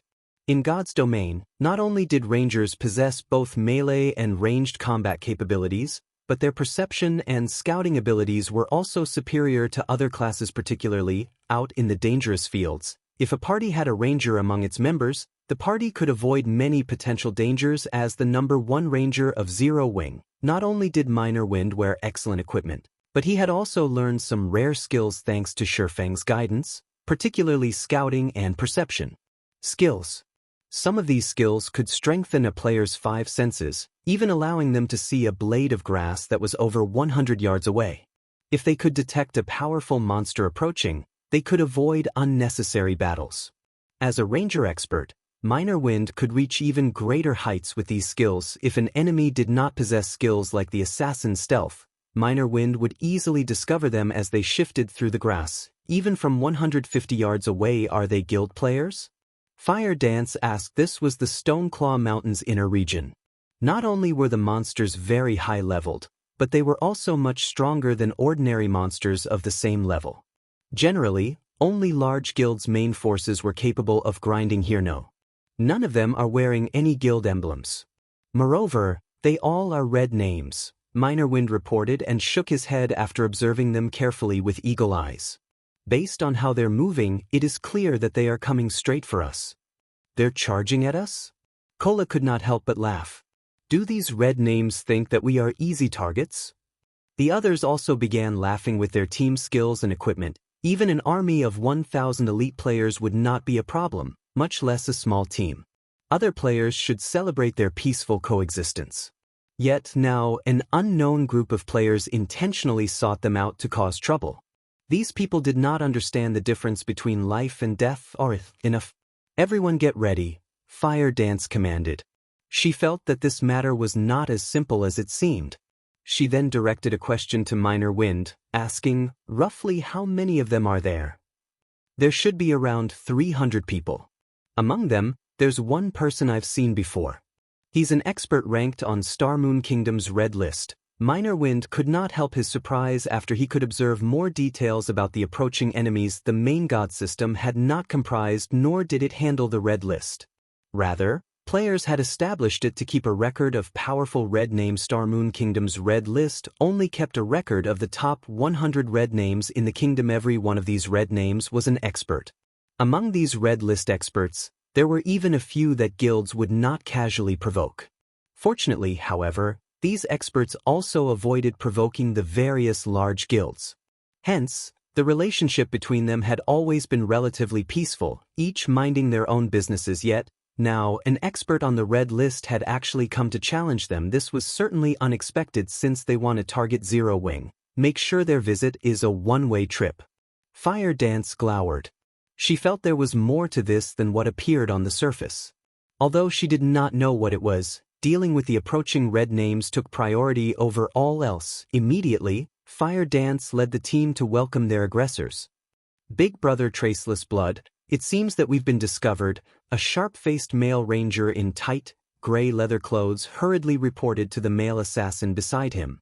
This assassin had eyes like a venomous snake, and he hid his face behind a black scarf. Although this male assassin had a thin body, among the nearly 300 red names present, not a single person dared to underestimate him. It was because this man was an expert ranked within the top 10 of Star Moon Kingdom's red list. Although there was more than one red list expert among the crowd, none of them could even hope to hold a candle to Traceless Blood. After all, Traceless Blood had once massacred a third-rate guild's main force. Moreover, even though said third-rate guild had attempted to corner Traceless Blood many times, they had never once successfully killed him. On the contrary, the assassin had claimed their guild leader's life multiple times. For a time, that guild had been a laughingstock. From that moment on, no guild out there dared to underestimate Traceless Blood. Aside from guilds, Traceless Blood had also killed many of Star Moon Kingdom's experts. His most notable assassination attempt so far was his assassination of the Star Alliance's guild leader, Galaxy Past. In the end, although he had failed to kill Galaxy Past, he had escaped the Star Alliance's many experts. This outcome had angered Galaxy Past greatly, and the man had even ordered a bounty on Traceless Blood, rewarding 50 gold each time someone manages to kill him. If converted to credits, 50 gold was the equivalent of more than 100,000 credits. This was sufficient to tempt many people. Unfortunately, until this day, not a single person had managed to kill Traceless Blood even once. On the contrary, Galaxy Past's bounty had only served to boost the assassin's fame, becoming an infamous red name on Starmoon Kingdom's bounty list. Good, then. I've wanted to experience the skills of Zero Wings experts for a while now. You guys should be careful. Although we have the numerical advantage, our coordination is definitely no match for theirs. Try to split their members up as much as possible, Traceless Blood commanded. He then activated stealth and vanished before the crowd. Everyone nodded in response. In truth, however, they all looked down on Zero Wing. They were all PvP experts. Hundreds, if not thousands, of players had died at each of these red names' hands, particularly in field battles. The various large guilds' experts were no different from pampered flowers. These experts mainly focused on raiding dungeons. When it came to PvP in the fields, such experts were nothing to them. I heard that the equipment of Zero Wing's main force is superb. We're going to make a fortune. Many red names drooled when thinking about Zero Wing's equipment. Someone's charging towards us. A red name ranger shouted. Immediately, every red name went on alert, focused on the group of players charging towards them. Haha. Sure enough, they're just a bunch of noobs that don't know what a real battle is. Rather than attacking from a distance first, they've decided to jump into their graves. Many of the ranged red names began to launch attacks at Zero Wing's 3 MTS. These three were none other than Kola, Yiwumien, and Turtledove. Facing more than 100 ranged attacks, the 3 MTs immediately utilized the trees as cover, avoiding the oncoming attacks while advancing. Even when an attack landed, they only received a few hundred damage. All 3 MTs had over 10,000 HP, so this damage was barely a scratch. A single heal from the rear line healers was all they needed to recover such high defense and HP. However, do you really think you can win by relying on your equipment? A few melee red names could not help but curse disdainfully as they watched the 3 MTs. They then readied their weapons and charged to meet Zero Wing in battle. Equipment was only one of the many aspects of battle. Even if their HPs and defenses were higher, they could not live if they could not move. Suddenly, dozens of melee players surrounded the 3 MTs, halting their advance. Knowing that Kola and the others had superior equipment, these red names did not take them head-on. Instead, they used skills to restrict the trio, creating opportunities for the ranged players to chip away their HPs. Turtledove was only a Guardian Knight. Even if her dodging capabilities were more powerful, against more than a dozen players, she was bound to be hit sooner or later. Red name's normal attacks usually dealt around -400 damage to her. If a powerful skill stuck her, she would receive more than -1,000 damage. She would not last long even if she cast Protection Blessing on herself. I can finally test out this move. Turtledove smiled calmly as she activated Freezing Air. Chapter 692, A Corporation's Strength. Starmoon City, Starmoon Restaurant. Starmoon Restaurant was the only 5-star restaurant in Starmoon City. The building was 36 stories tall and stood at the heart of the city's central trade district. If one dined in the top floor rooms of the restaurant, they could couple their food with the beauty of Starmoon City. However, even expert players could not afford even a single meal in the top floor rooms. The minimum expenditure here was 30 gold. Normally, only NPC nobles came here for a meal. This was not a place for players today. However, a charming and sexy female player in luxurious purple robes enjoyed a meal in one of the VIP rooms on the top floor. Delicacies covered the table, each costing at least 2 gold. Each dish offered players a relatively top-tier piece of equipment. Suddenly, the room's doors opened. A burly, middle-aged man entered the room. Miss Willow, I've arranged for the matter you requested. Both the red names and various workshops are quite satisfied with the remuneration that we have provided.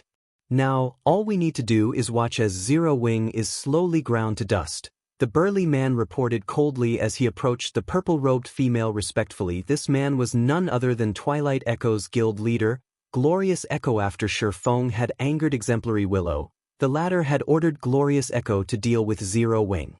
However, that was a challenge even for him. Starmoon Kingdom was not Twilight Echo's home ground.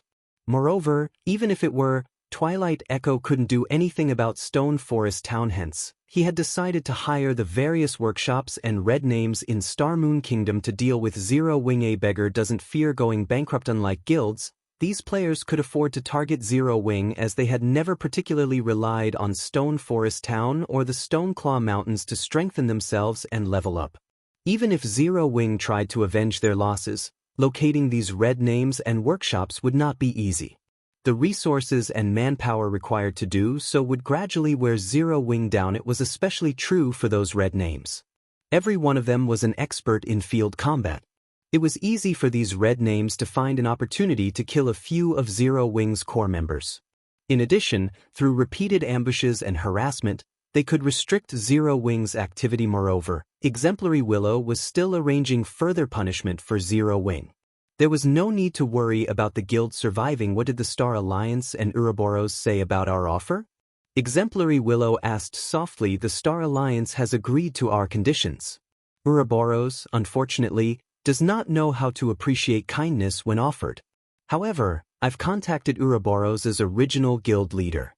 If Miss Willow agrees to help him, he is confident that he can reclaim Ouroboros for himself. Glorious Echo had been shocked by Gentle Snow's rejection. Ouroboros was no longer as strong as it had been. After the mutiny, Ouroboros began to struggle. Several corporations that had originally supported Ouroboros had abandoned the guild. The fact that the guild remained standing was a miracle in and of itself. Theoretically, the guild should be in need of a large sum of money to turn things around.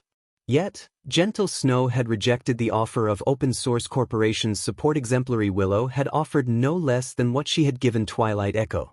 Moreover, as the guild leader of Ouroboros, Gentle Snow should hold a significant fraction of the guild's shares.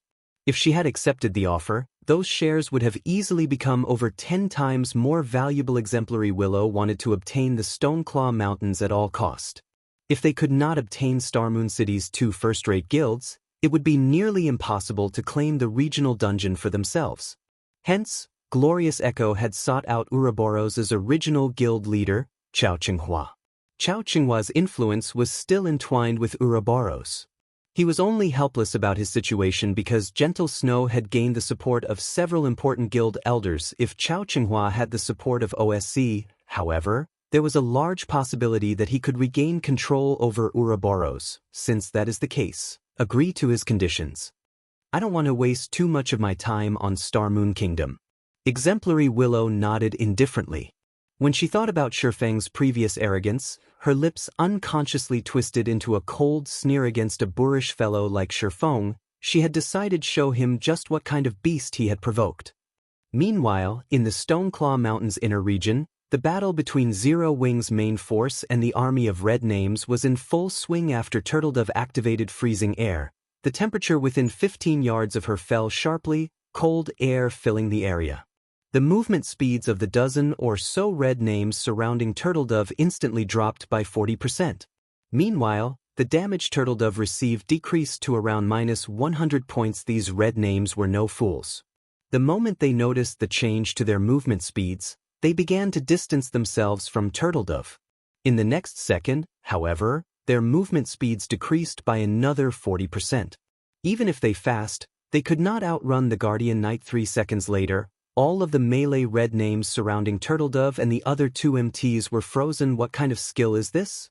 Some of the melee players who had intended to charge at Turtledove slid to a halt, aghast as they watched their companions turn into ice sculptures. With such an AoE control skill and high defense, melee classes like themselves had no hope in close combat with Turtledove. They could only allow Turtledove move unhindered as she approached their team's rear-line healers. However, as players who often participated in PvP battles, these red names were no weaklings. Every one of them possessed skills that allowed them to remove control effects. They immediately activated these skills to break free from their restraints. If they were frozen solid, they would be no more than practice targets. Zero Wing's ranged players would bombard them with vicious attacks. If comparing equipment quality, Zero Wing's main force was at least 2 levels above theirs. It was especially true for Minor Wind's attacks. As he possessed the Tier 1 weapon, Windchaser, even MTs such as Shield Warriors and Guardian Knights, who possessed damage reduction skills, received over -1000 from each of his normal attacks. If they sustained one of the ranger's skills, they would receive nearly -3000 damage, nearly -6000 damage if it were a critical hit. Among these red name MTs, there were a few who had as much as 9000 HP, while some had as little as 8000 HP. A single critical hit from a skill was more than enough to destroy over half of their HPs. Even the red name healers could not keep up with Minor Wind's damage. Moreover, Minor Wind's attack speed was astonishing. Even expert players would have a hard time dodging his arrows. Furthermore, these red names had opponents in front of them to deal with. They could not afford to split their attention to dodging the ranger's arrows only. As soon as these players broke free from their frozen debuffs, they instantly discovered that something was amiss. Although they were no longer frozen, their movement speeds were still so low. They could not shake off Turtledove and could only suffer the Guardian Knight's repeated attacks. Each of Turtledove's attacks dealt over -600 damage to the melee players. Using Hammer of Sanctions, not only could she force her target into a fainted state, but she could also achieve a critical hit of over -3000 points. The half HP level 31 Shield Warrior, who was Turtledove's current target, lost his remaining HP instantly, dropping 2 pieces of equipment as he fell to the ground. These red names all belonged to the forces of darkness. Even the penalty they received for being red names were light. They only lost slightly more EXP than the average player, roughly 1.5 to 2 levels worth of EXP. Meanwhile, Kola's and Yiwumian's damage was even higher than Turtledove's. Each one of their skills dealt over -4000 damage with a critical hit. The unlucky half HP melee red names died instantly. Damn it. Why is their damage so high? Many red names were dumbfounded. What these red names did not know, however, was that Kola and the others' skill completion rates far surpassed theirs. Hence, their skill damage was very high. 3 seconds later, the melee players who had broken free from the freezing effect froze solid once more. Against the ranged attacks of Zero Wing's main force, even with their healer's support, these red names could not escape death in the blink of an eye. Over a dozen melee red names fell to the ground. Meanwhile, the majority of Zero Wing's melee forces suddenly emerged from the forest, launching a pincer attack from the side. As the red names had focused all of their attention on the 3 MTs, they were momentarily caught off guard by the sudden pincer attack. Just as the melee red names tried desperately to defend against the sudden ambush, Fire Dance, Flying Shadow, and the other assassins of Zero Wing suddenly appeared behind the red name healer's ambush. Backstab. Absolute Strike. With a chain of attacks, Fire Dance and the other assassins claimed the lives of multiple healers. Meanwhile, the red name assassins had similar thoughts. They had long since circled to Zero Wing's back, launching an ambush on the team's healers. Traceless Blood had long since set his eyes on the cleric Violet Cloud. Using shadow steps, he appeared right behind Violet Cloud, his dagger plunging towards Violet Cloud's heart. Chapter 693, Magic Weapon Against Magic Weapon. Traceless Blood was extremely fast. Everything happened in the blink of an eye. The assassin had not given Violet Cloud any opportunities to activate her skills. Traceless Blood had investigated Violet Cloud, so he knew the cleric was very strong. If he gave her even a breath of time, it was possible that his assassination attempt would fail. Hence, he had taken his time, slowly and carefully approaching Violet Cloud and using shadow steps at its maximum range. This way, by the time Violet Cloud's senses reacted, it would be too late. The dagger covered in engraved, black runes tore through the air, colliding with Violet Cloud's back. With his first strike landing successfully, Traceless Blood immediately used the most powerful skill of assassins, Absolute Strike, instead of a different skill like Backstab. Unlike Backstab, Absolute Strike did not require any specific attack motions, allowing for a faster strike. Suddenly, Traceless Blood transformed into a black light that pierced through Violet Cloud. After arriving in front of the cleric, Traceless Blood spun in midair, using his dagger's most powerful additional skill, Flowing Light, on the cleric. Flowing Light's single target damage was even higher than Absolute Strike. The skill was also much faster, the entire process ending in less than a heartbeat.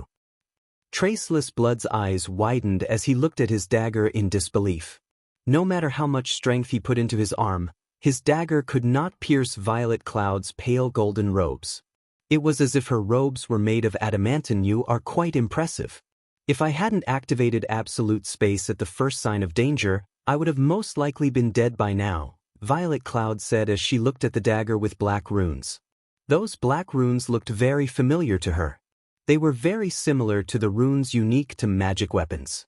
If the dagger wounded her, the consequences would be unimaginable since his attack had failed. Although Traceless Blood was shocked, he immediately turned and fled. He abandoned the idea of attacking Violet Cloud as he knew that he could no longer inflict damage on the cleric. Moreover, he did not know the duration of the cleric's absolute space. While she had that protection, he was no more than a living target. His only options were to run and hide. You can't escape. Violet Cloud did not dare give Traceless Blood an opportunity to escape. Absolute space had a relatively long cooldown. If she allowed the assassin to get away, she would not be able to fend him off should he come back to attack her again. Waving her finger, she used the Tier 1 skill, Star's Guidance. Immediately, a powerful gravitational force pulled at Traceless Blood, dragging him back towards Violet Cloud. What kind of skill is this? This was the first time Traceless Blood had seen such an unconventional skill. He felt like small threads had wrapped around him, zealously pulling him towards his enemy. As a last resort, Traceless Blood used his control removal skill, removing the effects of Star's Guidance Sacred Seal. Seeing that her attack had failed, Violet Cloud used Sacred Seal, a marking skill of clerics. Suddenly, a sacred light appeared on Traceless Blood's forehead, preventing him from entering stealth. Damn it. She knows a skill like this as well? Traceless Blood began to panic. Not being able to enter stealth was extremely disadvantageous for him. With this, he would not be able to sneak up on Violet Cloud later in the battle. Shortly after Traceless Blood began to flee, a black figure dashed towards him. Don't even think of escaping. Shadow Sword lifted Tempest's Breath and used Charge at the assassin. Since Traceless Blood had already used his control removal skill, he had no choice but to use Wind Steps, utilizing the 1 second of invulnerability the skill provided to block Shadow Sword's charge. Turning around, Traceless Blood then flipped his dagger into a reverse grip and plunged the weapon into Shadow Sword's abdomen. Kidney strike. As long as the skill forced the berserker into a fainted state for 2 or 3 seconds, it would be enough for him to get away. Realizing that he could not block the incoming attack in time, Shadow Sword activated Whirlwind Slash, swinging Tempest's Breath at Traceless Blood. Shadow Sword fully intended to trade hit for hit. Seeing this, Traceless Blood had no choice but to halt his attack and retreat immediately, evading Shadow Sword's Whirlwind Slash. He was merely an assassin. How could his normal attacks deal more damage than a berserker? Moreover, he wore leather armor, whereas berserkers wore plate armor. Even if his weapon were a magic weapon, a head-on clash could end with mutual destruction. Moreover, he currently occupied the rear line of the enemy's formation. There were no healers to recover his HP. However, Shadow Sword was different. He had the assistance of a healer like Violet Cloud. The berserker had no fear of a battle of attrition. Hence, when Shadow Sword attacked, there was no fear in his eyes at all. After evading Shadow Sword's attack, Traceless Blood immediately turned and fled, having no desire to continue his clash with the berserker. His opponents included an expert cleric and an expert berserker. He had very little confidence in defeating either one in a frontal assault, to begin with, not to mention fighting both simultaneously. However, Shadow Sword had no intentions of letting the assassin get away so easily. Immediately, he followed his failed attack with Break and Thunderclap. When the movement speed reduction effects of both skills were compounded, Traceless Blood lost any hope of escaping the berserker. Traceless Blood had no choice but to enter a melee with Shadow Sword. Peng. When the two weapons collided, dazzling sparks scattered into the surroundings. The impact forced Traceless Blood to retreat by 3 steps, a grim expression appearing on his face when he noticed his opponent still standing steadily in his original location. Why does he have so much strength? Traceless Blood acknowledged that his own strength attribute was quite high, even slightly higher than an ordinary berserker. Yet, against Shadow Sword's attack, this berserker's strength overwhelmed him. The magic weapon he wielded granted him a significant amount of strength. Even if Shadow Sword was superior in terms of strength, The Berserker's attack should not have been able to force him back by 3 steps. Even now, his hands still felt numb from the exchange. Zero Wing actually possesses so many top-tier experts. Smiling, Violet Cloud finished chanting her incantation. She then pointed her finger at Traceless Blood Tier 1 spell, Black Coffin. A pitch-black barrier suddenly wrapped around Traceless Blood. Having no other choice, Traceless Blood used Vanish. After activating Vanish, he would become invulnerable to all attacks momentarily. The skill would also place him in a forced invisibility state for 3 seconds, followed by a stealth state. Even Sacred Seal would not be effective during forced invisibility's 3 seconds, and these 3 seconds were more than enough to put a huge distance between himself and the 2 experts' Vanish. Shadow Sword had no counter for this skill either. This was the most powerful life-saving skill an assassin, one of the 12 major classes, possessed. Unless one had a silencing skill, it was extremely difficult to kill an expert assassin. 3 seconds later, Traceless Blood reappeared far from Shadow Sword. At this range, even the Berserker's charge would not reach him. Moreover, Assassin was an agility-focused class. In terms of movement speed, an Assassin was much faster than a Berserker. In addition, Traceless Blood also possessed equipment that enhanced his speed. There was no way that Shadow Sword could catch up to him at this point. This was also why Traceless Blood had been able to escape after his assassination attempt on Galaxy Past had failed. What's this? Traceless Blood suddenly noticed a black magic array beneath his feet. Although Traceless Blood struggled to get away, this black magic array was like a black hole. No matter how much he tried to struggle, he could not escape his fate of being devoured. In the next moment, the black magic array swallowed the assassin whole, his body vanishing without a trace. When Traceless Blood saw light again, he was shocked. How is this possible?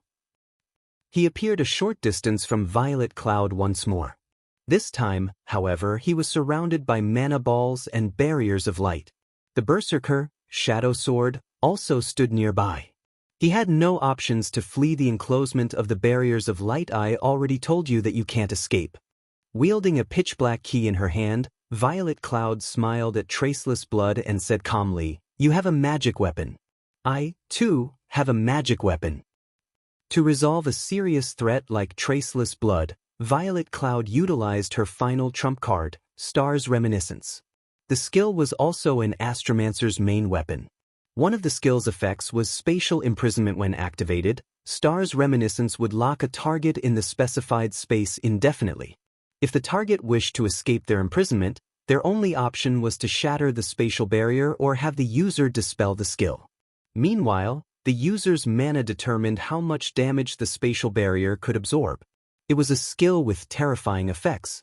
However, the skill also had a very long cooldown of 2 hours. I am actually going to die like this. Traceless Blood could not help but smile bitterly as he watched the mana balls that covered the sky and the Berserker that eyed him like a fierce tiger. Chapter 694, Zero Wing Strength. Stoneclaw Mountains, Outer Region.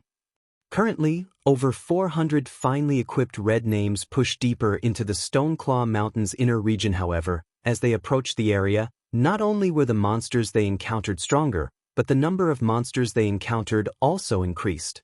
Moreover, the more players there were on the team, the easier it was for monsters to discover them. As a result, battles occurred quite frequently. Initially, the group only encountered 200 to 300 level 35 elite half-orcs and a few special elite and chieftain half-orcs. Now, however, the group frequently encountered groups of 400 to 500 level 38 elite half-orcs led by level 39 half-orc lords. The battles were twice as difficult now. Our luck is terrible. These half-orcs respawn so quickly. If we had known that their respawn rates were so fast, we would not have wasted so much time on recruiting more members and let Traceless Blood get ahead of us. Many team members envied Traceless Blood's team to have better chances of defeating Zero Wing's main force. They had spent a lot of time trying to recruit more members. Yet now they had to deal with all of these half-orcs. It would still be some time before they would catch up with Zero Wing's main force. I heard that the battle has started already. I wonder if we can make it in time? We'd be more effective if we arrived late. After all, this is Zero Wing's main force we are talking about. If traceless blood cannot wipe them out completely, we can pick up the scraps. Hey, that's traceless blood you're talking about. With him on the offensive, do you really think many will get away? I guess that's true. Let's hurry. Otherwise, this trip will have been pointless. Realizing this, the team began to fight with more fervor in God's domain. Dark players and light players rarely interacted as both sides looked down on each other. To dark players, light players were merely a group of players with little to no combat capabilities. They were only good at grinding dungeons. How could such players compare to their intense lifestyles of blood and blades? Hence, no matter how famous and powerful a guild expert was, in the eyes of red names, these experts were insignificant existences. Red names thought nothing of light guilds. There's a large group of players heading our way. A ranger suddenly reported it can't be Zero Wing's main force, right? I didn't think that they would give up so quickly. It seems that Zero Wing only amounts to so much. Those rumors about how powerful the guild is are all just a bunch of lies. Many red names began to ridicule and mock the guild. All right, enough. Get ready. Do not let a single player from Zero Wing escape. They were quickly approaching the Stoneclaw Mountains inner region. Aside from Zero Wing and the ambushing red names, this area was empty of players. Since these players approached them from the inner region, they were, without a doubt, members of Zero Wing. Immediately, the 400-plus red names spread out and waited for Zero Wing to stumble right into their encirclement. Seconds ticked by. Very quickly, several dozen players emerged from the forest, each and every one of them looking miserable. These players panted heavily as they emerged. It was obvious that they had exhausted their stamina from running across a long distance. Just as the red names, who lay in wait, were about to rush forward and surround these exhausted players, they suddenly realized that something was amiss. Isn't that Berserker 3 Knives, the person ranking 91st on the red list? Aren't they members of Traceless Blood's team? Why do they look so miserable? A series of questions popped up in everyone's minds. However, they soon found their answers. Suddenly, dozens of arrows and spells burst from the forest. In the blink of an eye, several of the escaping red names fell to the ground and dropped several pieces of their equipment. Meanwhile, 3 Knives, who ran at the forefront of the team, desperately blocked and dodged the incoming attacks. However, 2 arrows still found him, his HP instantly falling by nearly 3,000. You think you can get away with provoking Zero Wing? Minor Wind, who appeared at the tree line, coldly demanded as he glared at 3 Knives. Behind him, more of Zero Wing's members followed. Since I can't escape, I'll take you to the grave with me. 3 Knives, who was exhausted from running, stopped as he resolved to fight to the death. The fight with Zero Wing's main force had been one-sided punishment. Even their strongest combatant, Traceless Blood, had been easily defeated, not to mention the rest of their team. Less than 5 minutes since their battle with Zero Wing began, they had lost over half their numbers. On the other hand, Zero Wing had not suffered a single death. It was simply inconceivable at that point. Each side's strength had been obvious. They were on completely different levels, following which, he had issued a command to retreat immediately. When they started retreating, they still had more than 100 players. Now, however, only a dozen or so were alive. Minor Wind had claimed the majority of their members' lives himself. Not only were the Ranger's arrows extremely fast, but he also had ranged AoEs at his disposal. Even 3 Knives, who ranked 91st on Starmoon Kingdom's red list, could not defend against all of Minor Wind's attacks, much less the members of his team. Mutual destruction? Minor Wind could not help but laugh. Unfortunately, you are not capable of such a thing. Although 3 Knives was strong, superior to even a few members of Zero Wing's main force, the Berserker's skill completion rates were not high. After taking into account the difference in their equipment, 3 Knives would rank roughly around 56th in Zero Wing's main force. Of course, this was not taking the power of darkness into consideration. As Minor Wind said so, he knocked his longbow and shot dozens of arrows in quick succession at the remaining red names. Although 3 Knives and the other red names tried to approach Minor Wind, over 40 yards stretched them and the Ranger. There was not enough time for them to reach the Ranger. Moreover, of the dozen or so remaining red names, not a single one was a ranged class. Hence, The group had no choice but to weather the rain of arrows as they advanced. However, the Tier 1 weapon, Windchaser, was no trivial item. With it, Minor Wind could deal over -1,500 damage with his normal attacks alone.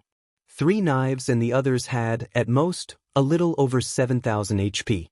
A few arrows were enough to finish them off. In addition, Minor Wind's arrows would occasionally trigger the quadruple stars effect. Before the dozen or so red names crossed 10 yards, only 3 knives remained alive. Though the Berserker only had a thread of HP left, the red names lying in ambush were all shocked. With just his bow, Minor Wind single-handedly defeated over a dozen red names before they came anywhere close to him. Even 3 knives was on his last breath. None of the red names lying in wait could believe their eyes. Am I dreaming? Why is that ranger so powerful? Suddenly, everyone realized that their fellow red names who had gone ahead to ambush Zero Wing were all dead. Moreover, the only survivor had no more than a thread of HP remaining. The gap between the light players in their imaginations and the members of Zero Wing's main force was massive. Oh? You called for reinforcements? Minor Wind shifted his gaze towards the red names hiding in the bushes. With eagle eyes, he noticed more than 400 players. Grinning, he said, "Since Big Sis Fire and the others are not around, let's use you guys to test out my true strength." When the red names heard Minor Wind's words, a sense of doom seeped into their hearts. Minor Wind's attack power was simply too high. Moreover, none of them were confident in escaping his rain of arrows unscathed. 3 knives was the best evidence for the assumption. Suddenly, the leading black-robed elementalist jumped up from his hiding spot and shouted, "W8!" Chapter 695, Flower of 7 Sins. The black-robed elementalist was level 33. On Star Moon Kingdom's ranking list, he would rank within the top 20. The majority of his equipment consisted of level 30 fine gold rank, while the rest was dark gold rank. Particularly his staff, which sported a spiral of flame-red runes, was no ordinary dark gold staff. Sunlight Dust. 3 Knives was shocked when he saw the black-robed elementalist reveal himself. "What are you doing here?"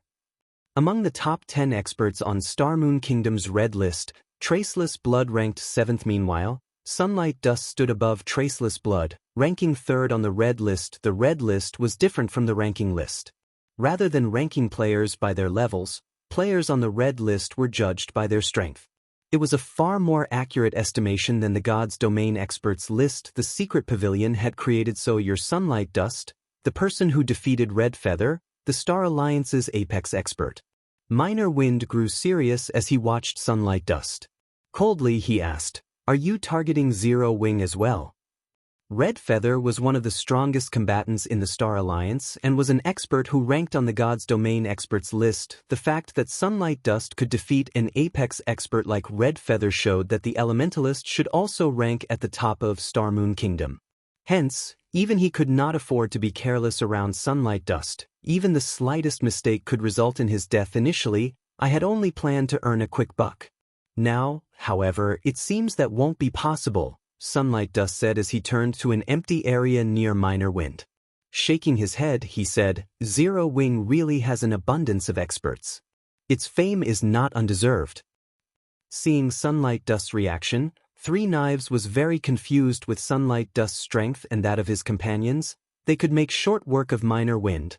Yet the expert elementalist chose to surrender. Figure suddenly appeared beside Minor Wind. This figure was none other than Flying Shadow, who had been in stealth all this time. I'm impressed. "He actually sensed me from so far away," Flying Shadow muttered in surprise. With his standards, aside from their guild leader, Black Flame, only Fire Dance and Violet Cloud could detect him from such a long distance. One could just imagine how powerful Sunlight Dust was. "You can't expect this matter to end just because you revealed yourself, right?" Flying Shadow growled as he stared at Sunlight Dust. Sunlight Dust and his companions had aimed for Zero Wing from the very beginning. And yet, the instant the situation turned sour, they wanted to just up and leave. "It was nothing more than disrespectful." "Of course not," Sunlight Dust said calmly. "I have very useful information for Zero Wing. Let us offer this as compensation. What do you think?" "What kind of information?" Flying Shadow asked. "Currently, only red names and small workshops are targeting Zero Wing. However, this is only the beginning.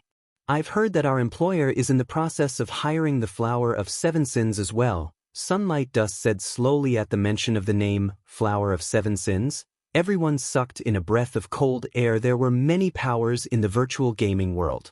There were guilds, workshops, and special organizations such as the Flower of Seven Sins. The Flower of Seven Sins was neither a workshop nor a guild. However, the organization's name shook the virtual gaming world. Their fame was so widespread was because the Flower of Seven Sins was an organization specializing in assassination work. They targeted gamers' characters, specifically as long as a virtual reality game possessed a PvP mechanism, the Flower of Seven Sins would be present. And as long as a player could afford their price, whether it was a monster-like gamer or the guild leader of a super guild, the Flower of Seven Sins could assassinate their target. Moreover, these statements were not without proof. In the past, someone had paid to have the guild leader of a super guild eliminated. In the end, the Flower of Seven Sins completed the task. Back then, the organization had greatly angered said super guild, causing said super guild to declare war against the organization. In the end, however, this super guild ceased to exist. The Flower of Seven Sins tore the guild apart thoroughly and removed its name from the virtual gaming world forever. However, the Flower of Seven Sins' asking price was extremely high. No ordinary person could afford it. Fire Dance suddenly appeared in between the two groups. In a grave tone, she asked, "Are you telling us the truth?" Fire Dance's sudden appearance surprised even Sunlight Dust, causing the elementalist to feel an immense pressure. I actually failed to detect her at such a close distance. Sunlight Dust wore a grave expression as he looked at Fire Dance. This was the first time anyone had come so close to him undetected. He possessed a special skill that granted him greater perception than ordinary players. Otherwise, he would not have so easily discovered Flying Shadow. If Fire Dance attacked him at such a close distance, he would likely die. Zero Wing really is scary. It's no wonder that person is hiring the Flower of Seven Sins. Sunlight Dust finally realized. He then turned to Fire Dance, smiling bitterly as he responded, "I guarantee that this information is true. However, as to what that person has requested the Flower of Seven Sins to do, even I have no clue. You may leave." Fire Dance dismissed them with a wave of her hand. Whether Sunlight Dust was lying to her or not, she doubted his words. Experts had their own pride to protect. It was especially true for an apex expert like Sunlight Dust, following which, Sunlight Dust led his team away. As for Three Knives, he was not allowed to leave with his life. Flying Shadow immediately ended the Berserker's life as negotiations ended. As for Sunlight Dust, he did not particularly mind. Although he and Three Knives were both red names, they were not companions, and he had no obligation to rescue Three Knives. Big Cisfire, what are we going to do now? Flying Shadow asked worriedly as he sheathed his daggers. Every player's heart was familiar with the terror of the Flower of Seven Sins. Until today, they had never once failed a job. Even super guilds did not dare to provoke the Flower of Seven Sins. Such an organization targeted Zero Wing. Even with Zero Wing's current strength, Flying Shadow doubted that they could fend off the Flower of Seven Sins. This matter is of utmost importance. Let's discuss it with Aqua and guild leader first. Fire Dance had no idea of what to do now. The Flower of Seven Sins' reputation was simply too immense. Anyone who had touched a virtual reality game knew about the organization. The Flower of Seven Sins was a transcendental existence among gamers. If the Flower of Seven Sins truly intended to annihilate Zero Wing, then this would be the greatest danger their guild had ever faced. The top of the world, Mount Sogar. With the aid of 2 Tier 3 demons, Feng finally managed to locate a pair of massive locked doors near the top of Mount Sogar. Engraved runes decorated the stone doors and black chains bound them, each chain giving off a faint pressure. This pressure was familiar to Feng divine might. Although the divine might the chains exuded was faint, no one who had encountered divine might would forget the sensation. Feng had already reached level 34. His level was high enough for him to rank within the top 3 of Starmoon Kingdom's ranking list. On Mount Sogar, however, he was an insignificant existence. If he had not possessed 2 Tier 3 demons, he would not have made it up to this point. Feng had encountered multiple level 50 lords on his way up the mountain. With his strength alone, unless he activated the aura of Space's space movement, he would not have survived. Meanwhile, a gigantic beast stood guard beside the massive pair of stone doors. This quest is absurdly difficult on so many levels. Feng inwardly laughed bitterly as he watched the gigantic beast. 9-headed magic snake, ferocious beast, Great Lord. Level 55. HP 90, 000/90, 000/000. Chapter 696, Ferocious Beast. Ferocious beasts were different from general wild and demonic beasts. They belonged to the ancient era. During ancient times, ferocious beasts were monsters that fought even gods. Some ferocious beasts had even managed to kill gods. Ferocious beasts were on the same level as angels and dragons, possessing the strength to challenge opponents of a higher tier. In the past, Feng had watched large guilds raid ferocious beasts, and he could describe those battles with a single word: intense. Once, an army of 10,000 elite players and several hundred first-rate and top-tier experts had attempted to raid a ferocious beast. The players had all been above level 100, whereas the ferocious beast had only been level 90. Some of those players had even been tier 3 classes. In the end, although the players defeated the ferocious beast, over 95% of the elites and half of the experts had died. There was a massive difference in strength between players at level 90 and players at level 100. It was like the difference between level 40 and level 50. Equipment's attributes would undergo a massive improvement at the level 100 threshold. Monsters received a similar boost, yet, even with such a huge difference, the players who faced off against the ferocious beast still suffered devastating losses. Although the 9-headed magic snake was only a great lord, unlike the level 90 ferocious beast that had been a level 90 grand lord, it was still a much higher level than Feng. At the very minimum, it would take a party of level 60 players to take down a level 55 Great Lord ranked ferocious beast. In Feng's opinion, if he wanted to kill this ferocious beast, he needed at least 500 level 60 and above tier 2 players. Moreover, they would need excellent equipment. Particularly, their weapons should be at least dark gold rank. Facing the 9-headed magic snake with any less would be suicide. Unlike other monsters, ferocious beasts did not just possess immense combat power. They also possessed the life force passed down from ancient times. In combat, ordinary monsters' battle recovery would only regenerate 1% of their HPs every 5 seconds. Ferocious beasts' battle recovery, on the other hand, regenerated 3% of their HPs every 5 seconds. A ferocious beast's HP already ranked at the very top among monsters. They were practically bug-like existences. The 9-headed magic snake had 90 million HP. In battle, it could recover 2,700,000 HP every 5 seconds. Even if Feng multiplied his damage output by 10, and the Great Lord stood motionless, he could not kill it with such a powerful monster guarding the doors. It had been made clear that underestimating this quest's difficulty would be a mistake. Even an epic quest wasn't this absurdly difficult. Fortunately, it doesn't seem like I'm required to kill the 9-headed magic snake to pass through those doors. Feng breathed a sigh of relief as he shifted his gaze towards a small circular indentation in the stone doors.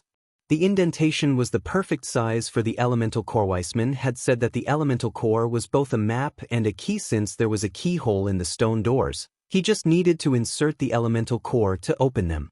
Moreover, with the 9-headed magic snake's massive body, it would not be able to cross the threshold.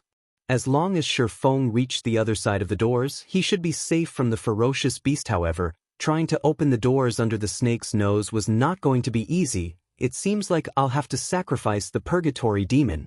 Feng noticed that the purgatory demon's time in this world was already nearing its end. Since it was going to disappear soon anyway, he might as well put it to good use. The purgatory demon had 13 million HP. It should buy him some time. Immediately, Feng used Phantom Kill and sent his doppelganger away. With this, should his life be in danger, he could escape. As the doppelganger distanced itself from Feng's group, the swordsman directed the purgatory demon to charge towards the 9-headed magic snake. Next to the 9-headed magic snake, which was over 30 meters tall, the purgatory demon looked like an insect. One bite from one of the Great Lord would be enough to devour several purgatory demons. When the purgatory demon was 30 yards away from the 9-headed magic snake, The latter yawned lazily as it whipped its tail forward. Suddenly, the hill-like snake tail appeared before the purgatory demon. Before Feng could react, the snake sent his purgatory demon hurtling into a nearby stone wall. When the purgatory demon slammed into the wall, a damage that the demon had never experienced before appeared above its head. 267, 849. Feng's mouth twitched when he saw those numbers. This damage far surpassed his expectations. With a casual strike, the nine-headed magic snake dealt nearly -270,000 damage. Despite both creatures being tier 3, the difference in strength was like heaven and earth. Since I can't approach it, what about this? Feng did not dare direct the purgatory demon to approach the ferocious beast again. Instead, he used the tier 3 skill, Garuda's Flames. Suddenly, a sea of fire rushed towards the nine-headed magic snake. This time, the ferocious beast finally woke. Suddenly, one of its snakeheads opened its mouth and inhaled. The beast sucked the flaming tide into its mouth, devouring the fire in the blink of an eye. Even Feng was stunned. This was his first battle against a ferocious beast. Although he had known that the purgatory demon was no match for the nine-headed magic snake, he had not expected the ferocious beast to fend off the purgatory demon's attack with little to no effort.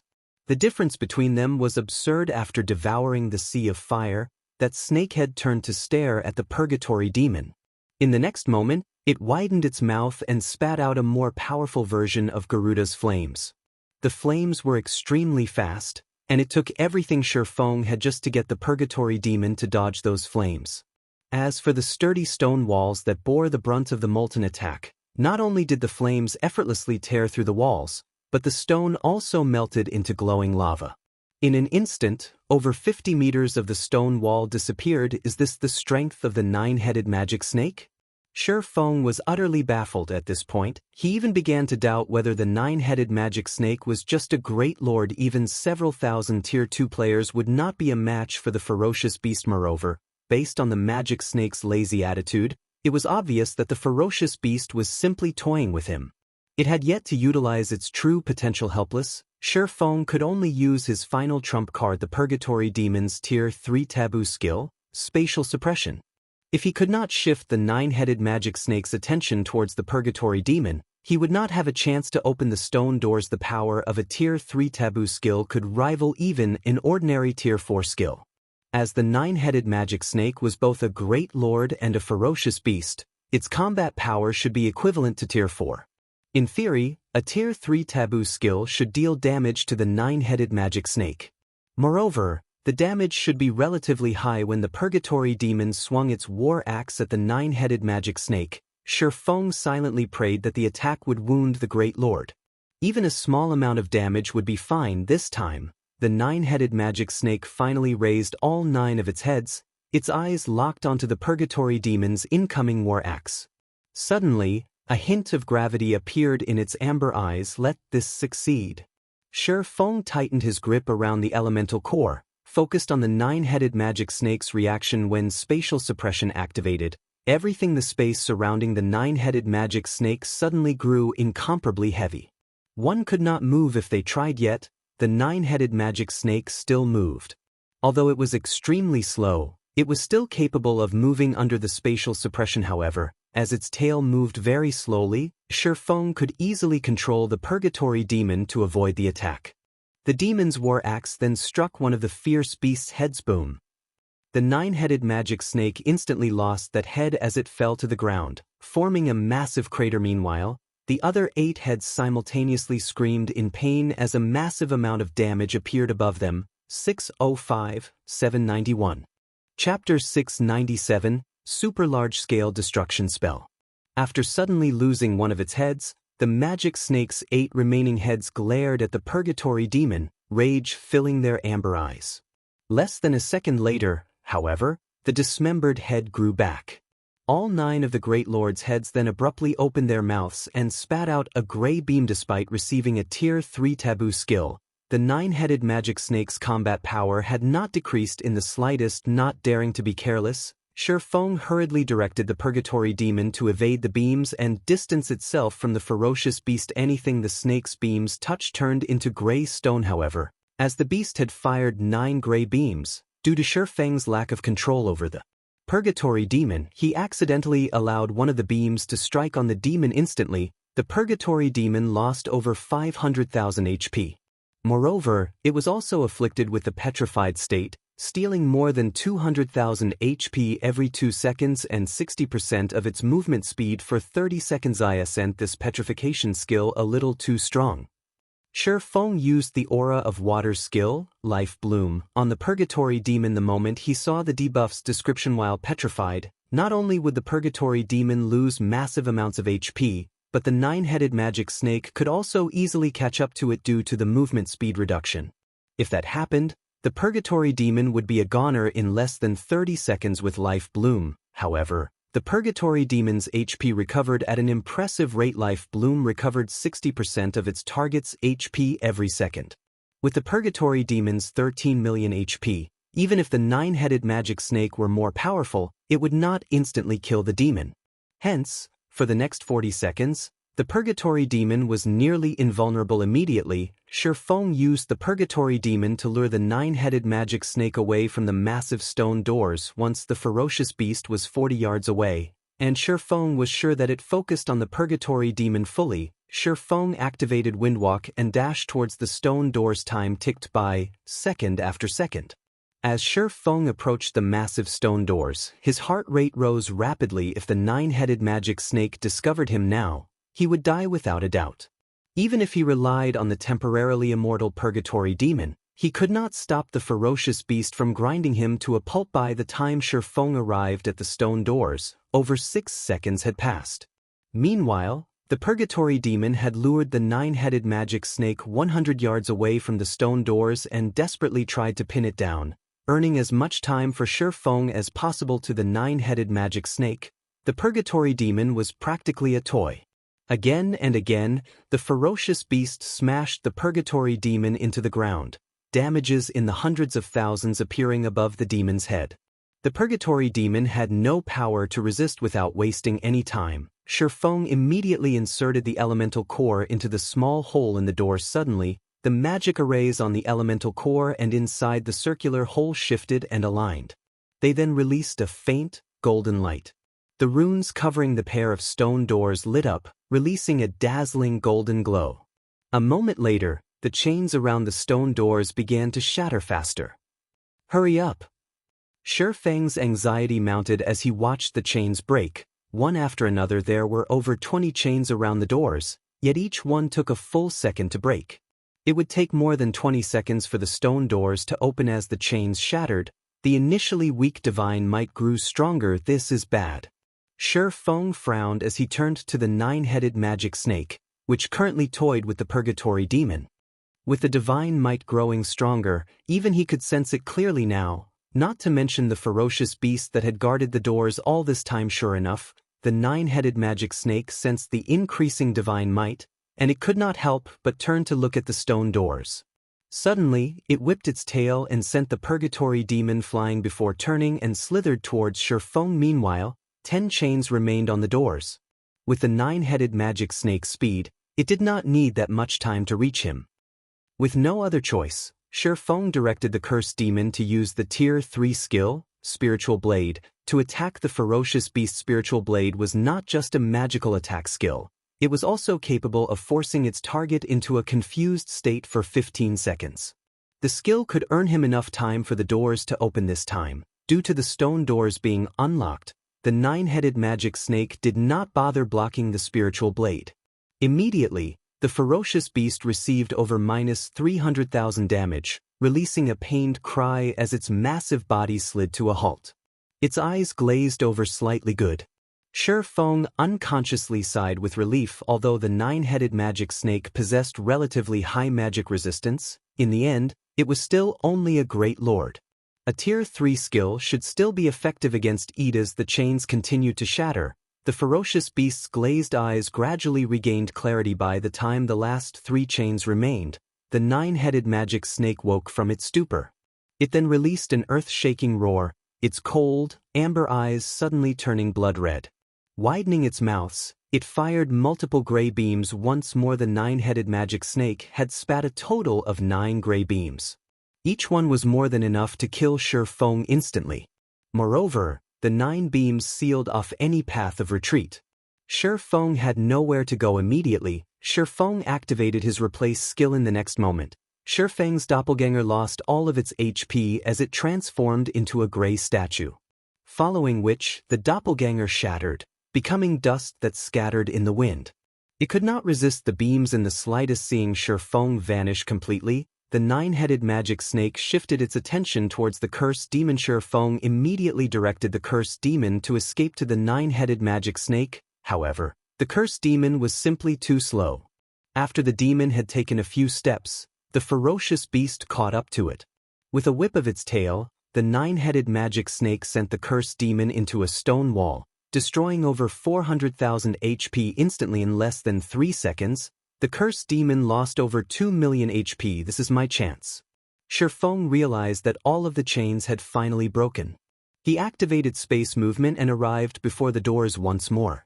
Stretching out his hand, he twisted the elemental core. As the elemental core produced a click sound, the massive stone doors gradually opened. Turning to take a look, the 9-headed magic snake froze. It had never imagined that Feng would appear again.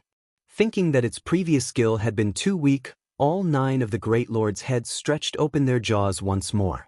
This time, however, the heads did not spit gray beams. Suddenly, a massive 3-fold magic array appeared above the stone doors. The sky suddenly darkened as black winds moaned. The massive magic array covered a radius of 300 yards, and even the distant purgatory demon and cursed demon were within the ferocious beast's attack range. Feng's excited expression dropped. Feng had seen this spell before. The Tier 3 curse, Dark Gale. The curse was a super large-scale destruction spell that lasted 10 full seconds. At this moment, Feng had no defense against this spell. The 7 Luminaries ring was still on cooldown, so he could not switch to the Aura of Earth or the Aura of Illusion. As for Defensive Blade, the skill's block counts were not enough to block the Dark Gale completely. As the Black Gale tore at him, Feng said his prayers as he activated Defensive Blade. The wind devoured all life it touched. In the blink of an eye, the Defensive Blade's 9 block counts had been exhausted. Dark Gale had caused 9 instances of damage in just 1 second. Even with his Tier 1 Defensive Blade, Feng would not last 2 seconds. Meanwhile, the Purgatory Demon and Cursed Demon each lost nearly 500,000 HP every second. The 9-headed magic snake's damage was terrifying. What a pity. As the black wind surrounded him, Feng felt somewhat disappointed. He was a thread away from opening and entering the stone doors. He had never imagined that the 9-headed magic snake would be so vicious to use a Tier 3 curse. Moreover, it was a super large-scale destruction spell.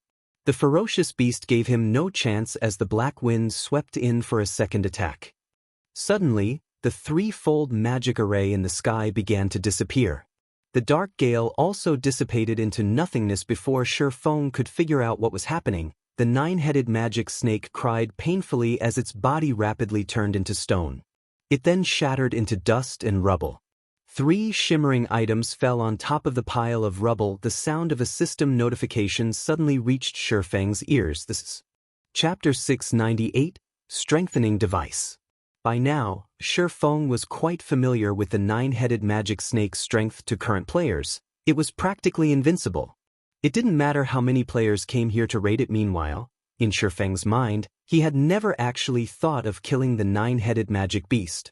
Since the beginning, he had only thought of luring it away from the stone doors. He had never expected the Great Lord to die. For a time, Feng was speechless. However, when he heard the sound of the system notification, he more or less understood what had happened. System, Blood Refining Passage has been opened. Do you wish to enter? Time remaining, 1 hour 59 minutes. So it turns out that, as this place's guardian beast, if the stone doors open, the guardian dies. It's no wonder why the 9-headed magic snake was so desperate. Feng inwardly celebrated as he stared at the rubble that used to be the 9-headed magic snake. Unfortunately, he had not killed the snake. Otherwise, with the EXP from the ferocious beast, he might have risen several levels. With the stone doors open and quite some time before they closed again, Feng did not hurry into the blood refining passage. Instead, he approached the nine-headed magic snake's remains, hoping to take a closer look at what items the ferocious beast had dropped. Although he was not responsible for the nine-headed magic snake's death, as a monster, it would still drop some items after dying. Only, it would drop significantly fewer items. The nine-headed magic snake had been a great lord-ranked ferocious beast. Even the most inferior item it would drop was not something one would find from an ordinary great lord. Among the three items, one was a magical, pure black cube covered with blood-red runes. The item was called Blood Refining Stone, and it could be used inside the blood refining world. As for the other two items, one was a silver, Feng-like dagger, while the other was a drawing. Sure enough, a ferocious beast's loot is amazing. It even dropped an epic dagger. Feng was momentarily stunned. Petrified Thorn, dagger, epic rank. Level 40, level 100. Equipment requirement, Strength 550, Agility 400. Attributes adjust according to user's level. Attack power plus 1165, currently level 40. Strength plus 92, Agility plus 101, Endurance plus 60. Strength increased by 10%, Agility increased by 10%. Attack speed plus 12. Evasion plus 20. All skills plus 2 levels. Ignore levels plus 20. Ignore 20% of the target's defense damage from sneak attacks. Increased by 20%. Level requirement to equip all items decreased by 5 levels. Durability 300/300. Attacks have 30% chance to inflict petrified effect, reducing target's weapon damage by 10% each second, and movement speed by 60% for 6 seconds. 30% chance to trigger fatal blow effect, increasing damage by 220%. Additional skill 1 dash. Devour magic, absorbs magic damage equal to 300% of user's maximum HP for 15 seconds. Damage absorbed can be converted into a single attack, dealing twice the amount of damage absorbed to an area of 5 by 50 yards in front of user. Cooldown 10 minutes. Additional skill 2 dash. Petrification domain. Enemies within 50 yards receive 500% weapon damage and have their movement speed reduced by 50% for 10 seconds. Increases the user's agility, strength, and movement speed with each target hit. Agility and strength can increase to a maximum of 30%, while movement speed can increase to a maximum of 100% for 30 seconds. Cooldown 1 hour. Fire Dance really lucked out this time. She'll be able to equip this once she reaches level 40. Only, the dagger's strength requirement is somewhat high. I'll have to figure out a way to increase her strength. Feng happily stored away the petrified thorn. Although the true fire blades Fire Dance wielded were top-tier dark gold weapons, they were on a completely different level compared to the petrified thorn. At the end of the day, even the most powerful dark gold weapon was only a mortal's weapon. An epic weapon, on the other hand, was a true extraordinary weapon. The petrified thorn's attack power was especially frightening. The dagger's 1165 attack power was even higher than a level 40 dark gold ranked two-handed weapon. Not to mention, there were the strength and agility increases the dagger provided. If Fire Dance equipped this dagger, she could slice through players as if she were dicing vegetables, following which, Feng's gaze shifted towards the Tattered drawing strengthening device forging design. Can strengthen player equipment, significantly reducing the consumption of durability required materials. 1 magic crystal, 10 mithril or 2 intermediate mana recovery potions, and 1 basic alchemy array. Is this real? Even something like this dropped? Feng muttered in surprise. In God's domain, monsters would grow more powerful as they reached higher levels. Take the monsters players currently faced for example. Not only did they possess very high attack power, but they could also significantly reduce equipment durability. It was why the various guilds were forced to repair their equipment in Stone Forest. Town players could repair weapons with whetstones and advanced whetstones. However, there were no such recovery items for equipment. However, there were items that could reinforce equipment. The strengthening device was one such item. Only, its forging design was extremely hard to obtain. It only dropped from level 50 and above Great Lord ranked field bosses. Dungeons would not drop the design. Moreover, the strengthening device was a consumable item. It could not be permanently equipped. Fortunately, the forging process was very simple, and the item also had relatively high durability. Players could put it to good use for a relatively long period.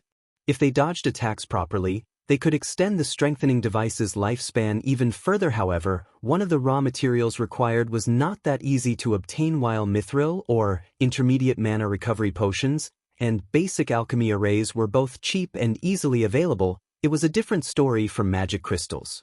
Magic crystals were always rare and valuable, hence crafting strengthening devices was expensive. Each one would cost roughly 30 silver to produce. Even so, there were still a large number of players willing to purchase it, while ordinary players were willing to waste some time traveling back to towns and cities to repair their equipment. Large guilds were not as willing.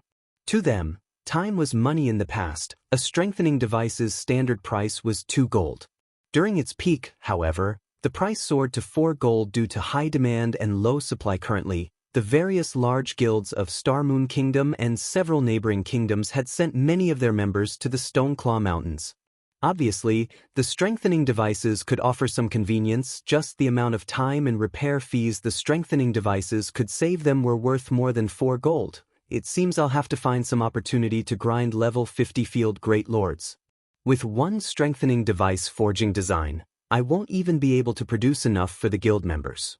Feng suddenly thought of a profitable business idea. If he waited too long, the strengthening devices would not be as profitable. Just as Feng finished organizing his items and was about to enter the blood refining passage, he suddenly discovered over 100 unread messages in his inbox. Among them, over 90% were from Aqua Rose. There were also messages from Gentle Snow and Fire Dance. They had all sent these messages around the same time. After he had reached Mount Sogar's core, he had worried that he would get himself killed while receiving a message. Hence, he had blocked all calls and messages for the time being. What happened? Why are they so anxious? Feng wondered as he opened the messages. Chapter 699, Banished. The Flower of 7 Sins. A serious expression overcame Feng when he saw this name. He had not expected that Exemplary Willow to be so vicious. It would have been fine had she just hired a bunch of red names and small workshops to harass Zero Wing. At most, it would make things a little difficult for the guild.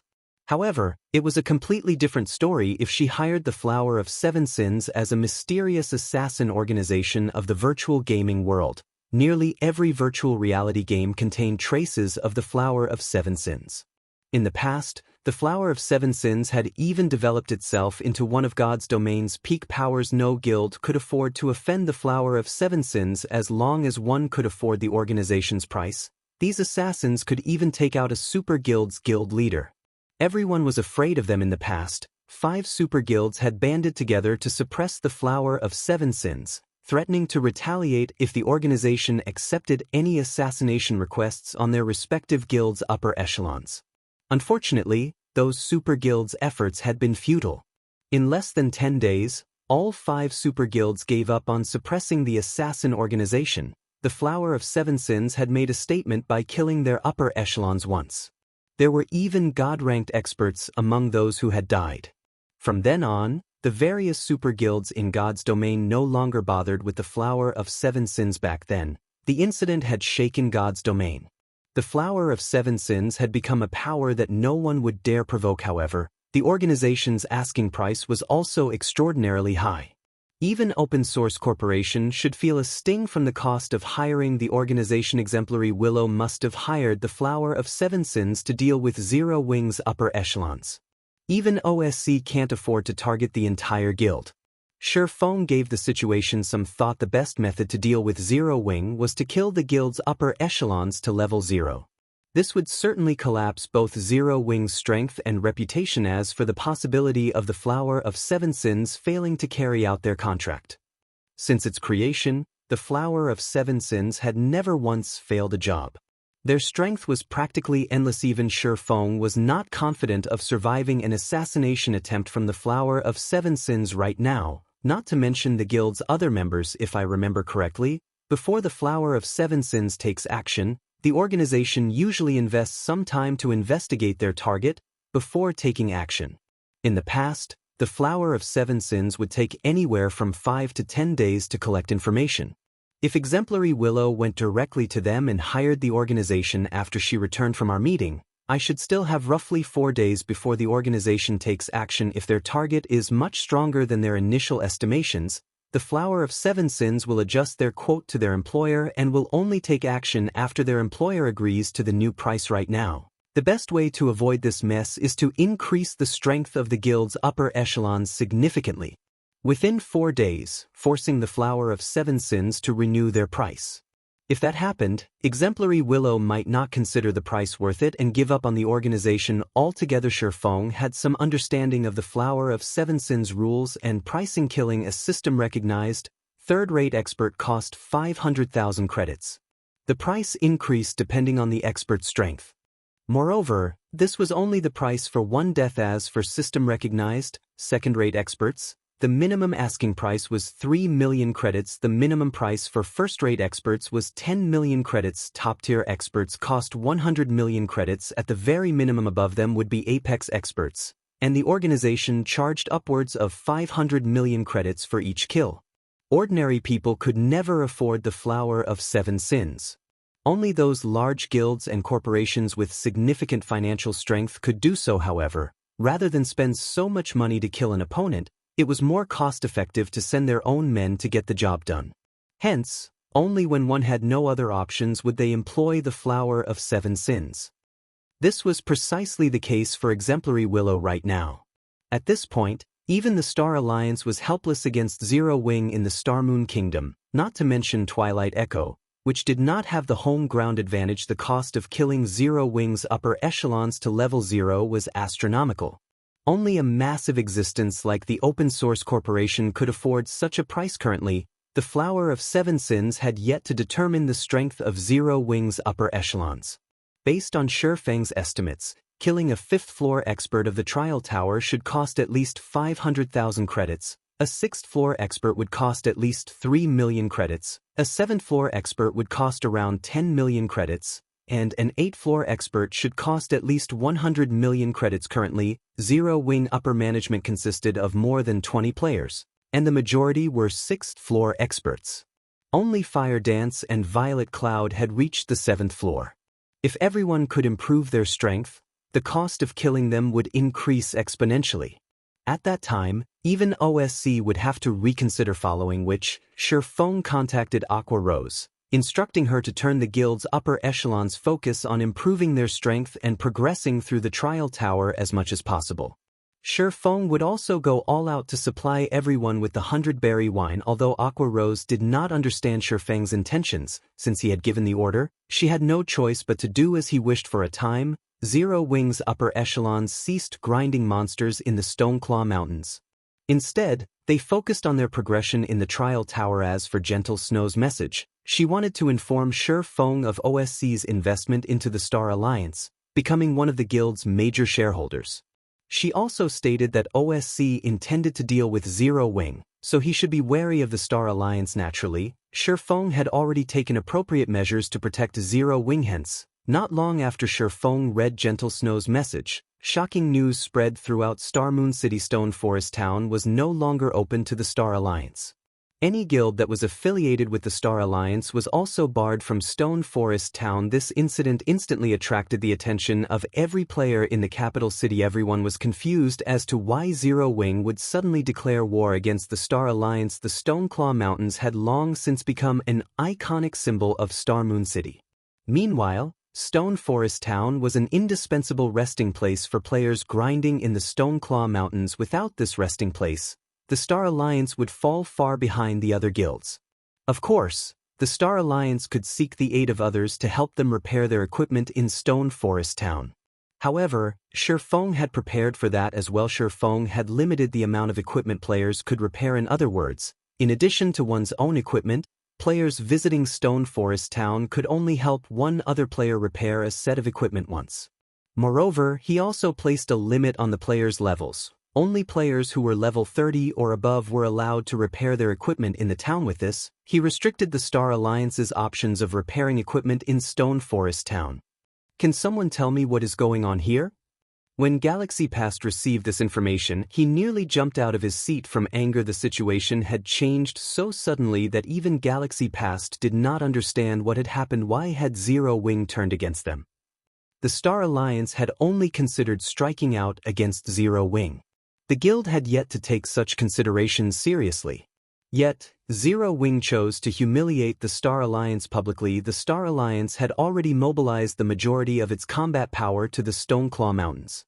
If the Star Alliance's members could not rest in Stone Forest Town, how was the guild supposed to compete with the other guilds? Silence filled conference hall. This was the first time anyone had seen Galaxy past so furious guild leader. Maybe Zero Wing made this move because they think that we are becoming too big of a threat? Purple Eye was also confused by Zero Wing's drastic actions. They had clearly minded their own business until just recently. Zero Wing must have found out about OSC's investment into the Star Alliance. Red Feather reasoned even if we have OSC's support, there is no reason for this. Zero Wing has clearly made us out to be their greatest enemy, Purple Eye said as she shook her head. Go. Contact Black Flame immediately. Galaxy Past agreed with Purple Eye's opinion. He needed to sort out this matter with Black Flame properly. Chapter 700, Improving Swordsmanship. After Feng finished dealing with Zero Wing, he entered the blood refining passage. Regarding the Flower of Seven Sins, he could only focus on growing stronger. He had already obtained an epic weapon, and he was nowhere near completing the Solomon's Treasure quest. If he completed the quest, he might be able to upgrade his equipment. If he could obtain an epic weapon for himself, his combat power would rise significantly. Is this the blood refining passage? Feng found his surroundings somewhat stifling. The blood refining passage was a long and narrow passageway. Feng could not even see the passage's end. Numerous blood-red runes had been carved into the walls on either side, radiating a faint divine might that made him very uncomfortable.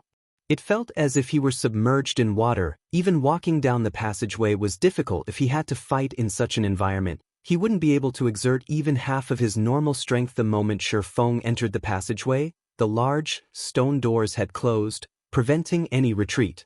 Right now, his only option to escape was to give up on the quest and use a return scroll. Since his path of retreat had been closed off, Feng could only advance down the walkway. However, before Feng had covered a distance of 100 yards, two monsters suddenly emerged from the walls on either side of the passage. These two monsters wore blood-red armor and wielded silvery white bone spears. Blood Fighter, Undead, Elite Rank. Level 50. HP 100, 000/100, 000. Undead. Feng unconsciously breathed a sigh of relief as he looked at the two 3-meter-tall blood warriors. Luckily, they're just level 50 elites. With the divine might suppression, the strength he could exert was limited. If a chieftain had appeared, he would have had no choice but to summon a Tier 3 demon. However, the magic amplification scroll had limited uses. Feng did not want to waste them. After the two blood fighters appeared, they immediately charged at Feng while thrusting their spears, each spear splitting into 3. They fought like experts who had known the same weapon for many years. All 6 spears aimed for Feng's vital points. With the two blood fighters working together, even Feng could not avoid all of their attack. Such skill. Feng was slightly surprised. The blood fighter's spearmanship was on par with experts who specialized with the spear. In a fight without skills, even elite players would stand no chance against these blood fighters. Feng retreated, dodging the oncoming attacks as much as possible. From time to time, he used his swords to block and attack. The passage was somewhat narrow, and the two blood fighters took up the entire path. He had no room to circle to their sides, he could only face them head-on. After Feng tested blood fighter skills, he took half a step back and raised the Abyssal blade, intending to use Thundering Flash to end this battle quickly. In the next moment, the Abyssal blade transformed into a streak of black light as it descended. However, the usual blue electric arcs did not appear. The two blood fighters did not receive any damage whatsoever. On the contrary, one of them thrust its spear at Feng's head fiercely. Hurriedly, Feng repelled the oncoming spear with Purgatory's shadow in his other hand, deftly evading the silver spear. I can't use skills? Feng felt his head begin to ache. Skills were a player's advantage against monsters.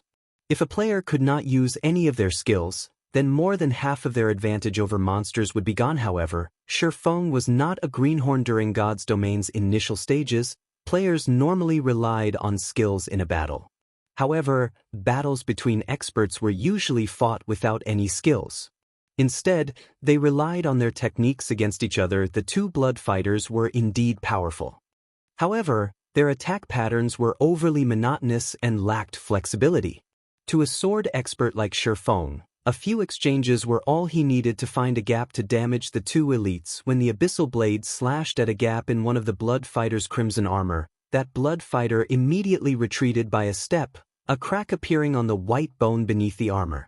A damage of minus 1,056 points then appeared above the blood fighter's head. Such a powerful defense and mana body. Feng had a very clear understanding of how high his attack power was. Not to mention, the Abyssal blade even bore a magic device that increased its destructive power drastically. Against a level 50 elite monster, he should be able to deal at least minus 1,500 damage. His strike should also affect his target's combat power to some extent, not to mention an attack that had struck a vital point yet. He had only dealt slightly over minus 1,000 damage after striking the blood fighter's bone. Moreover, only a small crack had appeared on said bone. The blood fighter's defense could already rival that of a chieftain-ranked monster. However, after repelling one blood fighter, the space available to him increased significantly. Taking advantage of this opportunity, Feng quickly dashed to the other blood fighter's side, stabbing Purgatory's shadow into the blood fighter's arm joint and forcing the elite's attack to a stop. Immediately after, the Abyssal blade struck one of the blood fighter's vital points, one hit at the joints and one hit at a vital point. Feng repeated this combination attack, preventing the blood fighter from retaliating as its HP rapidly decreased. Even though the blood fighter had 100,000 HP, the damage would slowly accumulate if Feng continued dealing minus 1,000 or so damage with his attacks in less than 5 minutes. Both blood fighters fell to the ground, becoming no more than a pile of bones and armor while dropping a piece of level 50 common equipment and a few dozen copper coins. They had also provided Feng with an ample amount of EXP. In the next moment, the red mist that the blood fighters released upon death suddenly flowed into Feng's body system. Blood Refining Stone has obtained 1 point of blood energy system. Blood Refining Stone has obtained 1 point of blood energy. This is... Feng took out the Blood Refining Stone, which he had obtained from the 9-headed magic snake. The pitch black stone gave off a faint, red glow. Its information had also changed. Blood Refining Stone can evolve into a blood refining crystal after absorbing 1,000 points of blood energy. 2/1000.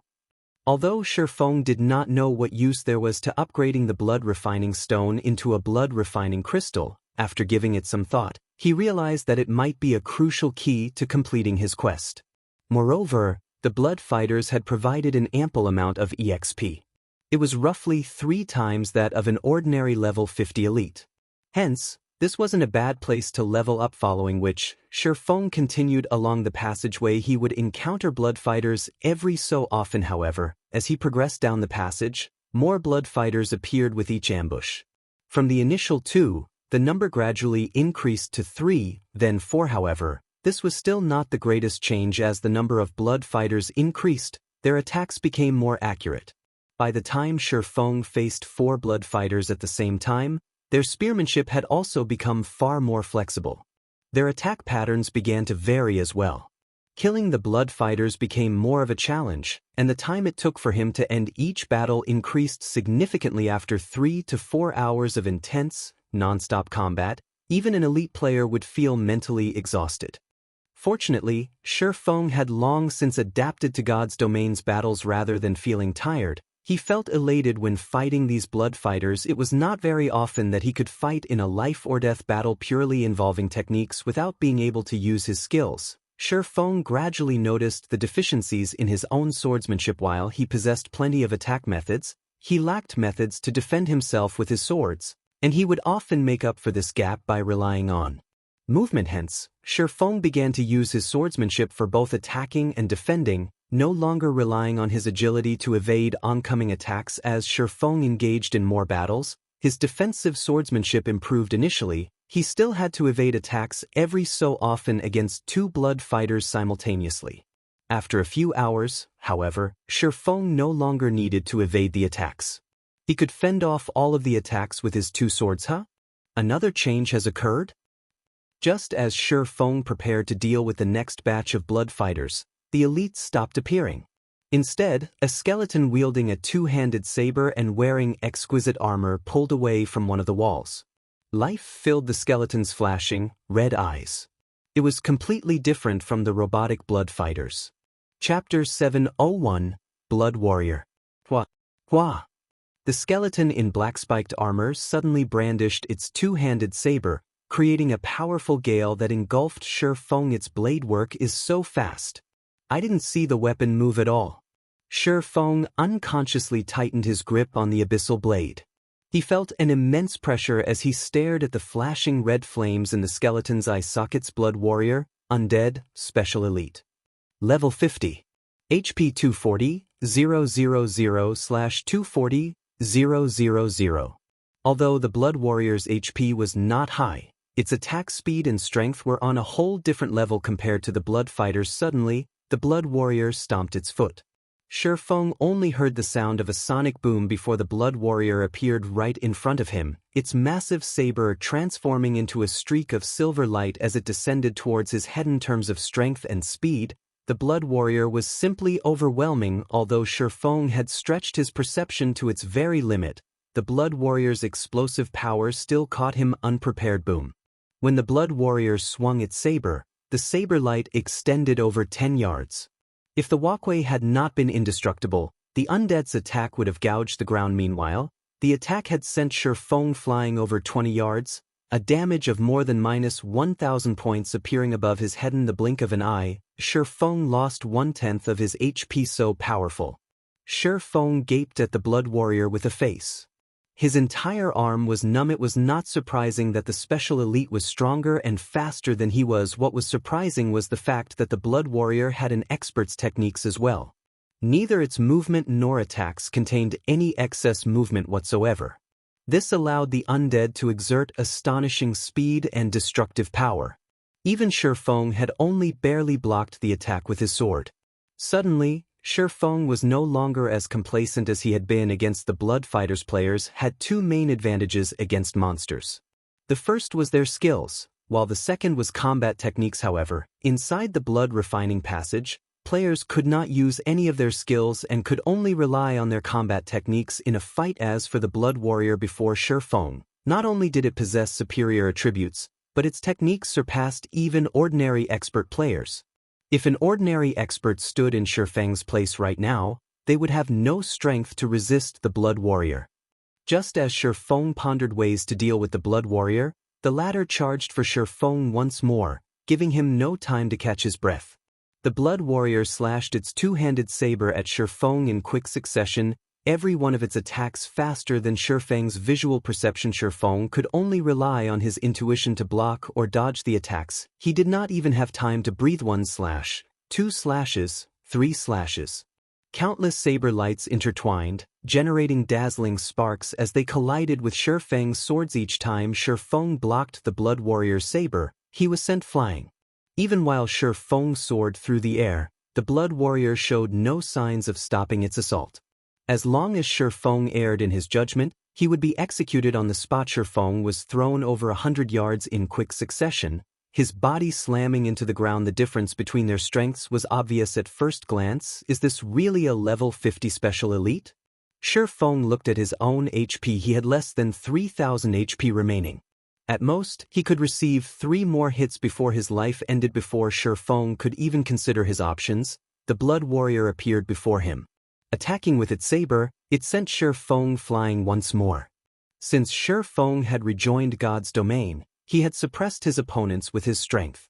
This was the first time an opponent had beaten him so badly. Regarding strength and speed in the face of absolute strength, all manner of trickery was useless at this moment.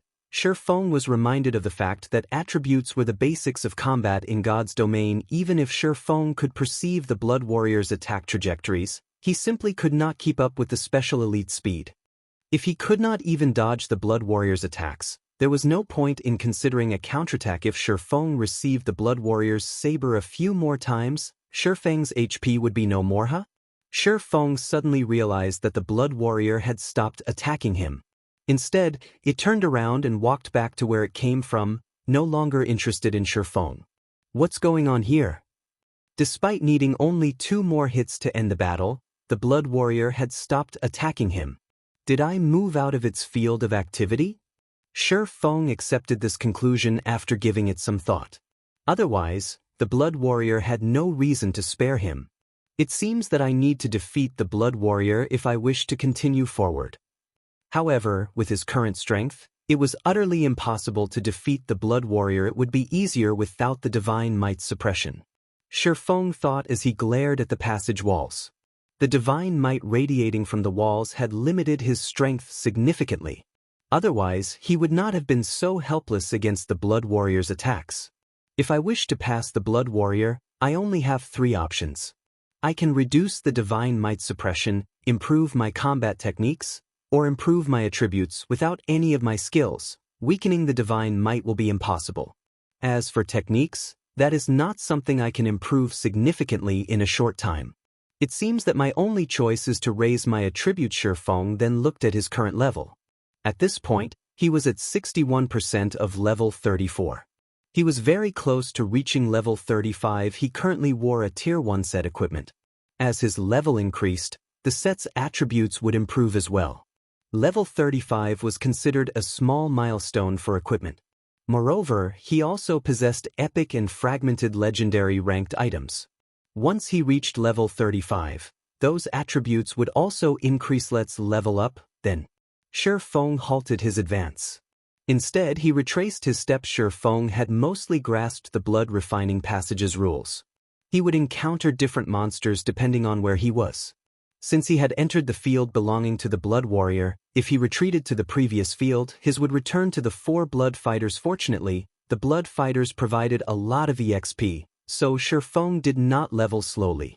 Moreover, he could also improve his techniques by facing the elite monsters in such a way. Feng began an endless journey of grinding, his level rising little by little. Starmoon City, inside a VIP room of one of Starmoon's high-class restaurants. Currently, 3 people, 2 women and 1 man, occupied the luxurious and spacious room. All 3 were at least level 32. 1 woman had already reached level 33. This woman was none other than Zero Wing's vice leader, Aqua Rose. Sitting across from Aqua Rose were the Star Alliance's guild leader, Galaxy Past, and the Star Alliance's #1 elementalist expert, Purple Eye vice leader Aqua. Let's be frank. Why did Zero Wing suddenly decide to banish the Star Alliance from Stone Forest Town? I don't recall our guild provoking your guild in any way, Galaxy Past asked quietly, trying his best to suppress the raging fire within him. The Star Alliance's progression into the Stoneclaw Mountains had slowed significantly. If this situation persisted, their previous advantages would vanish, and other guilds would overtake them. Had it not tasted the fruit known as Stone Forest Town, it would have been fine.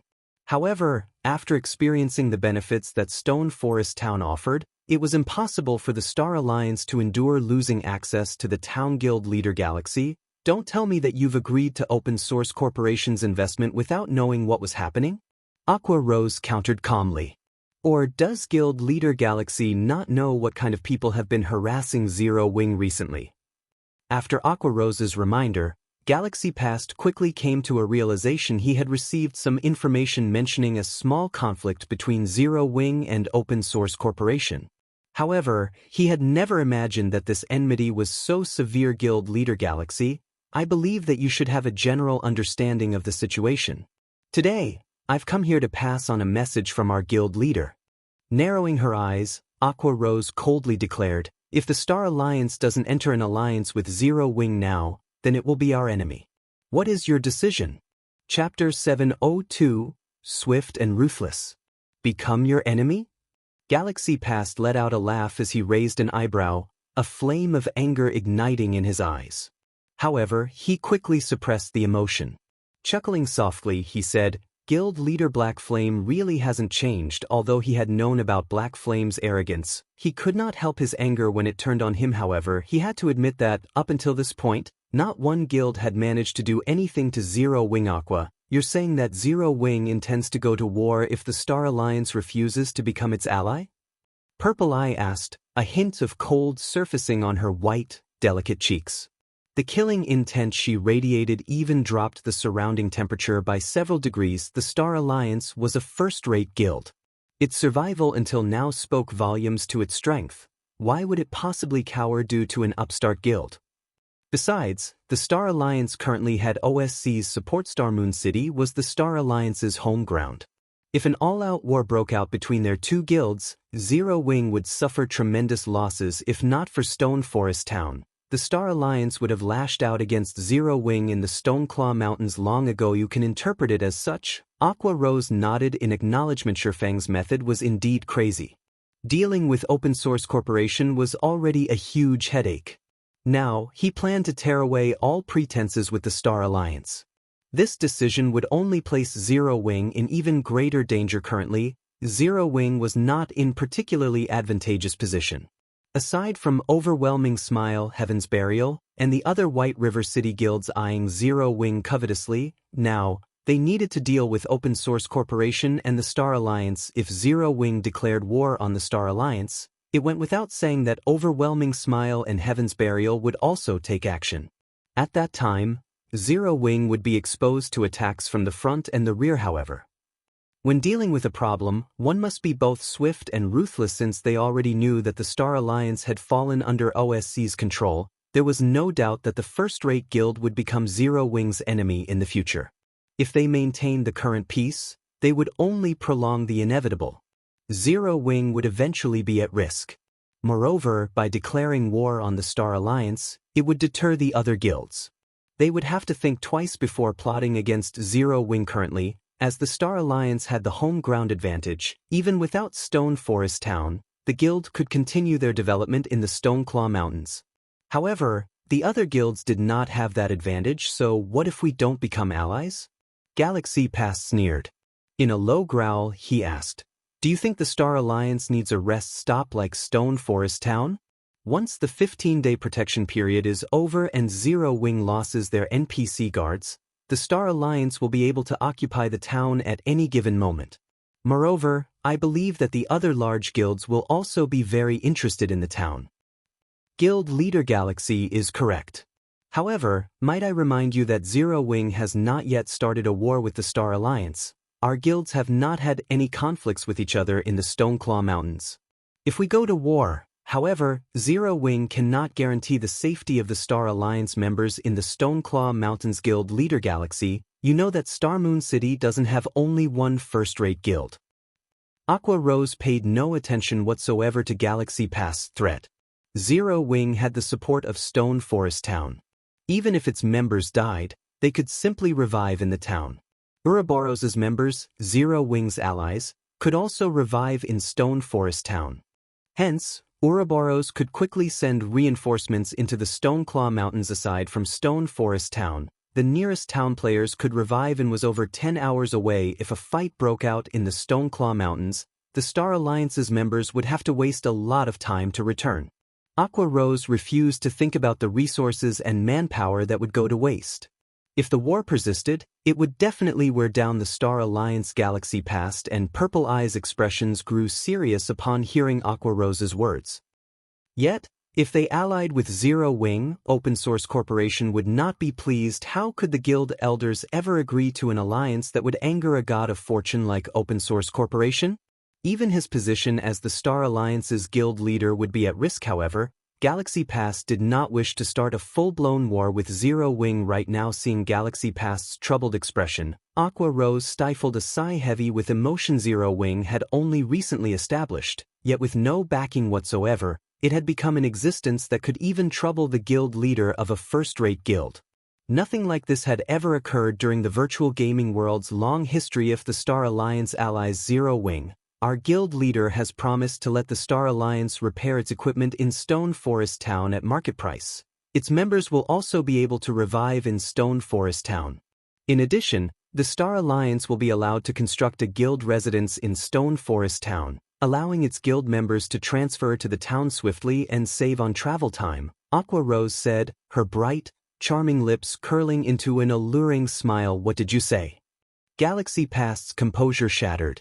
For a moment, he wondered if he had heard wrong. If Aqua Rose's words were true, then the Star Alliance's development speed in the Stoneclaw Mountains would rise by multiple times. Purple Eye was similarly shocked. She had never imagined that Zero Wing would be so generous. They said all that needed to be said. I look forward to Guild Leader Galaxy's decision. We will only wait one day. After saying so, Aqua Rose turned and left the VIP room. Zero Wing's biggest problem right now was not the Star Alliance, but the Flower of Seven Sins. Hence, the Guild's upper echelons needed to improve their strength quickly and prepare. Aqua Rose would not waste her time with the Star Alliance. Right now, she needed to challenge the Divine Colosseum's trial tower. Feng was going all out to provide the upper echelons with the 100-berry wine. They would be fools not to use it. Hence, both Fire Dance and Aqua Rose fully immersed themselves in the trial tower. As for the Stoneclaw Mountains, they could leave that to the Guild's core members. After Aqua Rose left, Galaxy passed and Purple Eye remained within the luxurious room. Guild Leader, what should we do? Purple Eye asked, a hesitant expression on her face. Both the OSC's funding and Stone Forest Town's resources were sorely tempting. However, both organizations were just as threatening. No matter which side they chose, the consequences would not be light. If it were up to me, I would agree to Zero Wing's offer. However, the Guild's main purpose when it established was to earn money for the company. The investment of a god of fortune like OSC is something all guilds strive for. Galaxy Past laughed bitterly. However, now that I think about it, this was all due to Zero Wing. OSC only chose to invest in the Star Alliance to deal with Zero Wing. Purple, gather the guild elders for a meeting immediately. They must all be present. I don't care if they're busy. I'll contact them right away. Suddenly, the Star Alliance's elders received a message. All of the elders, regardless of where they were required to attend the meeting in Star Moon Kingdom. This situation shocked the Star Alliance's members. As a first-rate guild, their development was widespread. The Star Alliance had created branches in several other kingdoms, each one managing themselves on their own. This was the first meeting since they had joined God's domain that required the presence of every elder. Time flowed quickly. Before he knew it, a day had passed in God's domain. Inside the blood refining passage, Feng had killed blood fighters almost without rest. He only took small breaks to recover his exhausted stamina, before returning to grinding blood fighters. After Feng killed another blood fighter, the sound of a system notification suddenly reached his ear system. The blood refining stone has collected 1,000 points of blood energy. Do you wish to evolve it into a blood refining crystal? There was no guarantee that each blood fighter killed would generate blood energy. The more blood energy Feng accumulated, the less he could collect from the slain blood fighters. Who knew how many blood fighters he had slaughtered throughout the day to collect the 1,000 points of blood energy? Chapter 703, Improved Attributes. Evolve. Feng clicked confirm. Although he did not know what changes would occur after upgrading the blood refining stone to a blood refining crystal, seeing as he had spent so much time to collect the required blood energy, the crystal should not be an ordinary item. Otherwise, it would not have dropped from the 9-headed magic snake. Suddenly, the magical black cube in Feng's hands crumbled, transforming into a half-transparent, blood-red crystal ball. There were even droplets of dark red liquid flowing within the crystal ball, each containing powerful life force. Why is there so much life force? Feng could clearly feel the life inside those droplets of blood. It was only slightly weaker than the water of life, but what kind of treasure was the water of life? Just one drop was enough to cure a crippled NPC. After accumulating a certain amount of the treasured water, one could even use it to revive a dead NPC. Meanwhile, the blood-red crystal in his hands contained over 10 droplets of blood that could rival the water of life. Just what kind of item is this?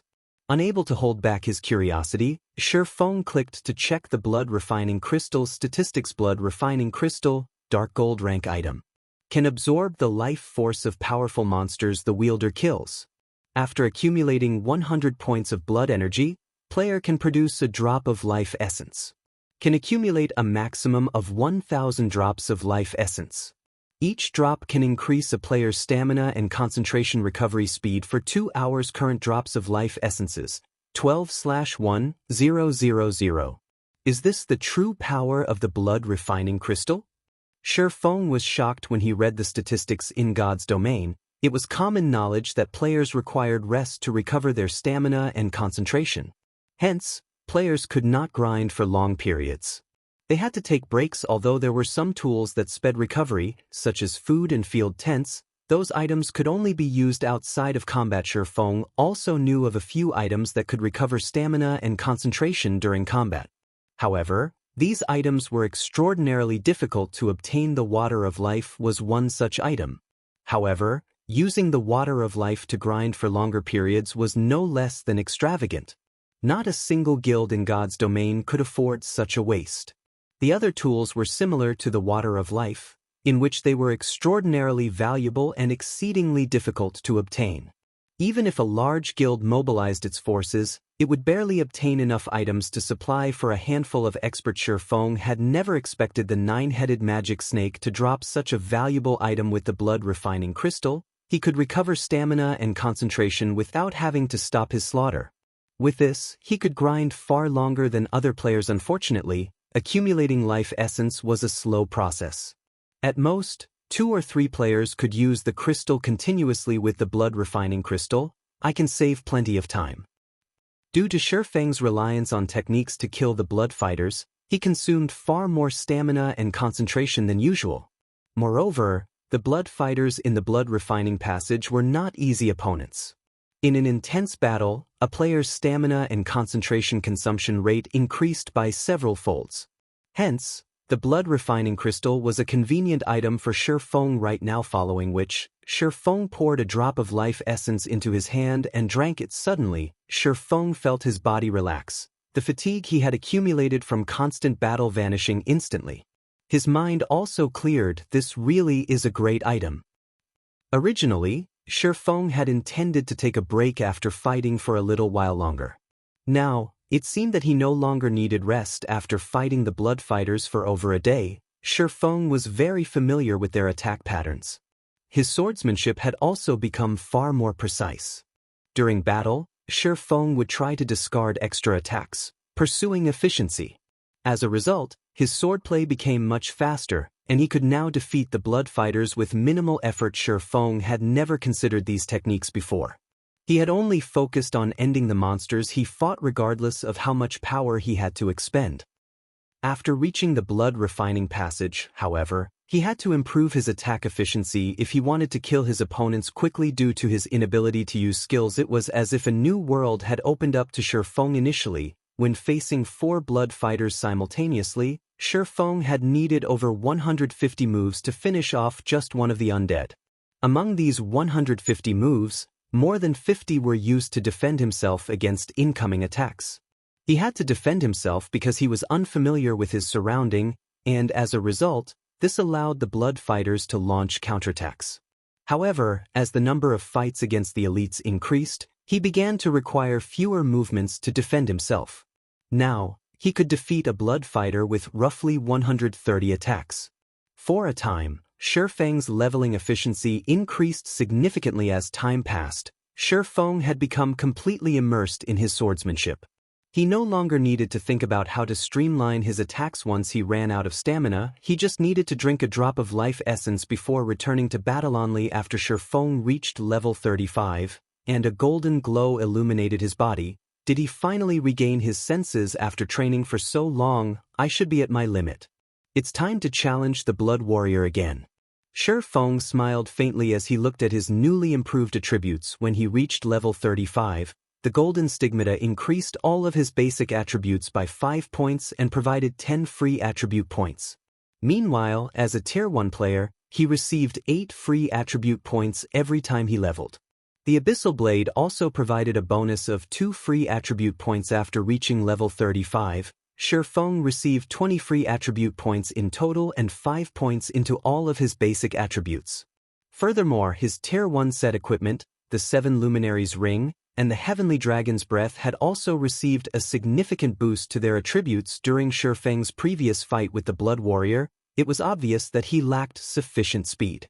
Hence, he placed all 20 free attribute points into agility. Despite rising by only 1 level, Feng had improved his attributes almost as much as if he had equipped an additional piece of level 35 dark gold equipment. His strength had also improved. Blood Refining Passage, Blood Warrior's Combat Area. The Blood Warrior wielding a silver two-handed saber appeared once more. Since Feng had already experienced the special elite, he would not allow the Blood Warrior to take the initiative to attack. Taking a step forward, he dashed towards the Blood Warrior previously. Such an action would have been suicidal. With the Blood Warrior's attack speed, Feng had not been able to defend against its attack. It would have been utterly impossible to dodge the special elite's fearsome saber in the next moment. The Blood Warrior tightened its grip on its saber. It then slashed forward, sending a streak of silver light plunging towards Feng. Boom. The silver two-handed saber missed Feng. Feng had long since predicted the trajectory of the Blood Warrior's swing. Even before the Blood Warrior prepared to strike, Feng had prepared to dodge. If he had only begun dodging after the Blood Warrior launched its attack, with his current attributes, he would never have evaded it. Even blocking it would have been a challenge. Feng did not immediately launch a counterattack after evading the first slash. Instead, he abruptly fell backward. Another streak of silver light cut across the crown of Feng's heatenly. After Feng evaded 5 strikes, did he send a slash of his own at the Blood Warrior's side, causing a critical damage of -2,174.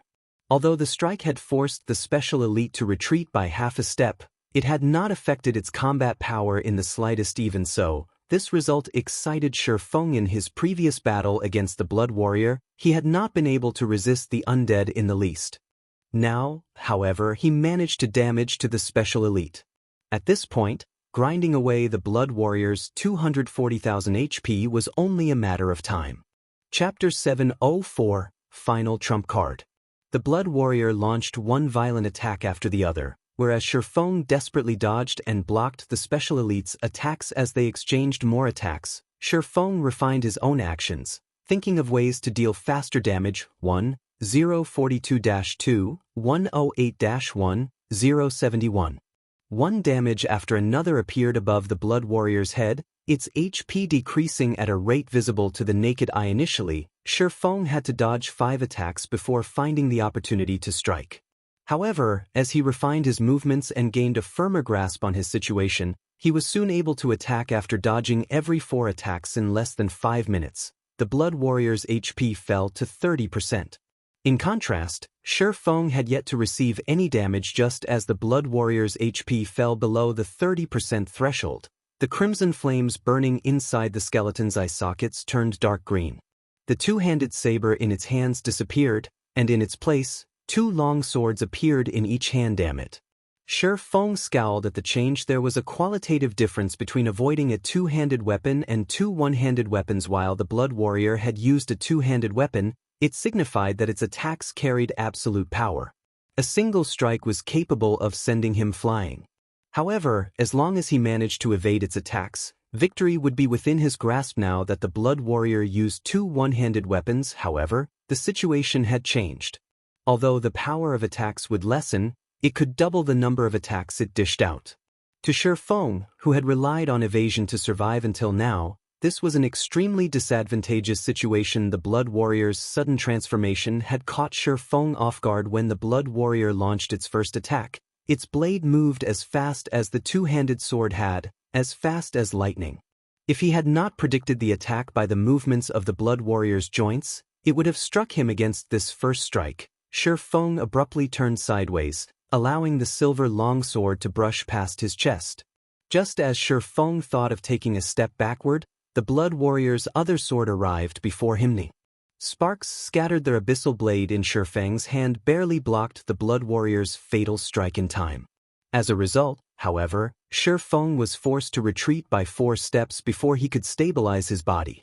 Meanwhile, a damage of over -400 points appeared above his head. The Blood Warrior's destructive power with a one-handed sword was much weaker than with a two-handed saber. If Feng had a choice, however, he would very much prefer the saber-wielding Blood Warrior. I can only try my best. Feng quickly adjusted his footwork, using void steps as he saw the Blood Warrior coming in for a second wave of attacks. Suddenly, Feng vanished from the Blood Warrior's sight. Feng had no intentions of giving up this fight. Currently, the Blood Warrior had less than 70,000 HP remaining. If he strived for a little longer, he could defeat the special elite whether it was against players, monsters, or NPCs. Void Steps was a very effective technique only. Void Steps was not suitable against high-tiered monsters and NPCs as these individuals possessed domains. The owner of a domain could grasp every movement within their domain. They had greater perception than what their vision provided, rendering Void Steps useless. However, the Blood Warrior was merely a special elite. Moreover, it was neither a high-intellect NPC nor a high-tiered monster. It could not cope with Feng's Void Steps at all. After Feng used Void Steps, he frequently disappeared and reappeared. Each time he appeared, he would inflict a significant amount of damage to the Blood Warrior. And every time the Blood Warrior tried to retaliate, Feng would vanish, preventing the Blood Warrior from locking on to its target. Although this move seemed like a bug, this was Feng's final trump card, which he normally avoided using. Void Steps combined of both footwork and breathing techniques. The burden on its user's stamina was only secondary.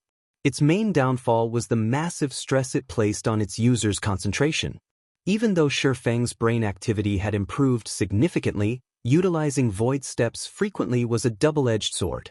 He did not know when the technique would backfire and hurt him. Feng used Void Steps more than 40 times in a row, breaking his previous record. Meanwhile, the Blood Warrior's HP fell rapidly. Now, it had less than 40,000 HP remaining.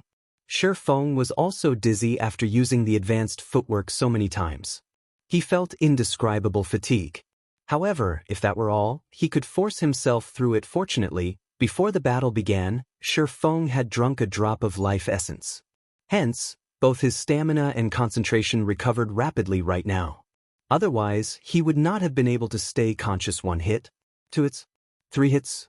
The Blood Warrior could not resist in the least. It could only endure Feng's assault silently, its HP decreasing by the thousands very quickly. The special elite's remaining HP plunged from 40,000 to 30,000, from 30,000 to 20,000, and then finally falling to a critical state.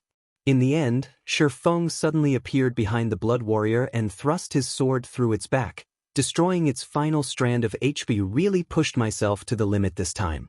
When Feng saw the Blood Warrior fall, he breathed a sigh of relief and slumped on the ground. If the battle had gone on any longer, Feng would have exhausted himself, losing his ability to use Void Steps and his control over his body. He would become sheep at the slaughter. Fortunately, he had succeeded. After the Blood Warrior died, Feng's experience bar increased by a sizable chunk. The EXP he obtained from the special elite was more than even a level 50 lord offered. Immediately, he reached 9% of level 35. Aside from providing Feng with a large sum of EXP, the Blood Warrior also dropped a level 50 Feingold Cape. Blood Refining Cape, Feingold rank. Level 50. Equipment requirement, Strength 400, Agility 800. Defense plus 571. Strength plus 68, Agility plus 54, Endurance plus 56. Movement speed plus 4. Evasion plus 15. Additional passive skill dash. Conceal. Increases the difficulty to perceive the wearer. Additional active skill dash. Lightning Flash. Appear behind a maximum of 4 targets. Damage increased by 20%.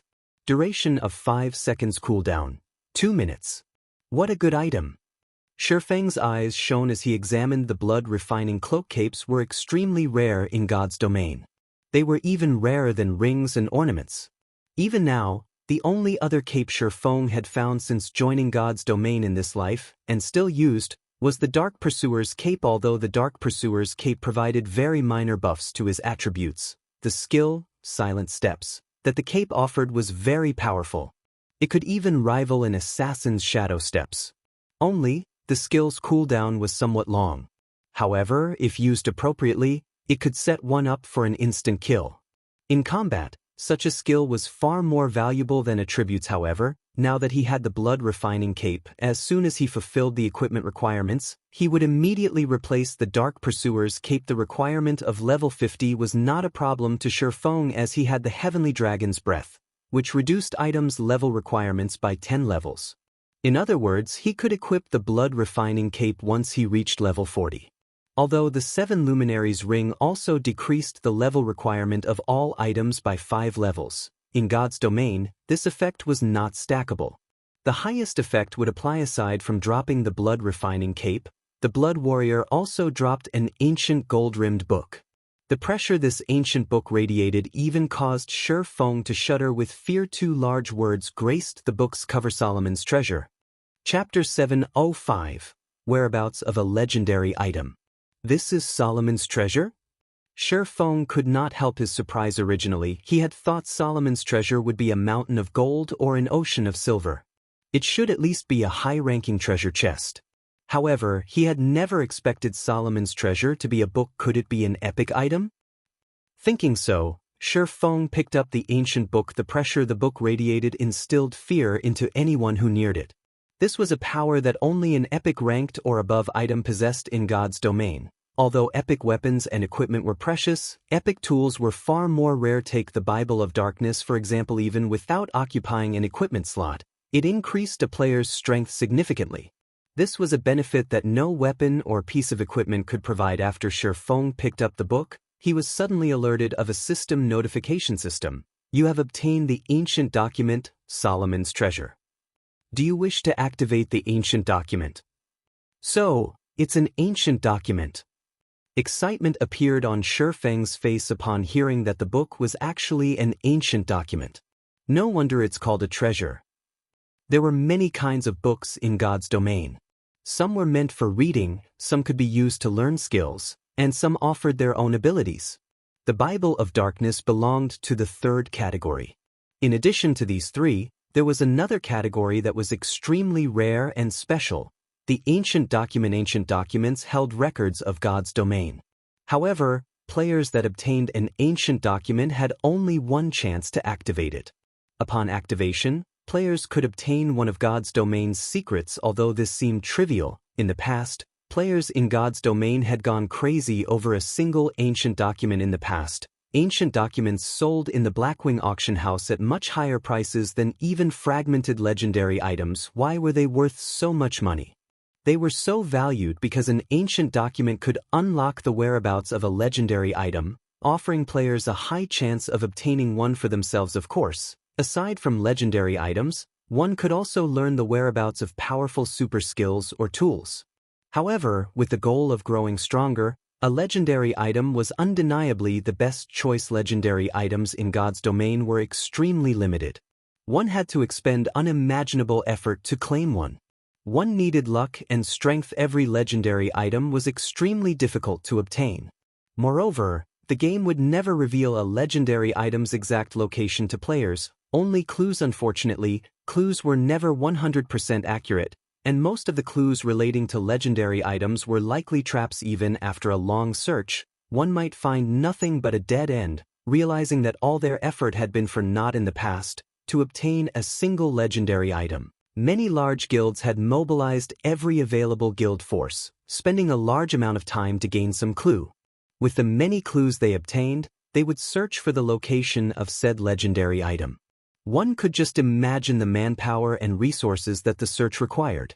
Hence, even after mobilizing an entire guild, the chances of successfully claiming a legendary item were quite low. However, one could locate a legendary item with an ancient document. There was no need to check every clue they had obtained. Hence, ancient documents were precious and valuable. It seems that my trip wasn't a waste. Feng grinned as he looked down at the ancient document in his hands. Although he had quite a few clues regarding legendary items, he did not actually know how to obtain them, as no player would ever reveal such high-level secrets. In the past, those who had obtained legendary items kept a tight lid on any information. Feng had only found a few clues after his guild invested in quiet investigation. Although it is impossible to obtain a legendary item at my current level, knowing the precise whereabouts of one will allow me to prepare. Feng then clicked to activate Solomon's Treasure. After Feng confirmed his decision, Solomon's Treasure opened and released a blinding, golden glow. In the next moment, a five-fold magic array appeared before Feng. Countless runes danced inside the magic array. Suddenly, the space surrounding Feng froze. Feng's connection with the outside world severed completely. System. Ancient document, Solomon's Treasure, activating. System. Beginning connection with the main God system. System, verification completed. Ancient document confirmed as the 6th volume of Solomon's Book. Allowing connection with God's Domains database. System, connection with God's Domains database is successful. You have one chance to access God's Domains database. Please enter desired inquiry. Luckily, I know the name of a legendary item. No one else would have any idea of what to search for. Feng's grin deepened. Immediately he entered the words, Solomon's Sword. System, searching for information on Solomon's Sword. System, search completed. Confirming data on Solomon's Sword. System, confirmation completed. Do you wish to accept the information? Feng then clicked to accept. Feng felt a plethora of information relating to Solomon's Sword flow into his brain. The system displayed a total of 3,687 clues before him. Immediately, Feng felt a headache coming on. Verifying one clue was an extremely difficult task, not to mention 3,687. Even a large guild would go mad if it had to verify every one of these clues at this point. Feng came to understand one thing: those who had found legendary items were either players who had received the blessing of the main god system and possessed heaven-defying luck, or they were as frightening powerful as super guilds. Not only did super guilds have an abundance of members at their disposal, but they also possessed monster-like experts. Only with this kind of manpower could they search for a legendary item. It was practically impossible for a third-rate or second-rate guild. I didn't think that all of the clues I gained in the past were all fakes. Fortunately, I haven't attempted to verify those clues. Otherwise, I would have wasted a ton of time, Feng said. Relieved. Among the 3,687 clues listed, the system only confirmed 5 as legitimate.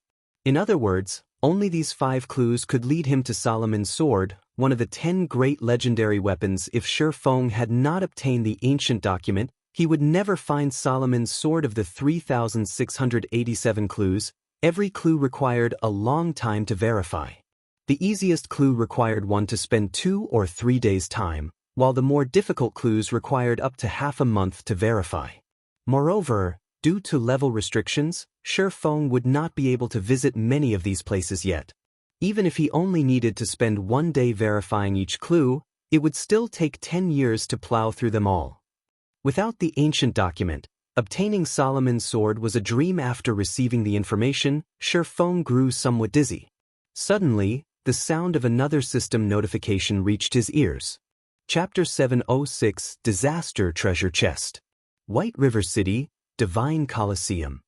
Ever since they had discovered that the Flower of Seven Sins targeted Zero Wing, Aqua Rose and the guild's upper echelons had holed up inside the Divine Colosseum. They continuously expended magic crystals and 100-berry wine in the Trial Tower and Divine Battlefield to train as much as possible. As a result, Zero Wing's upper echelons broke their previous records in the Trial Tower again and again, shocking White River City's players. Awe towards Zero Wing swept through the city once again. Meanwhile, inside the Divine Colosseum, a bald man in gray leather armor stared at the trial list while sipping vodka. Suddenly, a thin, cloaked youth walked up and sat down beside this bald man. Accurate 9. What's the situation regarding Zero Wing's upper echelons? The thin youth sent a whisper to the bald man as he ordered an ice blue spirit. Their strength has been improving rapidly. Currently, 3 people have reached the 8th floor. 7 people have reached the 7th floor. My guess is that it won't be very long before the others reach the 7th floor as well. It would not be easy to kill all of them back to level 0, the bald man, accurate 9, responded, laughing. However, the stronger they are, the better. This way, we can charge more for the job. Nodding, the thin youth said, Indeed. I just wonder whether or not Open Source Corporation will be willing to pay the price. I think they will, Accurate 9 said as he handed the NPC bartender another magic crystal, purchasing another bottle of vodka. Magic crystals are the lifeline of all of God's Domains players. If OSC obtains the Stoneclaw Mountains, their future earnings will far surpass the cost of hiring us. Let's hope that OSC is willing to pay this price, then. It's been a long time since I've accepted a major job. Zero Wing should prove to be quite the challenge. I can also use this chance to polish my skills a little bit, the youth said. Downing the ice blue spirit, he shifted his gaze to the 3 names listed on the trial list's 8th floor. Where's Black Flame's name? Black Flame has always been mysterious. Even now, I have yet to discover the exact extent of this person's strength. However, based on the information I've collected thus far, he should have progressed relatively far in the refinement realm. He might have even reached your standard, Accurate 9 said seriously as he sent a sideway glance at the thin youth beside him. My standard? The 2nd stage of the refinement realm? That's interesting. I look forward to taking him on, the youth said, a hint of excitement shining in his eyes. He looked like a predator that had just caught the scent of new prey. Pleiades, don't even think about it. Silver has already reserved Black Flame. At most, you can pick your target from the trial tower's 8th floor, Accurate 9 said, smiling as he pointed to violet clouds, fire dances, and aqua roses named Silver. Why is he suddenly interested in this mission? The youth named Pleiades said, slightly surprised. Hasn't he always targeted those old monsters? How should I know what's going through his mind? Accurate 9 said, shrugging. However, OSC has lucked out this time. Normally, an expert of Silver's standards would not even consider this type of mission. Now, it's just a matter of whether OSC will pay to hire Silver. This fella named Black Flame really is unlucky. He has actually caught Silver's attention. Not even heaven can save him, Pleiades said sympathetically. The Flower of 7 Sins missions were divided into several levels. Experts within the organization were similarly ranked. An expert like himself only ranked at the intermediate level, whereas Silver was a peak expert in the Flower of 7 Sins. An expert like Silver dealing with Black Flame was simply a waste of time. As Pleiades and Accurate 9 occupied themselves with their conversation, one of Starmoon City's first-rate guilds, the Star Alliance, had officially declared war against Zero Wing, announcing their intentions to seize Stone Forest Town. This news spread quickly throughout Starmoon Kingdom, the Stoneclaw Mountains outer region. A 500-man team ravaged a half-orc settlement. A settlement typically contained lord-ranked half-orcs. A powerful settlement might even house 3 or 4 lords. 10 or more chieftain-ranked half-orcs usually patrolled the area as well. In this half-orc settlement, there were a total of 3 half-orc lords and 17 half-orc chieftains. However, against this team of 500 players, they could not offer any form of resistance currently. Almost all of the settlement's half-orcs were already dead. Only one level 38 half-orc lord continued to resist desperately. In the end, however, a silver-armored female berserker still claimed its life. Snow. Something has happened with the Star Alliance, Zhao Yueru, who wore a purple-red robe, suddenly reported. A moment ago, the Star Alliance declared war against Zero Wing and sent many of their elites to deal with Zero Wing's members. In the end, the Star Alliance's elders had been mesmerized by the money that OSC offered, Gentle Snow said, laughing lightly. Although I do not know what kind of hidden cards the Star Alliance possesses, this is a good opportunity for us. Contact our other members immediately. Tell them that Ouroboros is going to declare war against the Star Alliance as well. Shortly after, more shocking news spread throughout Starmoon City. The 2 first-rate guilds of Starmoon City were finally going to take action. This war would be unlike the previous small skirmishes. This time, both guilds would face each other head-on.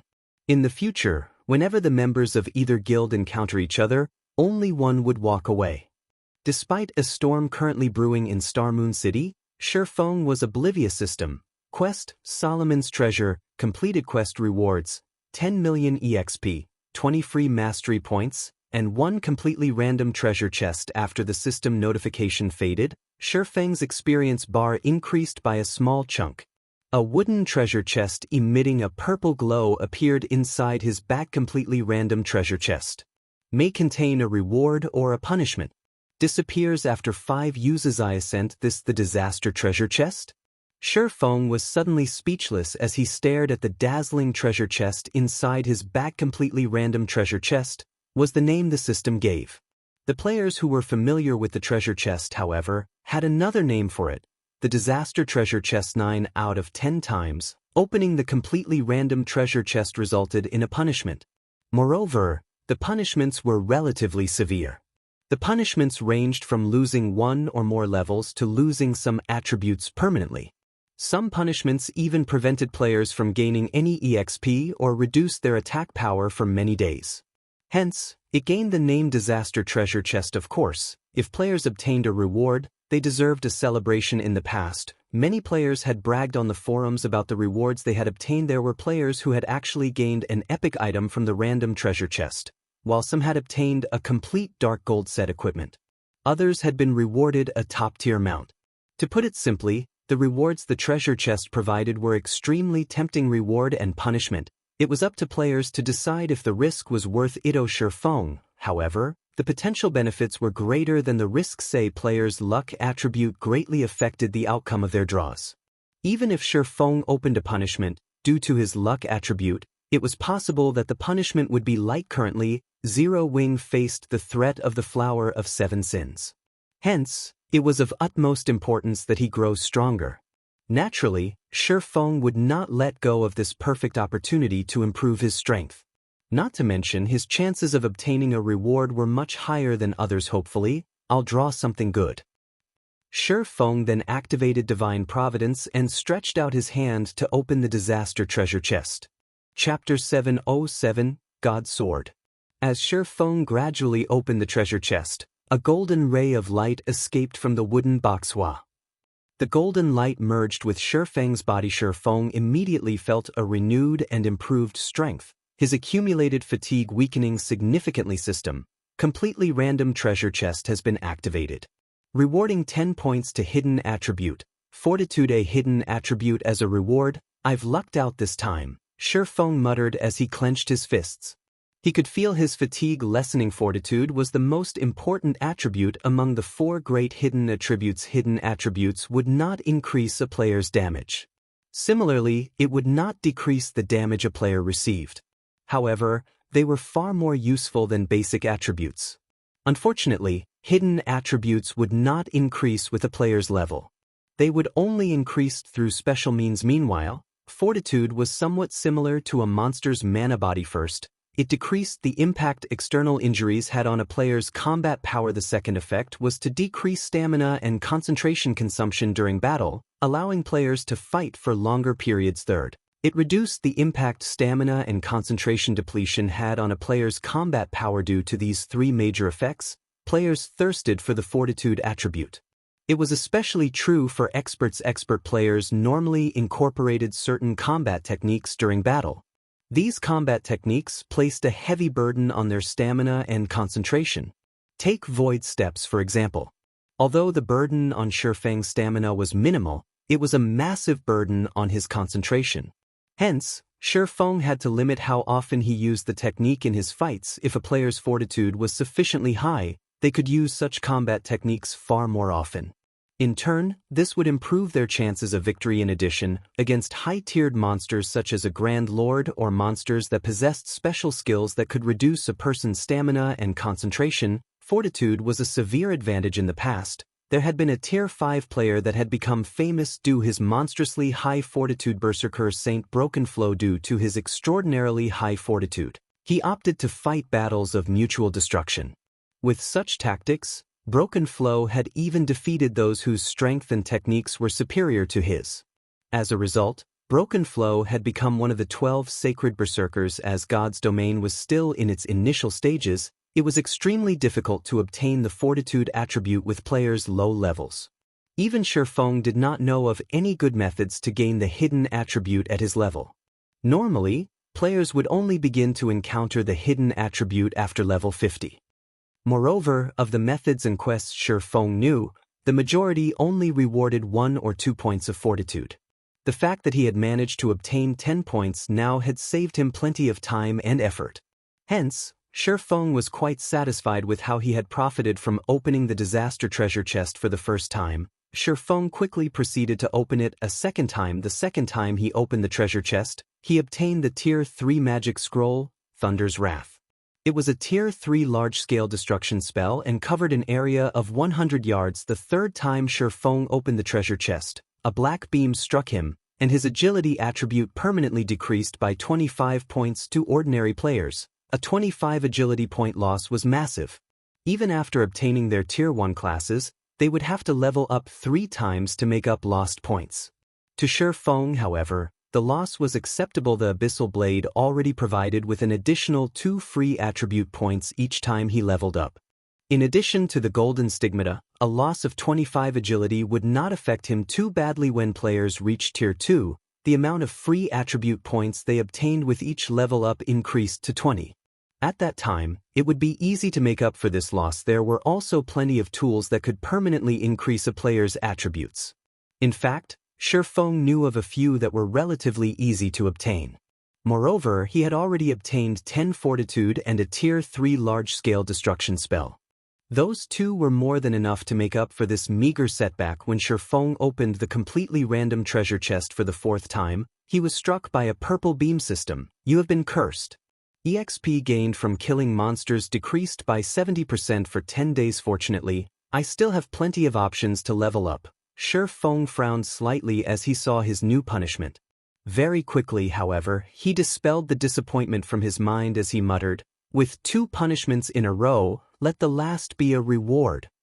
Feng then opened the treasure chest for the final time. This time, a purple-red potion appeared inside the wooden box. Dragon Slayer Potion, consumable. Increases all attributes by 100% and all resistances by 100 points for 1 minute cooldown, 3 hours. This potion is insane. Feng could not help his shock. In Feng's memories, the best potion he had ever seen only increased a player's main attribute by 100% and offered a small amount of magic resistance.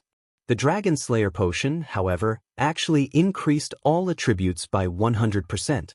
This was, by far, the most intense attribute increase Feng had ever seen a potion offer. Even the effects of the Heavenly Dragon's Breath's activatable skill, Heavenly Dragon's Power, could not compare to this. If he drank this potion, it would be the equivalent of wearing an additional legendary item. He could challenge opponents of a higher tier. Unfortunately, the treasure chest only rewarded 1 Dragon Slayer potion. If he could produce more, the Flower of 7 Sins would be no more than a flea to 0 wing. After using all 5 draws, the completely random treasure chest disappeared.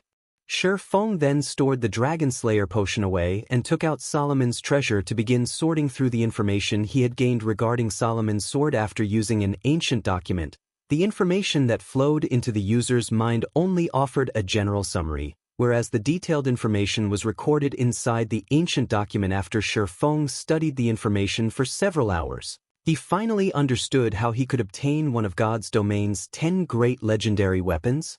Solomon's sword. The complete Solomon's sword had long since disappeared. It had been shattered during the Great Destruction. Solomon's sword broke into 5 fragments and had been scattered throughout God's domain. Later, different people had found each of these fragments. These people had recast the shattered fragments to form new weapons. Each of these new weapons contained an immense power. However, due to the passage of time, the inhabitants of God's domain had forgotten about Solomon's sword. Instead, these 5 weapons had shaken God's domain with their might, their names passed down by the common populace. As the fragments of Solomon's sword had not been equal, the might of the new weapons differed from each other. Among the created weapons, the most famous was the 3rd-ranking sword on God's domain's famed swords list, Broken Steel. Broken Steel was leagues stronger than Feng's Abyssal Blade. There is no need to think about Broken Steel right now. With my current strength and level, it is impossible to obtain. I can only approach it slowly. Feng was extremely familiar with Broken Steel. However, he could not go after it right now. In the past, among the 12 sacred swordsmen, the number 1 sword saint used none other than Broken Steel. Feng had also witnessed the sword's might personally. Although it was not a legendary weapon, its attributes and skills were not much weaker than a legendary weapon. If he could obtain Broken Steel in this life, his strength would soar to unspeakable heights. Chapter 708, 5 Clues. As the most powerful sword among the weapons recreated from the fragments of Solomon's sword, Broken Steel was, naturally, the most difficult to obtain among the 5 weapons. Even if Feng wanted the challenge of obtaining it right now, only death would await him. Feng carefully researched the 5 clues among the 5 recreated weapons. 3 could not be obtained before reaching level 100. He could only attempt to find 2 while he was below level 100. Among these 2 weapons, The easiest was located at the top of the world Dragon's Maw? Feng fell into deep thought when he realized where the clue led him. The Dragon's Maw was one of the regional maps found at the top of the world. It was a level 60 map. However, the area was far more dangerous than any ordinary level 60 map based on what Feng had heard about the Dragon's Maw. The map had even claimed the lives of many Tier 4 players. Moreover, they had died tragically.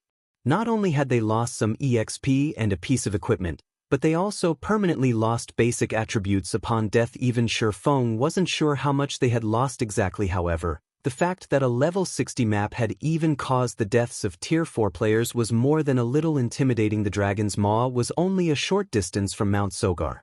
Feng only needed to travel across 2 leveling areas. If he left the blood refining passage, he could reach the map quickly. However, with his current strength, he was more than 90% certain that he would die there. Feng did not particularly mind dying. However, the risk of losing attributes outweighed the gains if he wished to increase his chances of obtaining the weapon hidden in the Dragon's Maw. The best option was to go there after reaching level 50 and completing his class change. Fortunately, he didn't have to worry about someone else claiming the weapon before him. If one wished to travel to the top of the world through normal means, they would need the strength of a Tier 4 class at the very minimum. Unless, of course, they possessed a Tier 4 position teleportation scroll. However, such an item was extremely rare. A second Tier 4 magic scroll would most likely not appear in God's domain for a long time. Hence, the chances of players reaching the Dragon's Maw were practically non-existent. Just as Feng prepared to leave the blood refining passage and grind monsters nearby, he suddenly heard the sound of a system warning. What? I've used up the nutrient solution already? Didn't I just replace it yesterday? This sound was very familiar to Feng. If the nutrient solution were about to run out, the system would warn him. But it's already 4 in the afternoon right now. I should log out and get some rest. Feng had spent practically all of his time killing blood fighters in the blood refining passage. He had not logged out to train or relax. Now that he had completed his quest, this was a good time for him to take a break. Having made his decision, Feng logged out of God's domain. Inside the luxurious bedroom, the lid of the pure white virtual gaming cabin slowly lifted. Feng emerged. The sun illuminated his room, shining on a wide array of modern electronic smart devices displayed before Feng. As the Big Dipper Training Center's luxury villa, an ordinary apartment could never compare to the Greenwater Villa. Artificial intelligence managed the rooms, and whatever Feng wanted done, he only needed to issue the command, and the villa's AI would complete the task. It was an extremely convenient place to live. After exiting the virtual gaming cabin, Feng felt an indescribable physical weakness. Sure enough, I exhausted myself during my fight with the Blood Warrior. Feng smiled bitterly. Although he had always focused on improving his brain's activity, it was simply too difficult to get his hands on S-rank nutrient fluids. Even if he were the one providing the money, Big Dipper could only procure a limited quantity. To nurture Fire Dance and the others, he kept only 5 bottles for himself. Hence, he would use them conservatively. This was the reason that he did not use void steps unless absolutely necessary. However, this quest had been very important. If he had been unable to defeat the blood refining warrior, he would not have obtained the ancient document or discovered Solomon's sword's whereabouts, following which, Feng drank 2 bottles of S-rank nutrient fluid before he recovered from his weakened state. S-rank nutrient fluids really are impressive. It's unfortunate that even Big Dipper can't obtain more in a short time. Otherwise, if I had a large supply, I could push Fire Dance and the others into the refinement realm quickly. Feng sighed with disappointment. Both Fire Dance and Violet Cloud had long since set half a foot into the refinement realm. However, neither could break past the final hurdle, entering the new world. Otherwise, with Fire Dance and Violet Cloud's equipment, their combat power could rank among the top 5 experts throughout Star Moon Kingdom. There were many expert players in God's domain. Neither the Red List nor the God's Domain Experts list could take into account every expert in Star Moon Kingdom. Among these experts, many were still unknown, hiding frightening combat power. Take the members of Midnight Tea Party for example. In the past, during God's Domain's early stages, the majority of the independent team's members had been unknown existences. However, every one of them possessed astonishing strength. Only, Their goals differed from other players, so they had never bothered to make themselves known to the public. However, with Fire Dance and Violet Cloud's equipment advantage, there was a very high possibility that they would rank among the top 5 in the kingdom once they reached the Refinement realm. Just as Feng was about to head to the gym to train, his quantum watch rang as his class's female monitor, Zhao Ruoshi, called. Zhao Ruoshi's smiling face appeared on the screen. With a cold voice, she asked, Feng, do you remember what today is? Feng was about to ask, but after hearing Zhao Ruoshi's tone, he immediately came to a realization. He had previously agreed to attend Zhao Ruoshi's birthday party. However, due to God's domain, he had completely forgotten about the event. Although Zhao Ruoshi wore a warm and elegant smile, Feng knew how angry his classmate actually was. If she had known that Feng would forget about her birthday, Zhao Ruoshi sighed as she said, My car is parked outside the villa. You have 30 minutes. I'll be right there. Feng hurriedly began to tidy himself. Roughly 10 minutes later, Feng emerged from the Greenwater Villa. Zhao Ruoshi wore a navy blue dress and a pure white ribbon atop her head. Her long, silky hair swept down to her waist, her prideful figure even rivaling gentle snows in God's domain. As she stood beside her luxury sports car, passers-by could not help but turn to look at her. Who is that? She's so beautiful. She's even more beautiful than our school's beauty. I wonder who she's waiting for? Some of the men training at the Big Dipper Training Center drooled as they stared at Zhao Ruoshi. However, as this was the Greenwater Villa, the person living here was definitely someone extraordinary. Hence, the most they did was look, none of them daring to approach Zhao Ruoshi. Finally here. Get in. Zhao Ruoshi, who had initially worn a displeased expression, revealed a happy smile when she saw Feng. Hurry up. We should still be able to make it in time if we leave now. What's the rush? Isn't the party at 6? Feng asked curiously. You'll understand once you get there. Zhao Ruoshi revealed a proud smile. Pretending to be mysterious, she said, However, when the time comes, you'll definitely be shocked. Shocked, huh?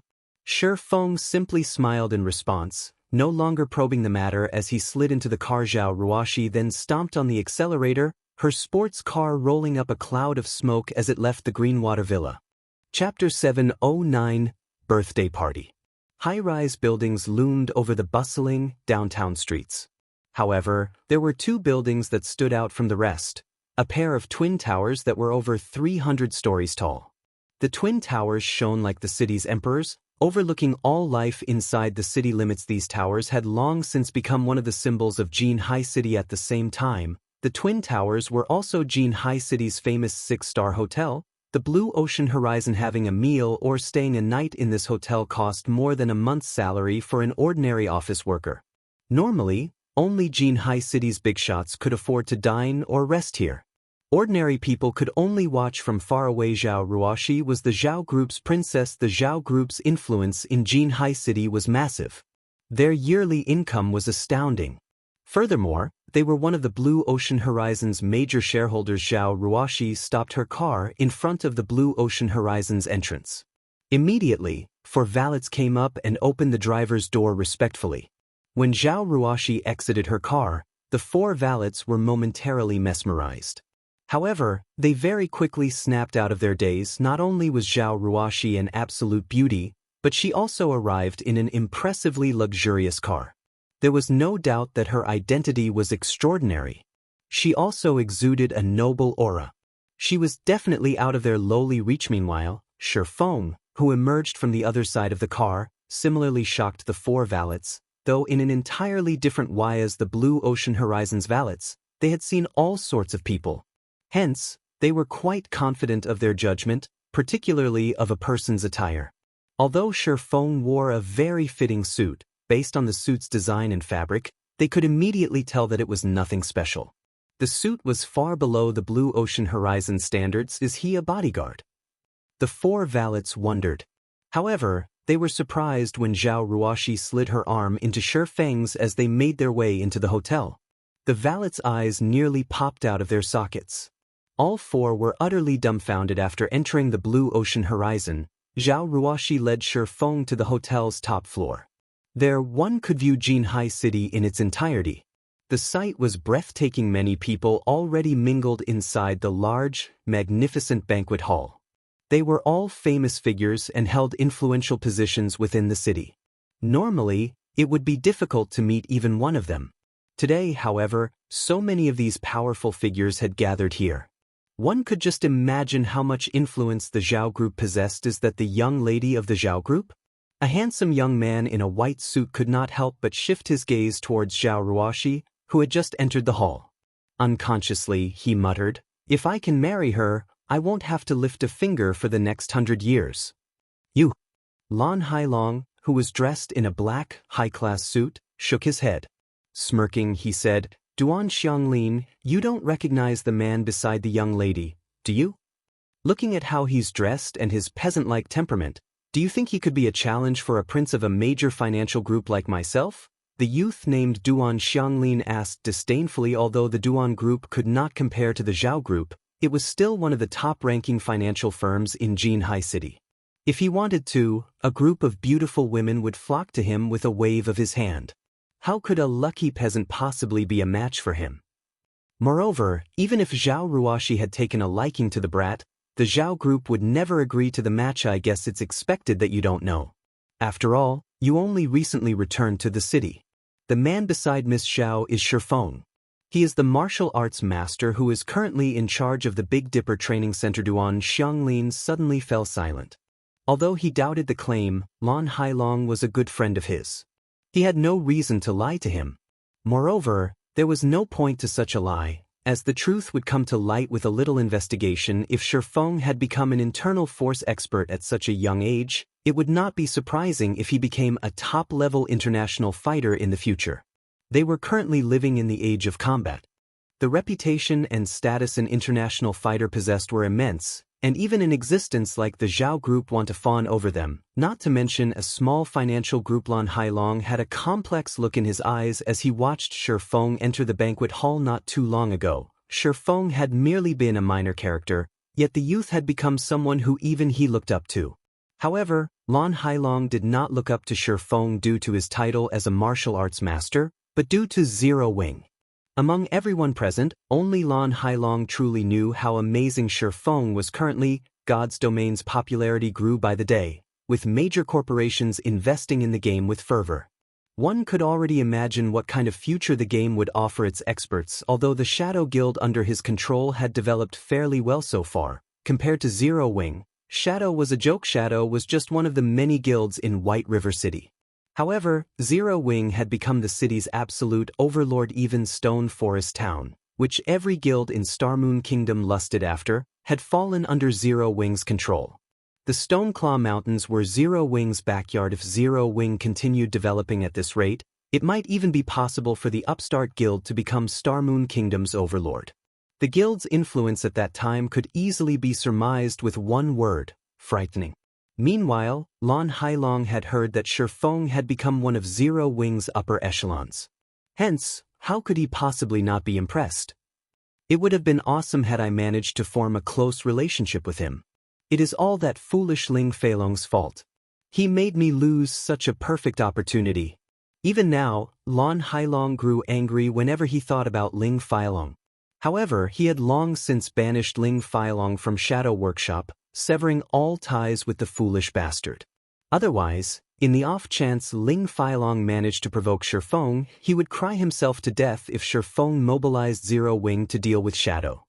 Inside one of the luxurious rooms on the top floor banquet hall, two middle-aged men conversed quietly. One wore a silvery gray suit, while the other wore a set of white robes. When Zhao Ruoshi entered the room with Feng, the two men ended their conversation immediately and shifted their gazes toward Feng. Old Zhao, this must be the little brat you've been talking about, right? Indeed, I am impressed. The white-robed man could not help but utter words of praise after giving Feng a rough evaluation. Zhao Jianhua, who wore the silver suit, said happily, "Of course. Didn't I say that Ruoshi's foresight is much better than mine?" "Second uncle." A faint blush appeared on Zhao Ruoshi's cheeks. Hurriedly explaining, she said, "It's not what you think." I get it, Zhao Jianhua nodded, giving his niece an understanding look. While Zhao Jianhua poked fun at Zhao Ruoxi, Shi Feng focused his attention on the middle-aged man beside Zhao Jianhua. Shi Feng could feel the aura of a martial artist coming off of this man. However, his aura was different from that of experts like Lei Bao. Standing before this white-robed man, Shi Feng felt as if this man's aura dominated the room. It felt as if the white-robed man were the ruler of this space domain. Shi Feng could not help his shock. However, he quickly denied this thought. No, that's not right. This isn't a domain. Having a domain is like forming a separate world around oneself. Owners of domains have absolute control within their domains. These existences can no longer be considered human. The danger they give off is also on a whole different level. Although the white-robed man before him was not as powerful as Martial Dragon, he was not far from achieving a domain. Either just who is this? Shi Feng wondered as he watched the white-robed man before him. There were extremely few internal force experts in the world. However, looking at the man before him, Shi Feng judged that not only was he an internal force expert, but he was also a monster who was close to grasping a domain. Such a character had actually appeared in a small place like Jinhai City. It was truly inconceivable. Chapter 710. The Mysterious Shi Feng. Ever since Shi Feng's brain activity had improved, his senses had become extraordinarily sharp. The white-robed man before him hid his strength very well. Currently, he felt like the quiet ocean that would accommodate everything. He felt comfortable to be around. In front of this man, Shi Feng could not find it in himself to generate any hostility at all. However, it was precisely because of this that Shi Feng was afraid of him. He had honed his senses through countless life and death battles in God's domain. Particularly, after his brain activity had improved, it had become a lot harder for others to put his mind at ease. However, the white-robed man's every action easily slipped through his warning senses. If the man before him suddenly decided to strike, the consequences would be dire. Young man, you are really impressive. You have actually become one of Zero Wing's upper echelons at such a young age. Sure enough, Zero Wing has hidden itself quite deeply, the white-robed man said in a very friendly tone as he smiled at Shi Feng. Alright, I haven't introduced myself. I'm Yuan Tiexin, an elder of the Secret Pavilion. Shi Feng, haven't you been playing God's domain for some time? Uncle Yuan is an expert of the virtual gaming world's older generation. Although he might not be a match for you in real life, in virtual reality games, he might be even more powerful than you. This is a good chance to ask him for some guidance, Zhao Ruoxi said, her lips unconsciously curling into a smile when she saw Shi Feng's surprised expression. Before this, Shi Feng had maintained a calm composure. He had always been the one to hold the initiative. Now that she watched something fluster Shi Feng, she could not help but feel a little proud of herself. Shi Feng was speechless when he saw Zhao Ruoxi's joyous look. Yuan Tiexin was a hidden expert in the truest sense of the word. Both in fighting and gaming, the middle-aged man was far above him. It was a fact that he had played God's domain for more than a decade now. However, one's superiority was not determined by the amount of time one played God's domain. Otherwise, there would not have been so many players stuck at Tier 2, unable to advance to Tier 3, even after 10 years. One also had to take into account aspects such as opportunity, talent, and luck. For example, most people would live out their lives in obscurity. Some would spend only a few years to reach astounding heights that others would never touch throughout their entire lives. God's domain was similar in this manner. Shi Feng was not so arrogant as to think that he was invincible in God's domain. He had only utilized his memories to obtain certain opportunities. Little girl, you speak too highly of me. Young man, I was only interested in meeting you after hearing Ruoxi say that she'd bring someone promising, one of Zero Wing's upper echelons. To suggest asking me for guidance, I'm not that amazing of a person. You can just call me Uncle Yuan, Yuan Tiexin said, chuckling as he shook his head. Let's have a seat before we continue our chat. Although Yuan Tiexin had spoken casually, Shi Feng did not dare to be careless around the man's secret pavilion. Was not just any guild. It was an existence that everyone in the virtual gaming world knew. The secret pavilion specialized in collecting and selling information on the major powers of various games. The secret pavilion ability to compile the God's domain experts list showed how skilled it was in gathering information. Uncle Yuan, you've constantly talked about Shi Feng's status in Zero Wing. Is Zero Wing an amazing guild? Zhao Ruoxi asked curiously. Zhao Jianhua was also curious. Yuan Tiexin had mentioned Zero Wing multiple times now and had even praised Feng's potential. After knowing Yuan Tiexin for so long, this was the first time he had seen the man react in such a way. Although he did not have much contact with virtual reality games, he knew that Yuan Tiexin's status in the virtual gaming world was quite high. Particularly, after God's Domain became popular, Yuan Tiexin's status had grown with it. Many major international corporations had tried to contact Yuan Tiexin, some going as far as fawning over him. Although their Zhao group possessed some status and wealth in Jinhai City, they were nothing compared to those major international corporations. They were not even on the same level. Yet, such powers fawned over Yuan Tiexin. Although this was Zhao Ruoxi's birthday party, Zhao Jianhua had been surprised that he had convinced Yuan Tiexin to attend. Zhao Jianhua knew Yuan Tiexin's itinerary. Today, he should be meeting with the upper echelons of a major international corporation, yet he had come here instead. The man had not attended out of respect for Zhao Jianhua. Either he had joined them today to meet Feng. Thinking up to this point, Zhao Jianhua could not help but inwardly sigh. However, he was also pleased. You two might not know this since you don't play God's Domain, but Zero Wing is a very popular guild in the virtual gaming world. It has caught the attention of various parties. Based on my understanding, even Open Source Corporation has set its eyes on Zero Wing, going so far as to offer a high price to purchase some of the guild's shares.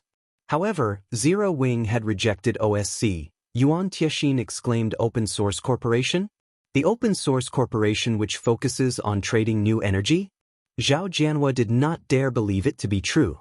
Hence, he wanted to confirm if the Open Source Corporation Yuan Tiexin mentioned was the major corporation that he knew. Yes.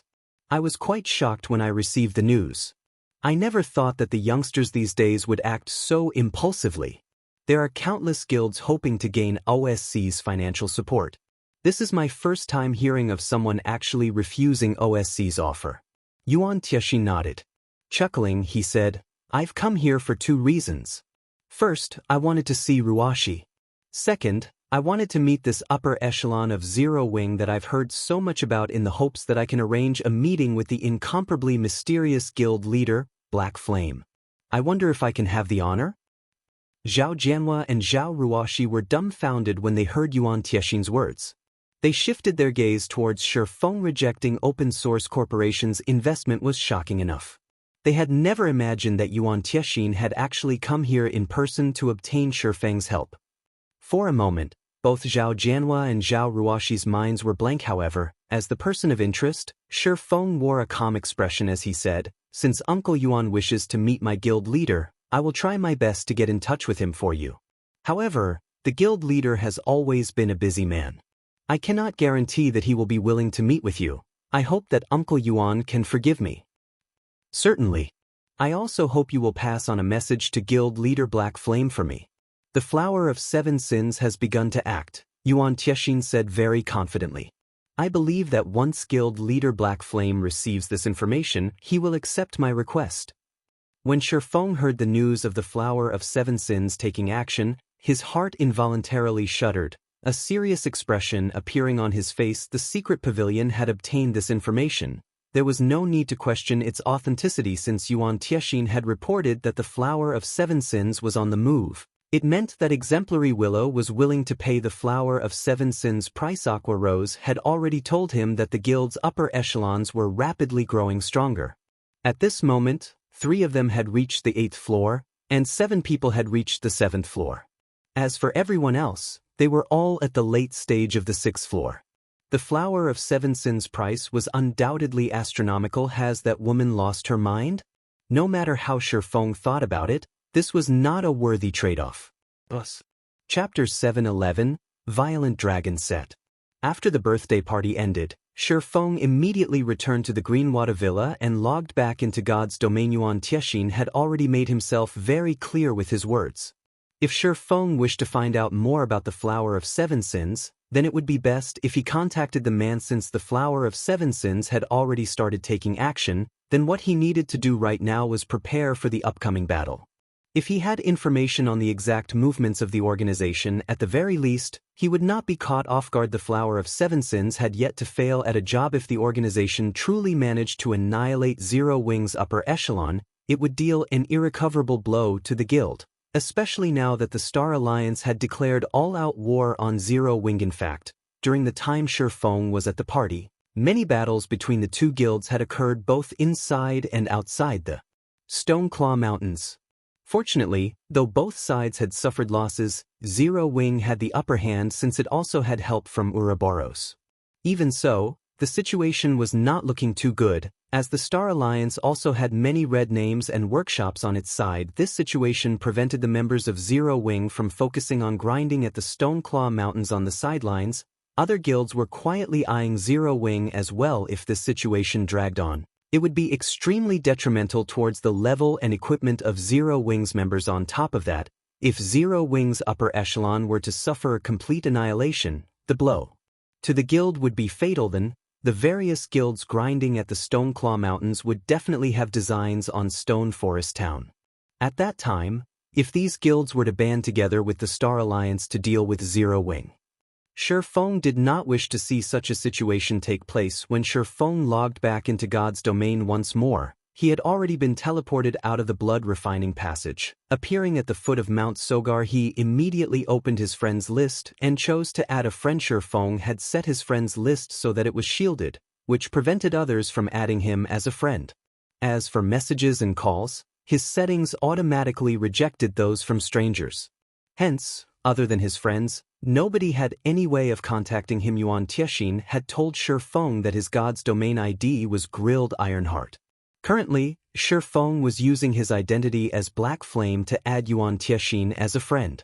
As long as Yuan Tiexin agreed to the friend request, the middle-aged man would be able to contact Feng right away. Less than 5 minutes after Feng sent out the friend request, the system notified him that Grilled Ironheart had agreed to become his friend. It really has been difficult for the secret pavilion to get in touch with you, Guild Leader Black Flame. Since Guild Leader Black Flame has taken the initiative to contact me, then you must be very interested in the information regarding the Flower of Seven Sins, Yuan Tiexin said slowly. Guild Leader Black Flame, you should know that the secret pavilion thrives on trading information. If you wish to obtain information on something, then you have to pay an appropriate price for it. I believe Guild Leader Black Flame should understand this point, right? I understand what you are trying to say. Without a doubt, you guys must be aiming for the magic crystals in the Stoneclaw Mountains. Yet, it also won't be so convenient for you to obtain them. Hence, seeing as you are trying to make contact with me at this time, you must be hoping to set up a foothold at Stone Forest Town, correct? Initially, Feng had felt it strange that a major character like Yuan Tiexin would appear at Zhao Ruoxi's birthday party. However, when the middle-aged man had brought up his wish to make contact with Black Flame, Feng immediately understood his goal. The magic crystal was an essential resource required for a player to develop in God's domain. Although the various kingdoms and empires around the continent also had their own regional dungeons that could produce magic crystals, these regional dungeons remained undiscovered. Moreover, even if some countries had activated their regional dungeons, the drop rate of magic crystals there could not compare to the Stoneclaw Mountains. The Stoneclaw Mountains was an Azura mode regional dungeon. A regional dungeon of such high difficulty would naturally have much better drop rates than other regional dungeons. Although the secret pavilion was quite a lofty existence in God's domain, it had yet to reach the standard of an omnipotent god. The secret pavilion might not have much need for coins, weapons, and equipment, but it was a different story for magic crystals after all. If they wished to maintain their status as a lofty existence, strength was still necessary. For example, the current Yuan Tiexin, whom Feng was looking at through the video chat, carried a flame-shaped shield and wore spiked scale armor. This spiked scale armor set was the Violent Dragon set, a level 30 dark gold set equipment meant for shield warriors. To obtain the entire set, one had to complete a series of high-level quests that was utterly impossible without a very powerful 100-man team. The difficulty of the quests was only slightly lower than the difficulty of raiding a 100-man team dungeon. One could just imagine how powerful the secret pavilion was. It should be known that Feng had relied on special means to clear a 100-man Hell Mode team dungeon. Otherwise, raiding the Hell Mode Frost Prison would have been utterly impossible. Guild Leader Black Flame is certainly amazing. That's right. The secret pavilion is indeed very interested in the Stoneclaw Mountains. Hence, We hope to set up a guild residence at Stone Forest Town, Yuan Tiexin said laudatorily. Practically everyone within the secret pavilion was familiar with the name of Black Flame by now. As for why they were very familiar with it, it was not because Black Flame was the #1 expert of Starmoon Kingdom. Rather, it was because Black Flame had managed to kill one of the Dragon Phoenix Pavilion's strongest fighters, Martial Dragon. Although he had the aid of a personal guard, that, too, could be considered a part of his own strength. Straight to the point, I see. I wonder, what benefits can the secret pavilion bring to me, then? Feng asked, smiling bitterly. In truth, letting the secret pavilion establish a guild residence in Stone Forest Town would not affect Feng in any way. The secret pavilion's home ground was not in Starmoon Kingdom. It would not have any conflicts of interest with Zero Wing. After all, Zero Wing was not yet strong enough to prevent others from entering the Stoneclaw Mountains. Moreover, if the secret pavilion invested in Stone Forest Town, Zero Wing could also earn some repair fees from the guild. However, even though there were no demerits, that did not mean he should let the secret pavilion enter Stone Forest Town for free. Guild leader Black Flame can rest assured on this point. The secret pavilion can provide you with the general information regarding the Flower of Seven Sins hit list on Zero Wing and the assigned assassins. To know one's own strength and the enemy's is the sure way to victory. I believe that with this information, Guild leader Black Flame will have a much easier time coping with the situation.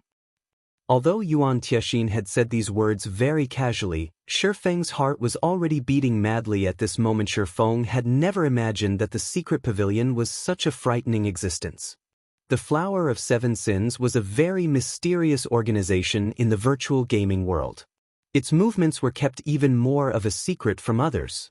Yet, the secret pavilion was actually able to obtain such information. It was simply inconceivable. If I have this information, with Zero Wing's current state, we should be able to cope with the assassinations of the Flower of Seven Sins. Feng had some knowledge regarding the jobs carried out by the Flower of Seven Sins. Normally, the organization would send out assassins according to the mission's difficulty. Unless it was absolutely necessary, the organization would not field an overwhelming force to complete a mission. Feng did not think that the Flower of Seven Sins would rank an upstart guild like Zero Wing that highly on their mission board. If he responded properly, Zero Wing had a definite chance of defeating the Flower of Seven Sins. If the Flower of Seven Sins failed a mission, they would drop it. Moreover, they would return only half of the remunerations paid. Unless, of course, someone spent more money to commission a new mission. At that time, however, the price would be more than double that of the first time. Feng did not believe that Open Source Corporation would be willing to spend that much money on commissioning another hit on Zero Wing. May I know Guild leader Black Flame's thoughts on this? Yuan Tiexin asked, smiling. Chapter 712, 3 Realms of Refinement. Okay, I can agree to your conditions. However, aside from providing information on the assassins this time, you guys must also keep me updated on the latest developments of the Flower of Seven Sins. Feng put out another request after giving the situation some more thought. Since the secret pavilion was able to uncover the hit list and hitmen, it would be an easy task for the guild to find out the specific time when the organization would take action. If he knew the general timing of when the Flower of Seven Sins was going to attack, he would have a better chance of laying a trap to deal with the organization's hit men. Combat in God's domain was not just limited to simple ambushes. There were various sorts of means one could use to deal with other players. Only, the mindset of current players was still confined to previous virtual reality games. This thinking held that only players could be used to deal with other players. In fact, one could also employ traps in PvP. As long as one knew the opponent's movements and then proceeded with setting up a trap at a fixed location, one could kill off their targets without even lifting a finger. Moreover, even if the trap could not finish off the target, one could still gain the initiative in the battle, placing their opponent in a disadvantageous position. Deal. As long as they make a move, I'll notify you of it immediately. However, even I will only be able to tell you the general timeframe for when they take action. As for when and where exactly they are going to take action, those are far beyond the abilities of the secret pavilion. Yuan Tiexin agreed immediately, his voice filled with confidence and determination. He had long since guessed that Feng would ask for something like this. A short moment later, Both parties signed a contract through the main god system. Feng would provide a location in Stone Forest Town for the secret pavilion to establish its guild residence, while the secret pavilion would provide Feng with reports relating to the Flower of Seven Sins movements against Zero Wing. After the contract was signed, Feng received the report he wanted from Yuan Tiexin almost immediately. Sure enough, he really is an old fox. After taking a look at the information, Feng found that the file included even the latest movements of the Flower of Seven Sins. Yuan Tiexin had obviously prepared this report long before their conversation. The middle-aged man had only been waiting for him negotiate for it. However, Feng could not help but admit that the trade this time was very worthwhile. Even if he spent a large sum of credits to investigate the movements of the Flower of Seven Sins, it was unlikely he could come up with the information he wanted. Currently, the Flower of Seven Sins had yet to establish a permanent base of operations in God's domain. Moreover, the organization was not a guild. All its members were independent players, and every member of the organization was extremely mysterious.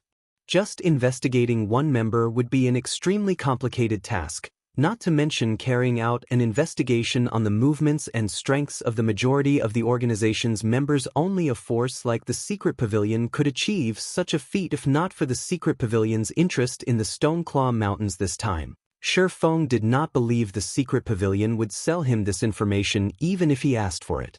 After all, not only would the guild provoke the Flower of Seven Sins by doing so, but it would also expose some of the Secret Pavilion's capabilities. Guild leader Black Flame, in celebration of our first successful cooperation, I will provide you with additional information. The major forces eyeing Zero Wing right now aren't limited to Open Source Corporation. Some have already begun taking action. While dealing with the Flower of Seven Sins, it is best to take additional precautions, Yuan Tiexin laughed. He then disconnected the call. Other major forces are participating in the struggle this time?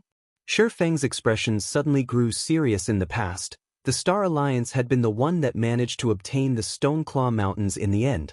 Back then, the average level of players was much higher. The Stoneclaw Mountains had also been mostly developed. Quite a number of regional dungeons that could produce magic crystals had also appeared in other kingdoms and empires.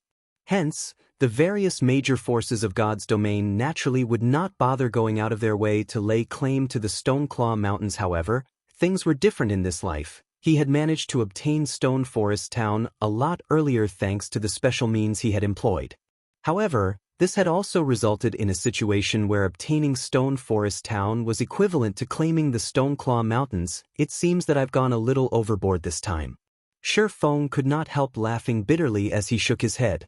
However, if I didn't take the opportunity to obtain Stone Forest Town back then, doing so would have become much more difficult in the future. It also wouldn't have become the gold mine that it is right now. Forget it. Since things have already gotten to this point, I can only deal with the problems as they crop up. Thinking up to this point, Feng began analyzing the information supplied by the Secret Pavilion. Open Source Corporation really is going big this time. They're actually targeting the members of the main force as well. Feng involuntarily sucked in a breath of cold air after reading the report. The Flower of Seven Sins had a very high asking price. OSC had paid for 2 deaths for every member of Zero Wing's main force. Although that number was much lower than for Zero Wing's upper echelon, for whom OSC had paid for 10 deaths each, it would still weaken Zero Wing's main force significantly. But really though, the people from the Flower of Seven Sins are sure looking down on Zero Wing. They are actually sending less than 50 members to deal with us. Giving the list of assassins a glance, Feng could immediately tell how confident the Flower of Seven Sins was. They had not bothered relying on numbers at all. Although Secret Pavilion's information was not complete, judging from what was in the report, every one of these people could be considered a top-tier expert in God's domain. They all were level 33 and above, and even their most inferior equipment was level 30 fine gold set equipment. The Secret Pavilion really is powerful. They even have a general assessment of the combat standards of these people. After carefully looking through the Secret Pavilion's report, Feng gained a new understanding of the guild. The Secret Pavilion was simply terrifying compared to the level of detail in this report. The information the Secret Pavilion published on the God's Domain experts list was child's play. However, The Flower of Seven Sins was indeed as frightening as the rumors made it out to be of the assassins the organization sent. Over 30 people had already set foot into the Refinement realm. No matter which guild these experts were in, they would surely rank among the top of the guild, yet the Flower of Seven Sins had actually managed to dispatch over 30 of such people. Among these 30-plus people, 7 had even managed to reach the next stage of the Refinement realm. The Flowing Water realm, however, the most powerful assassin sent by the Flower of Seven Sins was not one of those 7 Flowing Water realm experts. Instead, it was an expert who had reached an even further realm, the categorization of a player's combat power using combat standards such as the Refinement realm was a concept that had existed even before the launch of God's domain. Moreover, it had existed for a very long time already, so the theoretical setup behind the concept had long since been perfected. The system was not unique to God's domain. Only God's domain had made the concept of the Refinement realm known to the general public back then. Feng had learned of the combat realms dividing expert players only after coming in touch with God's domain. There were a total of 3 realms of refinement: the Refinement realm, the Flowing Water realm, and the Void realm. Of these 3 realms, the latter was higher than the former. Meanwhile, only those who managed to enter the Refinement realm were considered true top-tier experts of God's domain. Each one of these experts was capable of going up against an entire army of players by themselves. Meanwhile, above the realms of refinement would be the domain. However, the monsters that had managed to achieve a domain were as rare as a phoenix's feather. One such existence was Martial Dragon. If Feng had not relied on his attributes to suppress Martial Dragon back then, in addition to having the assistance of his personal guard Kite, defeating Martial Dragon would have been utterly impossible.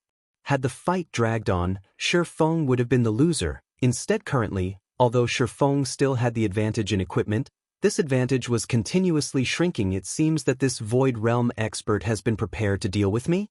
Feng could not help but inwardly guess, even if he could successfully deal with his opponent, the other members of the guild. Chapter 713, Silver. Firewing Empire, Firewing Imperial Capital. Tiexin, were your negotiations successful? A white-browed youth wearing a pair of frosty robes asked, shifting his gaze towards Yuan Tiexin, who had just entered the room. Yuan Tiexin was one of the elders of the secret pavilion, his position within the guild very high. Moreover, he was already 50 years old this year, yet, despite the white-browed youth directly calling Yuan Tiexin by his personal name, the latter did not show any signs of dissatisfaction. On the contrary, Yuan Tiexin carefully handed over the contract he signed with Feng to the youth in a very respectful manner and said seriously, just like guild leader has surmised, Black Flame was very incisive in making a decision. We can now begin constructing our guild residence at Stone Forest Town immediately. If Feng were here right now, he would definitely be shocked. After all, the secret pavilion's guild leader was actually a young man. Thanks for your hard work. Have Wen Yao bring the kids there. This time, we can let those kids get a chance to widen their horizons a little. Ever since God's Domain's launch, the virtual gaming world has not been as nice a place to mingle around in as it had been. The white-browed youth took a glance at the contract and accepted it with satisfaction. He then turned to look at Yuan Tiexin, smiling as he asked, Tiexin, just ask whatever is on your mind. Guild leader, the Flower of Seven Sins has already targeted Zero Wing. If we include those other people as well, there is simply no chance for Zero Wing to protect Stone Forest Town. Aren't we just making an unnecessary move with this? Yuan Tiexin could not help but ask, this can't really be considered an unnecessary move. I am simply hoping to have Zero Wing test out the Flower of Seven Sins. If we can get the others to expose themselves as well, we will have profited in this exchange, the white-browed youth replied, laughing. He then took out a document and placed it before Yuan Tiexin, saying, you'll know once you take a look at this. Yuan Tiexin was inwardly very confused at the youth's words. He promptly began flipping through the document. How could this be? Yuan Tiexin was shocked. That silver has appeared? Is there some sort of mistake here? Zero Wing is merely an upstart guild. Although that Black Flame indeed possesses some ability, it is not to the degree where it is necessary for Silver to take action, right? Whether Silver will be taking action personally or not, I am not sure. However, It is certain that he will be going with the group that's going to attack Zero Wing. If he is willing to take action, this will be the perfect opportunity for us to gather some information on him, the white-browed youth said, shaking his head. Silver was part of the upper echelon of the Flower of Seven Sins. Even for the secret pavilion, obtaining information on Silver was extraordinarily difficult. Meanwhile, a perfect opportunity to do so had just appeared before them, and he did not wish to let the others from the Flower of Seven Sins ruin this opportunity. If the other members of the Flower of Seven Sins defeated Zero Wing swiftly, then a superior like Silver would naturally not take action because Zero Wing simply did not possess this qualification. However, if Zero Wing could force the Flower of Seven Sins into a bitter battle, the possibility of Silver taking action would be much higher. Guild leader, can I go as well? Yuan Tiexin, who was usually calm and collected, currently had a hint of excitement in his eyes. Silver was an existence akin to a legend in the virtual gaming world. Every time he took action, he would cause an earth-shattering sensation. However, the people who knew of him were extremely few, as the various major powers would take the initiative to keep this information hidden, giving ordinary powers no chance to learn about Silver at all. Go if you want to, but don't arouse any suspicions. It will be best if you go in disguise, the white-browed youth replied. He then took out a dark gray ring with purple elvish words engraved on it, the ring itself giving off the glow effect unique to dark gold items. I understand. Yuan Tiexin's heart began beating madly when he heard the youth's words. He then picked up the ring and hurriedly left the guild leader's office. The top of the world, the Dragon's Maw. The Dragon's Maw was a map filled with steep and winding paths, and these paths extended down towards a bottomless crater. The crater looked just like a massive mouth that was trying to devour everything. At this moment, Feng was standing at the entrance of a small path, looking down at the sight before him. No wonder this place is called the Dragon's Maw. It's simply impossible to see the bottom of this crater from out here. Everywhere around this place is sending my alarm bells ringing. This really isn't a place for ordinary people. As Feng took a look at his surroundings, he could feel a premonition of death coming from all around the Dragon's Maw. Yet, strangely enough, he could not see any signs of danger here. There was not a single monster present within his field of vision. Nevertheless, his intuition was warning him that he might lose his life at any given moment, should he set foot on the path before him. This time, however, Feng had no choice but to ignore his intuition and step forward. The assassins from the Flower of Seven Sins possessed overwhelming strength with a force of over 30 refinement experts, 7 flowing water experts, and 1 void expert, who were all geared in level 30 top-tier equipment, not to mention killing Zero Wing's main force. The group could even attempt to kill a super guild's main force in Zero Wing. Aside from Feng himself being a flowing water expert, there was nobody else within the realms of refinement. Even with the advantage in attributes, Feng knew very clearly that Zero Wing's main force stood no chance at all against so many refinement experts. The outcome would be the same even if they had the power of darkness. After all, if even the members of Zero Wing's main force possessed berserk skills, how could it be possible for these refinement experts not to have obtained one for themselves? Even if not everyone from the Flower of Seven Sins had managed to get their hands on a berserk skill, as long as there were a few who had, these few people could easily annihilate Zero Wing's entire main force. Whether it was Aqua Rose, Violet Cloud, or Fire Dance, all 3 of these girls possessed massive potential. Unfortunately, having potential did not necessarily mean they were strong right now if they had several years' time to grow. No. Even if it were just half a year's time, if he properly guided them and helped them fully realize their potential, no doubt they would be able to cream these experts. However, there was simply not enough time right now. From the report of the secret pavilion, Feng knew that the Flower of Seven Sins was still in the process of making preparations, which might take anywhere from 3 to 5 days. Hence, it was highly possible for them to take action within these 3 to 5 days. However, he did not possess a method to improve everyone's strength significantly within such a short time span. The improvement of combat techniques required time and accumulation of experience, not to mention setting foot into the unfathomable realm of refinement. Despite Fire Dance and Violet Cloud being just a thread away from entering the refinement realm, no matter what they did, they were unable to achieve a breakthrough. Even Feng had no methods to assist them in breaking through. Otherwise, the Refinement realm would not have become the great divide that differentiated ordinary experts from top-tier experts in God's domain. Even super guilds would find it very difficult to nurture a Refinement expert. Although there was the option of bringing Fire Dance and the others to level up, the possible improvements through this method were limited. Within 4 or 5 days, the most he could do was help everyone in the main force gain 2 more levels. The first reason for this was because everyone was already high-leveled now.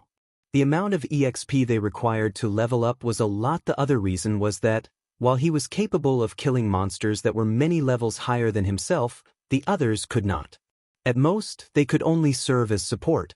If the EXP of the monsters he killed were to be split among 100 players, the overall leveling speed of Zero Wing's main force would only be slightly faster than an ordinary expert's. Rather than doing such a futile action, Feng decided to go all out. Although Solomon's sword had been broken into 5 parts, even the weakest fragment could improve a person's strength to a very frightening degree. As long as he could obtain the weapon hidden inside the dragon's maw, it might be possible for him to pull off an upset in the upcoming battle with the Flower of Seven Sins. As Feng walked deeper into the crater along the small path, he used the magic amplification scroll once more to summon a level 52 tier 3 demon to deal with unexpected situations. However, even after walking for more than 3 hours, Feng did not encounter a single monster. His surroundings were deathly silent. Occasionally, he could also hear agonizing screams as if an invisible ghost were standing right beside him. Not wishing to waste too much time, Feng activated Wind Rider and quickly descended the path. Finally, after traveling for another 2 hours or so, he arrived at the bottom of the crater statues. At the dark bottom, Feng discovered many lifelike stone statues carved in the form of various creatures, humans, elves, half-orcs, and many more. Every single one of these statues had an expression of horror on their faces. It was as if they had seen something extremely terrifying. Before Feng could further analyze these statues, the sounds of stone shattering entered his ears. He quickly shifted his eyes towards the source of the sounds, discovering more than a dozen black shadows moving about. These black shadows were tiny, roughly the size of an ordinary person's fist.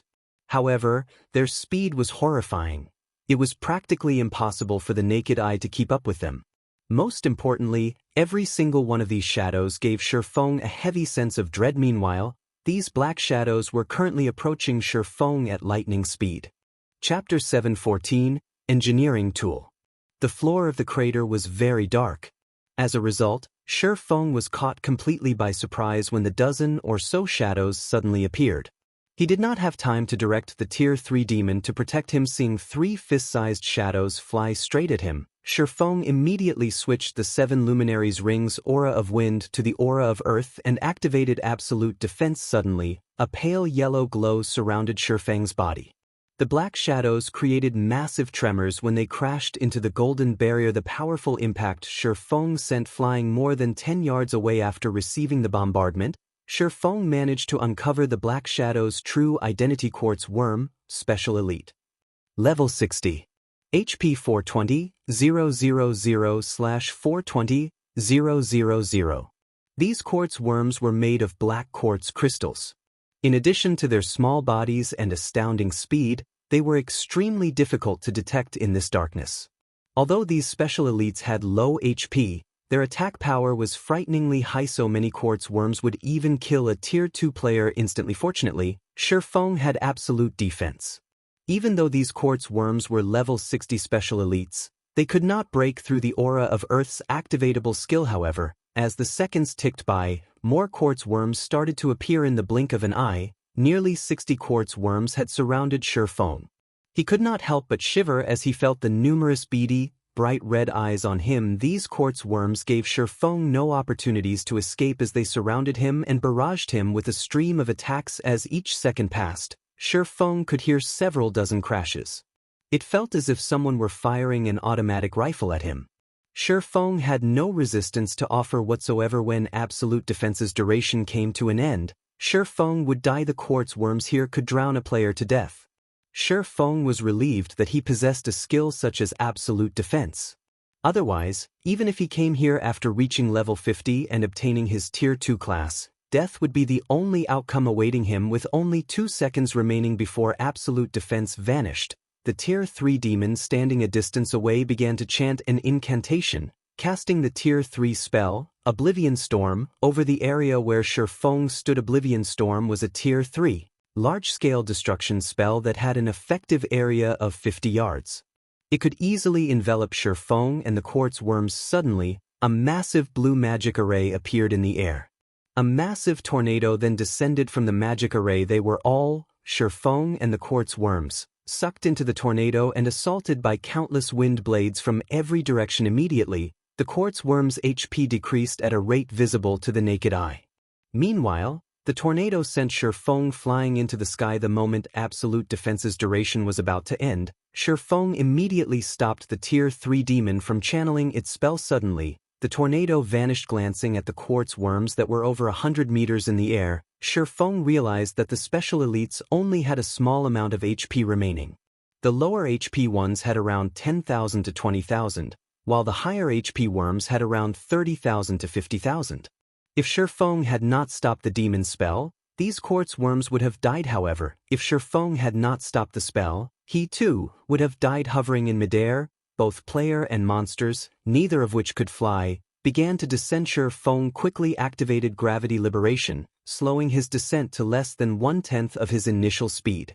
At the same time, he directed the Tier 3 demon below to cast the Tier 3 spell, Scorching Gale, over his and the quartz worms' landing area. Scorching Gale was not a large-scale destruction spell.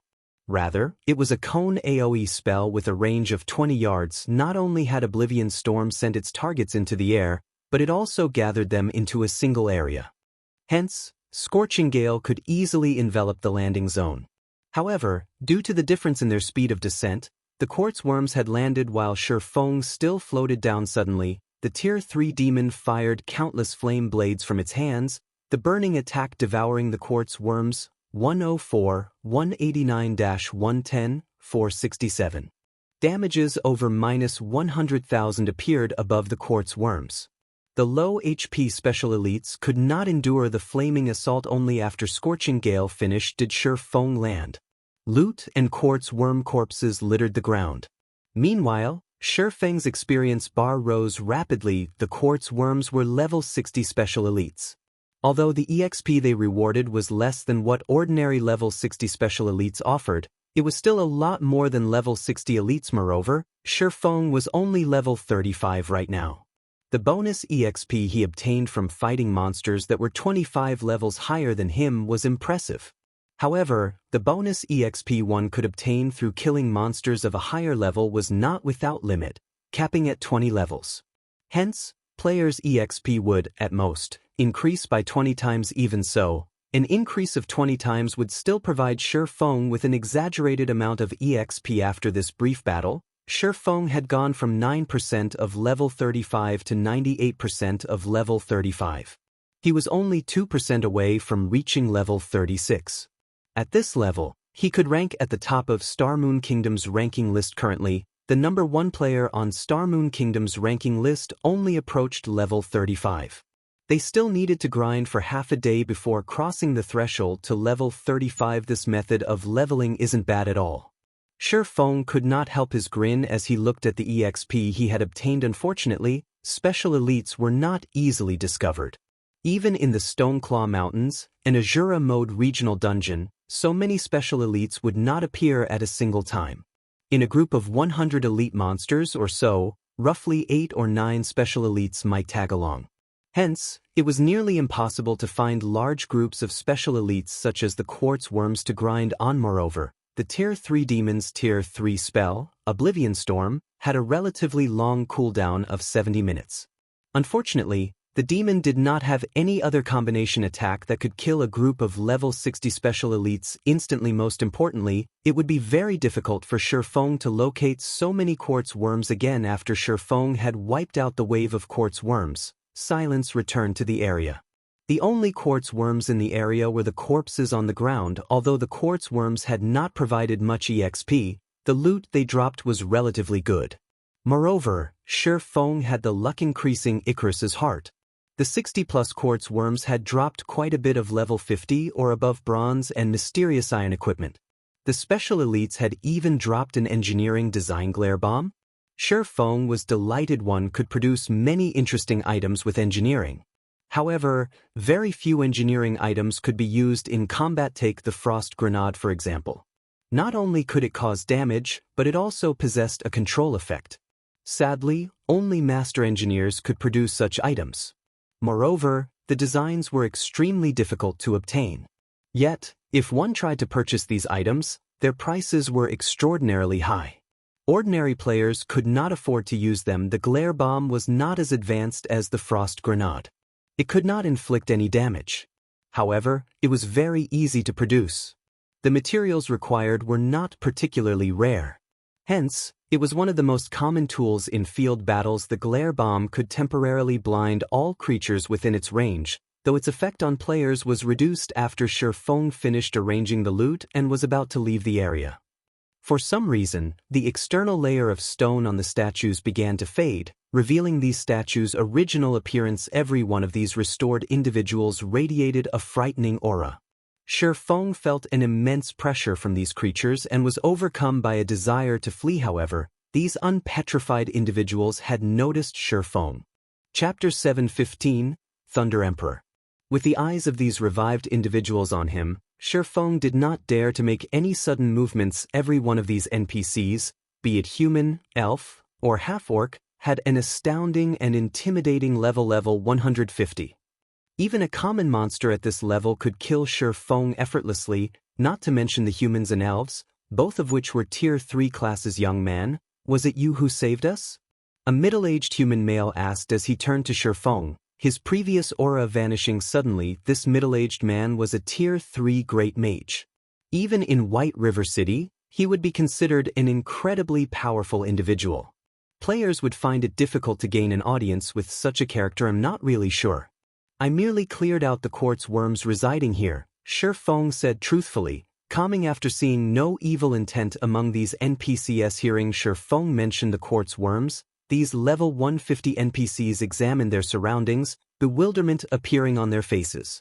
It was obvious that they, too, were unsure of the situation. After these NPCs had a quiet chat among themselves, the tier 3 great mage named Carrion Walker walked up to Feng. Although we are not sure of what happened exactly, we're certain that your actions saved us. As a show of our gratitude, we've unanimously decided to gift you this item, Carrion Walker said. He then took out a purple gold, lightning-shaped emblem and carefully handed it over to Feng. This emblem is our Imperial Army's honorary emblem. We hope that you will accept it. Feng accepted the emblem. When he inspected the information, he was shocked. Thunder Emperor's emblem. This is the honorary emblem of the Thunder Beast Empire. This grants the wielder honorary citizenship within the Thunder Beast Empire. Wasn't the Thunder Beast Empire destroyed long ago? Feng knew quite a bit about God's Domain's history. The Thunder Beast Empire had been one of the extremely powerful empires in God's Domain. During its peak, its territory encompassed over a dozen kingdoms.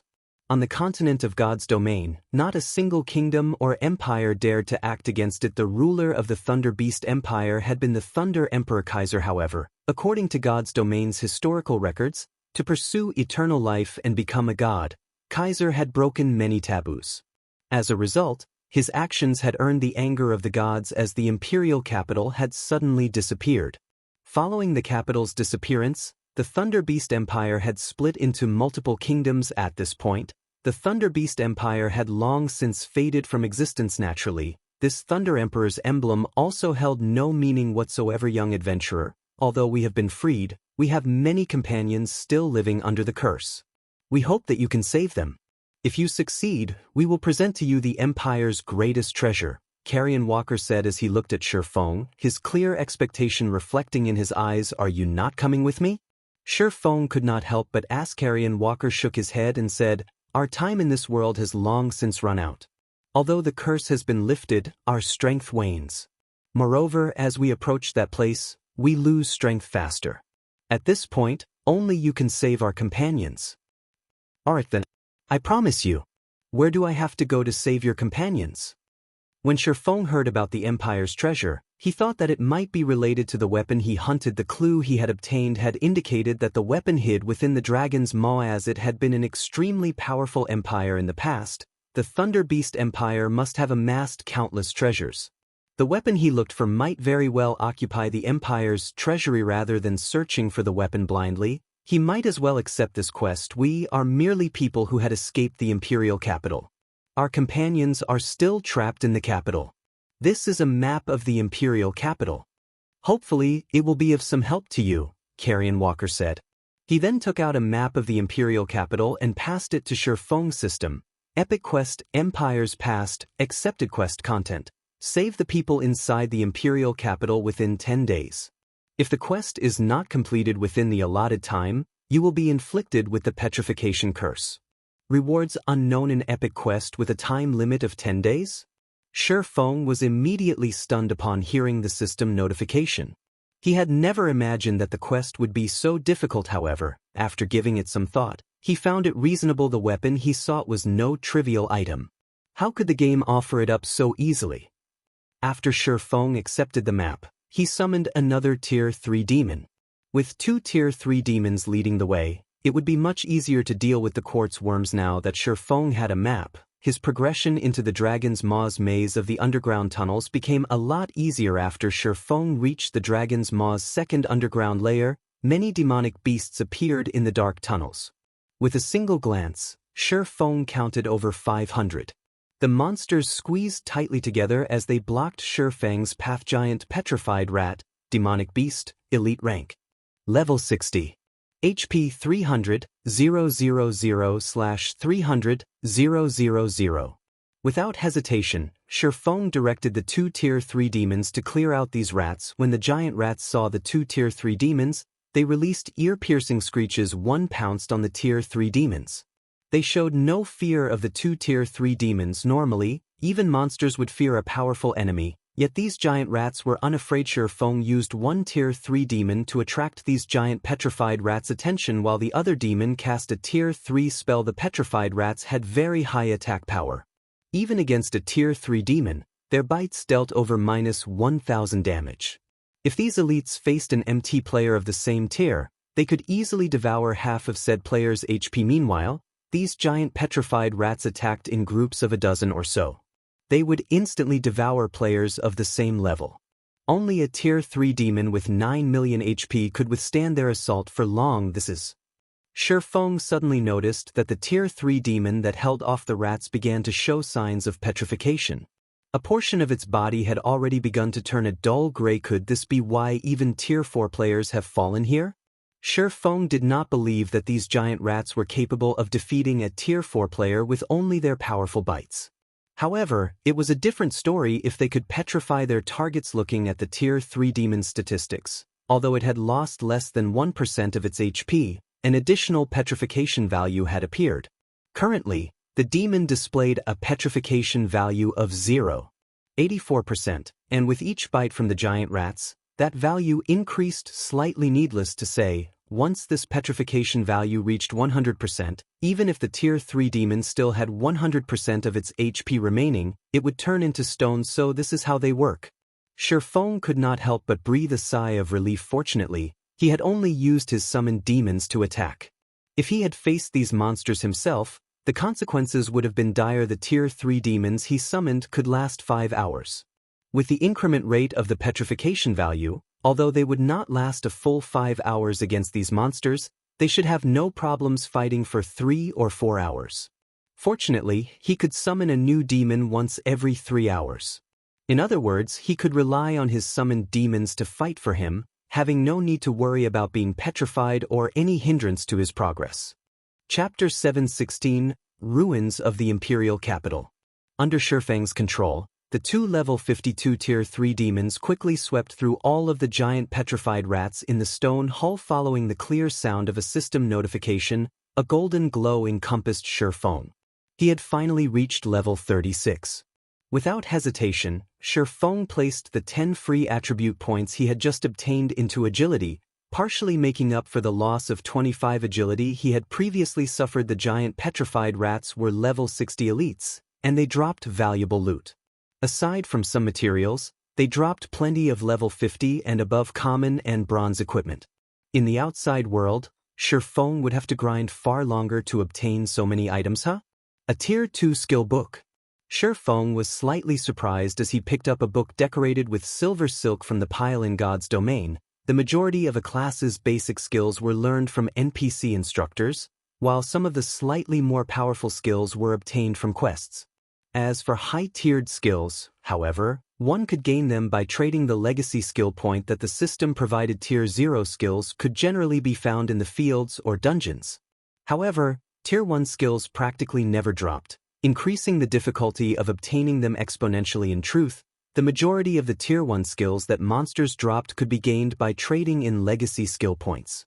If one obtains such a skill from monsters, they would not have to waste their legacy points to unlock said skill and could spend the points on learning other skills. Ordinary Tier 1 skills generally cost 2 legacy skill points to learn. Meanwhile, players only obtained 1 point for every 3 levels. Hence, a player would have to level up 6 times to learn an ordinary Tier 1 skill. If Tier 1 skills were already so expensive, there was no need to mention Tier 2 skills. Even the most common Tier 2 skill cost 4 legacy skill points. One had to level up 12 times to learn one. Hence, in God's domain, skill books were extremely valuable. Currently, the going rate for an ordinary Tier 1 skill book could even rival a piece of level 30 fine gold equipment. If it were a powerful Tier 1 skill such as a life-saving dash, AoE attack dash, control removal dash, or burst-type skill book, no one would sell it even for the price of a level 30 dark gold weapon. Much less anything fine gold. Ranked weapons and equipment would be discarded as players increased in level. However, skills would not. Nobody would complain about too many skills. The drop rate of Tier 1 skill books in a large-scale Hell Mode team dungeon was roughly 2%. However, in large-scale Hell Mode team dungeons that were level 50 and above, the drop rate of Tier 2 skill books was less than 0.3%. Obtaining one was mostly due to luck. Hence, Feng was astonished when he realized that the giant petrified rats had dropped a Tier 2 skill book. Feng checked the skill book, discovering that it was the Tier 2 general melee skill, Dark Ghost, Tier 2 skill. Split yourself into 4 and attack simultaneously. Every doppelganger deals 100% of the main body's damage.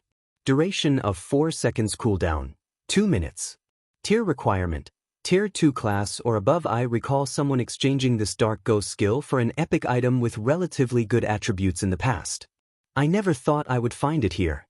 Feng was speechless. General skill books were much more valuable than class skill books as they could be used in a variety of battles. It was especially true for this Dark Ghost skill. If he suddenly split himself into 4 identical copies, who would dare to approach him casually? Hence, among Tier 2 general skills, Dark Ghost ranked relatively near the top. Many melee players had sought after this skill. If used during a crucial moment, the skill could turn the tide of battle. It's a pity that I can't learn it yet. I'll have to wait until I reach Tier 2. Feng tucked the Dark Ghost skill book away in satisfaction. He then directed the Tier 3 demons to advance. The second underground floor was like a massive maze. Even with the map in hand, Feng had a very difficult time progressing through it. Throughout his journey, he would occasionally encounter giant petrified rats' nests. When he met such encounters, he had no choice but to stop and clear out the nest.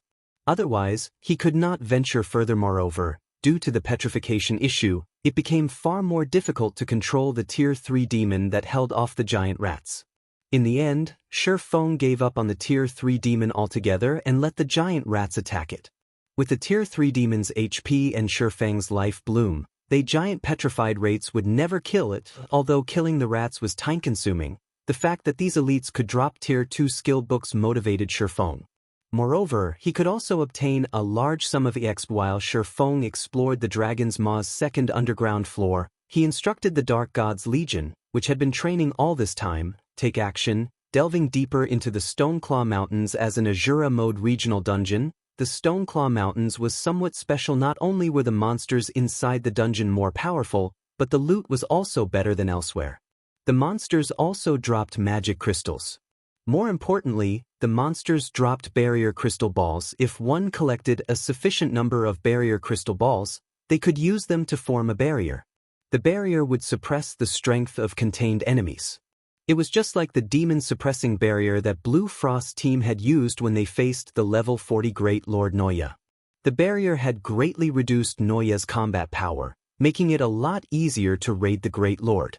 The barrier crystal balls were similar in this aspect only. The barrier crystal balls were somewhat different from magic scrolls. Generally, magic scrolls were one-use items. Barrier crystal balls, however, could be used multiple times. Only, each use would expend a lot of magic crystals during God's Domain's initial stages. Players were both low-leveled and low-tiered. Hence, most felt helpless against even high Lord-ranked monsters, not to mention Great Lords. Raiding these monsters simply required too much from players at this stage of the game. Perhaps the main god system had taken this into consideration. Since a player's strength was limited, the only other way to defeat these Grand Lord-ranked bosses was to suppress their strength. However, aside from quests, there were practically no methods or tools that could suppress boss-level monsters. Bosses of large-scale team dungeons had been a roadblock for many large guilds. However, after the Stoneclaw Mountains had appeared, the various guilds had discovered the barrier crystal ball in the dungeon's inner region. This had allowed the guilds to reduce the difficulty of large-scale team dungeons, significantly increasing their raiding speed. A guild only had a limited number of experts. Normally, only these experts were barely able to clear large-scale team dungeons. Large-scale team dungeons also had cooldown times. Hence, this had resulted in the rarity of top-tier equipment. However, if a guild could lower the difficulty of a large-scale team dungeon and allow players that were not quite experts to clear it, the acquisition of top-tier equipment would naturally skyrocket. Feng was not confident in dealing with the Flower of Seven Sins adequately. Against the Star Alliance, however, he had plenty of confidence. The best method to crush the Star Alliance swiftly was to increase Zero Wing's overall strength. After all, a battle between guilds could not be settled by an individual. Currently, the various large guilds were grinding in the Stoneclaw Mountains outer area. They avoided the inner region as they had deemed the danger to be higher than the potential rewards. The Flower of Seven Sins was already preparing to deal with Zero Wing. However, it would not be wise for Feng to send the main force into the Stoneclaw Mountains. But it was a different story for the Dark Gods Legion. Originally, the Dark Gods Legion's members were already powerful as individuals. After taking into account the power of darkness, they could easily venture into the Stoneclaw Mountains inner region to obtain the barrier crystal balls. Under Feng's command, the Dark Gods Legion had no trouble obtaining several dozen barrier crystal balls. This was enough to outfit several 100-man teams to raid the hard-mode Frost prison. Time passed quickly. After a day of travel through the second floor, Feng finally arrived at the staircase leading to the floor below. Meanwhile, Feng was already level 37. He had fully recovered the 25 agility he had lost the instant Feng's foot landed on the staircase. The view before him changed. He was transported to a fog-covered city. The sound of a system notification suddenly reached his ear system. You have discovered the ruins of the Imperial capital. Grinding mastery points.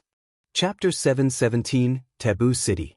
The mana density here is intense. Standing in the mist, Feng suddenly felt his mind become clear and ethereal. He could see the mist's true colors. In God's Domain, when players found themselves in places with high mana density, their minds would clear, and they would feel more energetic. This greatly aided in the improvement of their skill completion rates and combat techniques. With such a high mana density, the boost one could get in this area is no less than the 100-berry wine. If players fight and level up here, they could see improvements at least 5 or 6 times faster. It's a pity that this area isn't easy to access. When Feng opened his system interface, he discovered that he could not contact with the outside world at all. He had also discovered undead roaming down the lifeless city streets. Fortunately, they were not very high-leveled. Suffering Soul, undead, elite rank. Level 60. HP 450, 000/450, 000. Ghoul, undead, special elite. Level 60. HP 700, 000/700, 000. These half-transparent suffering souls and ghouls wandering about the city were not particularly numerous. A level 60 party should be able to handle these monsters very easily, whether it was leveling up or improving one's skill completion rate. Grinding monsters here would be beneficial. After examining his surroundings briefly, Feng took out an isolation scroll and used it. He then descended from the rooftop carefully and headed towards the palace indicated on the map. The city had long since died. Feng could see various statues haunting the city streets. These statues had all been citizens who had received the curse. However, it was unlikely that killing those undead would lift the curse. Feng would have to deal with the problem at its source. Based on Feng's understanding of the Thunder Beast Empire, only one person was capable of cursing an entire city: Thunder Emperor Kaiser. Emperor Kaiser had been a Tier 5 sword saint. He had only been a step away from becoming a Tier 6 god. Unfortunately, it had been so close, yet so far to players. The promotion from a Tier 5 class to Tier 6 required great opportunities, luck, and strength. It was even more so for an NPC. For example, in the past, even the Dark Gold Guard Kite, with his vast potential, could only be promoted to Tier 5. It was practically impossible for him to reach the realm of Tier 6 according to the legend. In order to pursue eternal life, Emperor Kaiser had mobilized his empire to carry out a taboo. Looking at it now, it was highly possible that said taboo was related to the curse currently plaguing the Imperial capital. Damn it. The city is already in ruins, so why are there still guards? Feng stood on the roof of a building one street away from the palace, his eyes locked onto the mechanical guards stationed on either side of the palace gate. Thunder Beast Guard, Grand Lord. Level 200. HP? The Thunder Beast Guards' levels were just too high, so Feng could not see how much HP they had. However, he could confirm one thing. Their HP was mind-bogglingly high. Normally, Grand Lords had 6 HP bars displayed. The Thunder Beasts had 10. Furthermore, there were a total of 8 Thunder Beast Guards. The Thunder Beast Empire's strength left Feng in awe. Feng had visited plenty of empires before. However, this was his first time seeing such powerful mechanical guards. The palace was also protected by a magic array. In order to enter the palace, Feng would either have to destroy the magic array or enter through the front gate. The first option of destroying the magic array was obviously unrealistic. Even a Tier 6 god would find it difficult to destroy a magic array that carried such dense mana, not to mention a Tier 1 swordsman like Feng. Yet, entering through the main gate was also unrealistic. Even a level 200 Tier 4 class would not dare to provoke 8 level 200 Grand Lords simultaneously. Feng was only a level 37 Tier 1 swordsman. The Thunder Beast Guards would send him to oblivion long before he ever reached the palace gate. Feng had thought of using a Tier 3 demon as bait. However, due to the gap in levels, rather than luring the guards away, he might draw the guards' aggro himself. Do I have to give up just like this? Feng was frustrated. He observed his surroundings in hopes of finding a solution. After watching from the rooftop for some time, Feng suddenly discovered something interesting. There were plenty of undead roaming the streets in front of the palace. However, not a single suffering soul came within 200 yards of the palace gates.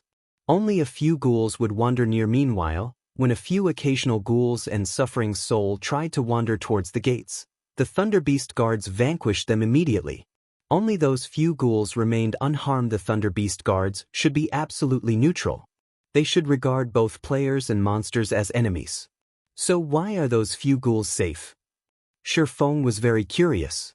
He even summoned a Tier 3 demon, directing it to capture a few ghouls from elsewhere and throwing the monsters towards the main gate. Without exception, the Thunder Beast Guards annihilated every ghoul. This is interesting.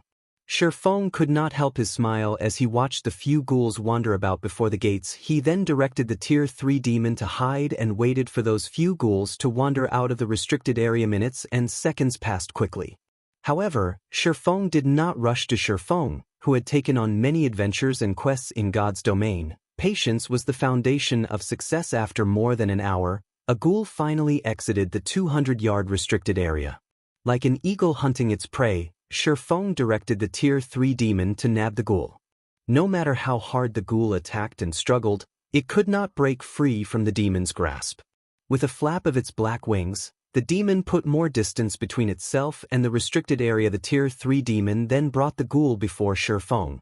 Its hand gripped the ghoul tightly, preventing the special elite from moving. Meanwhile, Feng activated omniscient eyes to inspect just what differentiated this ghoul from the others. The ghoul was actually able to deter even the Thunder Beast guards from attacking it. The ghoul had mutated from a human's corpse. It still wore the noble's clothes it had worn in life. There had been nobles among the ghouls the guards had killed. Could it be that this ghoul had possessed a higher rank while it was alive? After observing the ghoul for some time, Feng failed to discover any clues. However, he did not believe that the main god system would have him complete this high-level quest for no good reason. For a quest in a level 60 map, even a legendary quest, level 60 players should be able to complete it. However, even level 200 players would not be able to get past the Thunder Beast guards before him, much less level 60 players. At the very minimum, it would take a team of 10 level 200 tier 4 players to defeat them. Forget it. Let's kill it as an experiment. In any case, there are a few more ghouls I can experiment with.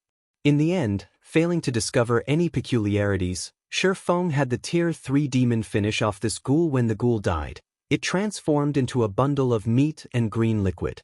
It also dropped a few silver coins and some other items. Its loot was no different from the ghouls Feng had killed before her.